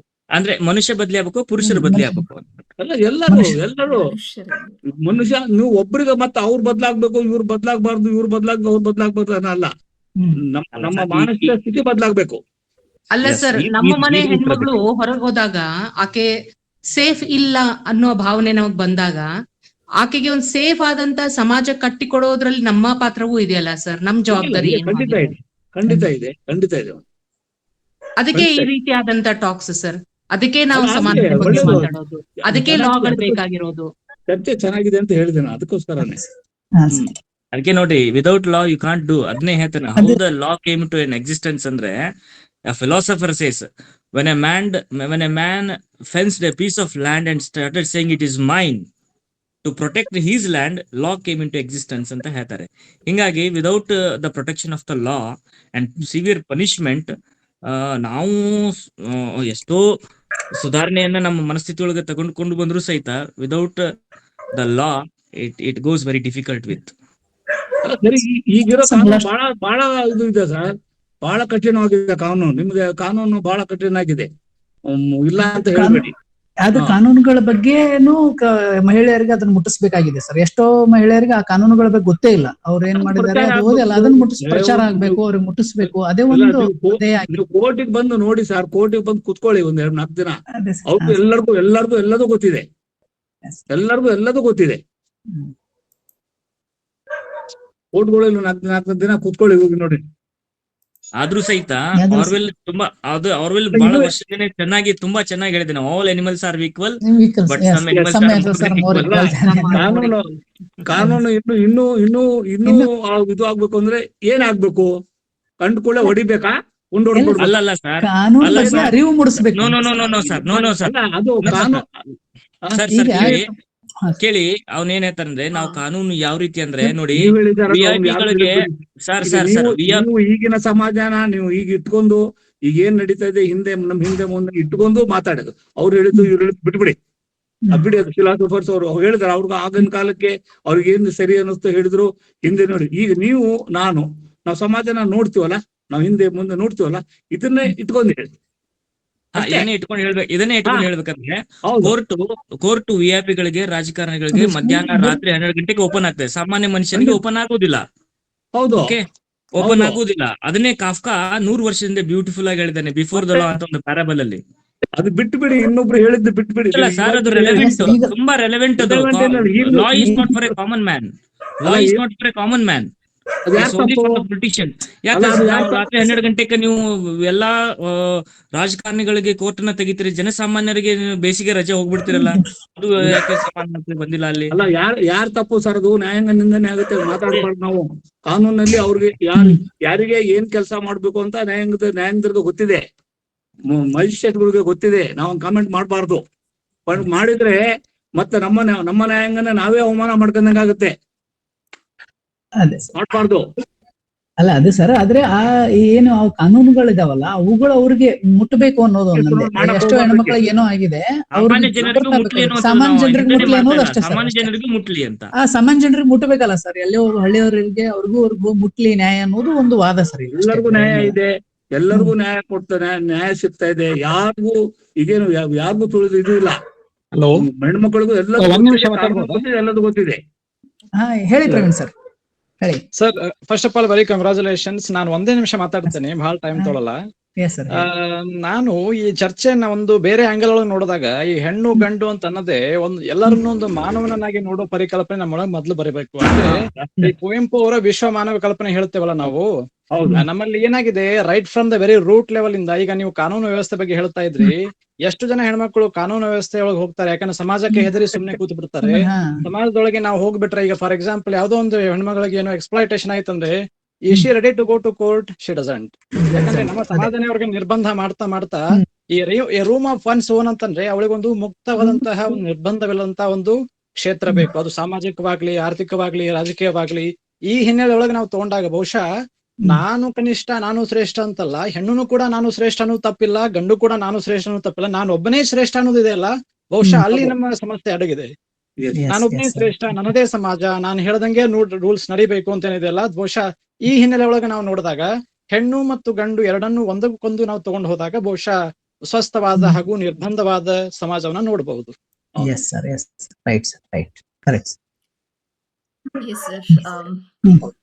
ಟೈಮ್ ಆಗ್ತಾ ಬಂತು. ಮೋಸ್ಟ್ಲಿ ಬಹಳ ಹೆಲ್ದಿ ಆದಂತಹ ಡಿಸ್ಕಷನ್ಸ್ ಕೂಡ ಈ ಚರ್ಚೆನಲ್ಲಿ, ಅಂದ್ರೆ ಈ ಒಂದು ಸೆಷನ್ ಅಲ್ಲಿ ನಡೀತು. ಯಾಕಂದ್ರೆ ಮಹಿಳೆ ಅಂತ ಇಟ್ಕೊಂಡು ನಾವು ಮಾತಾಡ್ತಾ ಹೋದ್ರು ಕೂಡ ಅಲ್ಟಿಮೇಟ್ಲಿ ನಾವೆಲ್ಲರೂ ಮನುಷ್ಯರು. ಮನುಷ್ಯನಿಗೆ ಗೌರವವನ್ನ ಸಲ್ಲಿಸ್ತಾ ನಾವೆಲ್ಲರೂ ಒಟ್ಟಾಗಿ ಬಾಳದ್ರೇನೆ ಅಲ್ಲಿ ಒಂದು ಸುಖ, ಶಾಂತಿ, ನೆಮ್ಮದಿ ಇರುತ್ತೆ. ಅದನ್ನ ತಾವೆಲ್ಲ ಒಟ್ಟು ಒಂದು ಚರ್ಚೆನಲ್ಲಿ ಅದನ್ನ ಯಾರೇ ಹೇಳಿದ್ರು ಕೂಡ, ಹೇಳೋ ವೇಗಳು ಬೇರೆ ಬೇರೆ ಆದ್ರೂ ಅಲ್ಟಿಮೇಟ್ಲಿ ನಮ್ಮೆಲ್ಲರ ಆಶಯನೂ ಕೂಡ ನಾವು ಪರಸ್ಪರ ಗೌರವಯುತವಾಗಿ ಬಾಳ್ಬೇಕು ಅನ್ನೋದಾಗಿತ್ತು. ಇಂಥ ಒಂದು ಬಹಳ ಅರ್ಥಪೂರ್ಣ ಚರ್ಚೆಗೆ ಕಾರಣ ಆದಂತಹ ಪ್ರಶಾಂತ್ ಮಾಂಡ್ರೆ ಸರ್ಗೆ ನಾನು ಮೊದಲಿಗೆ ಧಾರವಾಡ ಕಟ್ಟೆಯ ಎಲ್ಲ ಬಳಗದವರ ವತಿಯಿಂದ ಧನ್ಯವಾದಗಳನ್ನ ಅರ್ಪಿಸ್ತೇನೆ. ಧನ್ಯವಾದಗಳು ಸರ್. ಹಾಗೇನೆ ಈ ಚರ್ಚೆನಲ್ಲಿ ಬಹಳ ವ್ಯಾಲ್ಯೂಬಲ್ ಥಿಂಗ್ಸ್ ಗಳನ್ನ ಹಂಚ್ಕೊಂಡಂತಹ ಭೀಮ್ಸೇನ್ ಉಗ್ರದ್ ಅವ್ರಿಗೆ, ಕಲಾಂದರ್ ಸರ್ಗೆ, ಹಾಗೆ ಪ್ರವೀಣ್ ಸರ್ಗೆ, ಪೂಜಾ ಹಳಿಯಾಳ ಮ್ಯಾಮ್ಗೆ. ಯಾಕಂದ್ರೆ ಇಷ್ಟು ಜನ ಬರೀ ಪುರುಷರು ಮಹಿಳೆಯರ ಕುರಿತಾಗಿ ಮಾತಾಡ್ತಾ ಇದ್ರು, ನಂಗೆ ಯಾವ ಮಹಿಳೆ ಮಾತಾಡ್ತಾ ಇಲ್ವಲ್ಲ ಅಂತ ಅನಿಸ್ತಾ ಇತ್ತು ಅಷ್ಟೊತ್ತಿಗೆ. ಸರ್ ಕರೆದು, Pooja ma'am thank you so much. ಹಾಗೇನೆ ಇಲ್ಲಿ ಭಟ್ ಮೇಡಮ್ ಒಂದು ಅರ್ಥಪೂರ್ಣ ಮೆಸೇಜ್ ಕೂಡ ಹಾಕಿದ್ದಾರೆ, ನಾನು ಅದನ್ನ ಓದ್ತೀನಿ. ಇಲ್ಲಿ ಎಲ್ಲರೂ ಮನಸ್ಥಿತಿಯನ್ನು ಸುಧಾರಿಸಿಕೊಳ್ಳಬೇಕೆಂಬ ಪ್ರೌಢಿಮೆಯನ್ನ ತೋರಿಸುತ್ತಿರುವುದು ನಿಜಕ್ಕೂ ಸಮಾಧಾನಕರ ವಿಷಯ ಅಂತ ಹಾಕಿದ್ದಾರೆ. ಬಹುಶಃ ಇದೇ ಒಟ್ಟು ಚರ್ಚೆಯ ಒಂದು ಸಾರಾಂಶ ಅಂತ ಭಾವಿಸ್ತೇವೆ. ನನ್ಗೆ ಈ ಒಟ್ಟು ಚರ್ಚೆ ಕೇಳ್ತಿರ್ಬೇಕಾದ್ರೆ ಅನ್ಸಿದ್ದು ಅಂದ್ರೆ, ಒಂದು ತುಂಬಾ ಹಿಂದೆ ನಾನು ಒಂದು ಕವಿತೆನ ಬರ್ದಿದ್ದೆ, ಅದನ್ನ ಓದ್ತಾ ಸಮಾಪ್ತಿ ಮಾಡ್ಬೋದು ಅನ್ಸಂತೆ. ಹೋರಾಟ ಅಂತ ಟೈಟಲ್ ಅನ್ನ ಇಟ್ಕೊಂಡು ನಾನು ಹಿಂದೆ ಬರ್ದಿದ್ದು. ಅವಾಗ ಇದನ್ನ ಮಹಿಳೆ ಇಟ್ಕೊಂಡು ನಾನು ಬರ್ದಿದ್ರು ಕೂಡ ಇಲ್ಲಿ ಮಹಿಳೆ ಮತ್ತೆ ಪುರುಷ ಎರಡಿಗೂ ಅಪ್ಲೈ ಮಾಡ್ಕೊಂಡು ನಾನು ಓದ್ತೀನಿ. ನನ್ನ ಸ್ವತಂತ್ರ ನನ್ನದೇ, ನೀವು ಕೊಟ್ಟ ಭಿಕ್ಷೆಯಲ್ಲ, ಕೊಟ್ಟಿರೆಂಬ ಬಿಗುಮಾನದಿ ಬೀಗಿದ್ದು ಸಾಕು. ನಮ್ಮಿಬ್ಬರೊಳಗಿನ ಆತ್ಮ ಹೆಣ್ಣು ಅಲ್ಲ ಗಂಡು ಅಲ್ಲ, ನಮ್ಮಿಬ್ಬರೊಳಗಿನ ಆತ್ಮ ಹೆಣ್ಣು ಅಲ್ಲ ಗಂಡು ಅಲ್ಲ. ಯಾವ ಬಂಧೀಖಾನೆಯ ಬಂಧನಕ್ಕೂ ಸಿಗದ ಸರ್ವಕಾಲಕ್ಕೂ ಸರ್ವ ಸ್ವತಂತ್ರ. ಸತ್ಯ ಕಹಿ ಒಪ್ಪದಿದ್ದರೆ ತಪ್ಪಿದ್ದಲ್ಲ ಸಂಘರ್ಷ. ನನ್ನ ಹೋರಾಟ ನಿನ್ನ ಹಣುಕಿಸಿ ಹೀಯಾಳಿಸಿ ನಿನ್ನ ಮನವ ಘಾಸಿಗೊಳಿಸುವುದಲ್ಲ. ಅದು ನನಗಾಗಿ ನನ್ನ ಬದುಕಿಗಾಗಿ, ಅದು ನನಗಾಗಿ ನನ್ನ ಬದುಕಿಗಾಗಿ. Thank you sir. ಧಾರವಾಡ ಕಟ್ಟೆಯ ಈ ಎಲ್ಲ ಕಾರ್ಯಕ್ರಮಗಳ ಒಂದು ರೂವಾರಿ ಪ್ರೊಫೆಸರ್ ಬಸವರಾಜ್ ಡೋಣೂರ್ ಸರ್ಗೂ ಕೂಡ ಧನ್ಯವಾದಗಳನ್ನ ಅರ್ಪಿಸ್ತೇನೆ. ಬರುವ ಶನಿವಾರ 22ನೇ ತಾರೀಕು ನಾವು ಮತ್ತೊಂದು ಉಪನ್ಯಾಸಕ್ಕೆ ಈಶ್ವರ್ ಹತ್ತಿಯವರು ಜಾರ್ಜ್ ಆರ್ವೆಲ್ ಅವರ ಅನಿಮಲ್ ಫಾರ್ಮ್ ಕುರಿತಾಗಿ, ವಿಶೇಷತೆ ಏನು ಅಂತಂದ್ರೆ ಅವರು ಈ ಒಂದು ಕೃತಿಯನ್ನ ಕನ್ನಡಕ್ಕೆ ಅನುವಾದ ಮಾಡಿದಂತ ಕೃತಿಕಾರರು ಅವರೇ ಒಂದು ಕೃತಿಯ ಕುರಿತಾಗಿ ಮಾತನಾಡಲಿದ್ದಾರೆ. ಧಾರವಾಡಕಟ್ಟೆಯ ಸಮಸ್ತ ಬಳಗದವರಲ್ಲಿ ಇದೇ ಲಿಂಕ್ ಅನ್ನ ಬಳಸ್ಕೊಂಡು ಶನಿವಾರ ನಮ್ಮ ಜೊತೆಯಾಗಿ ಅಂತ ಕೇಳ್ಕೊಳ್ತಾ ಮತ್ತೊಮ್ಮೆ ಎಲ್ರಿಗೂ ಧನ್ಯವಾದಗಳನ್ನ ಅರ್ಪಿಸಿ ಈ ಕಾರ್ಯಕ್ರಮವನ್ನ ಇಲ್ಲಿಗೆ ಕೊನೆಗಾಣಿಸ್ತಾ ಇದ್ದೇವೆ. ನಮಸ್ಕಾರ, ಶುಭರಾತ್ರಿ. ನಮಸ್ಕಾರ. Thank you. Thank you.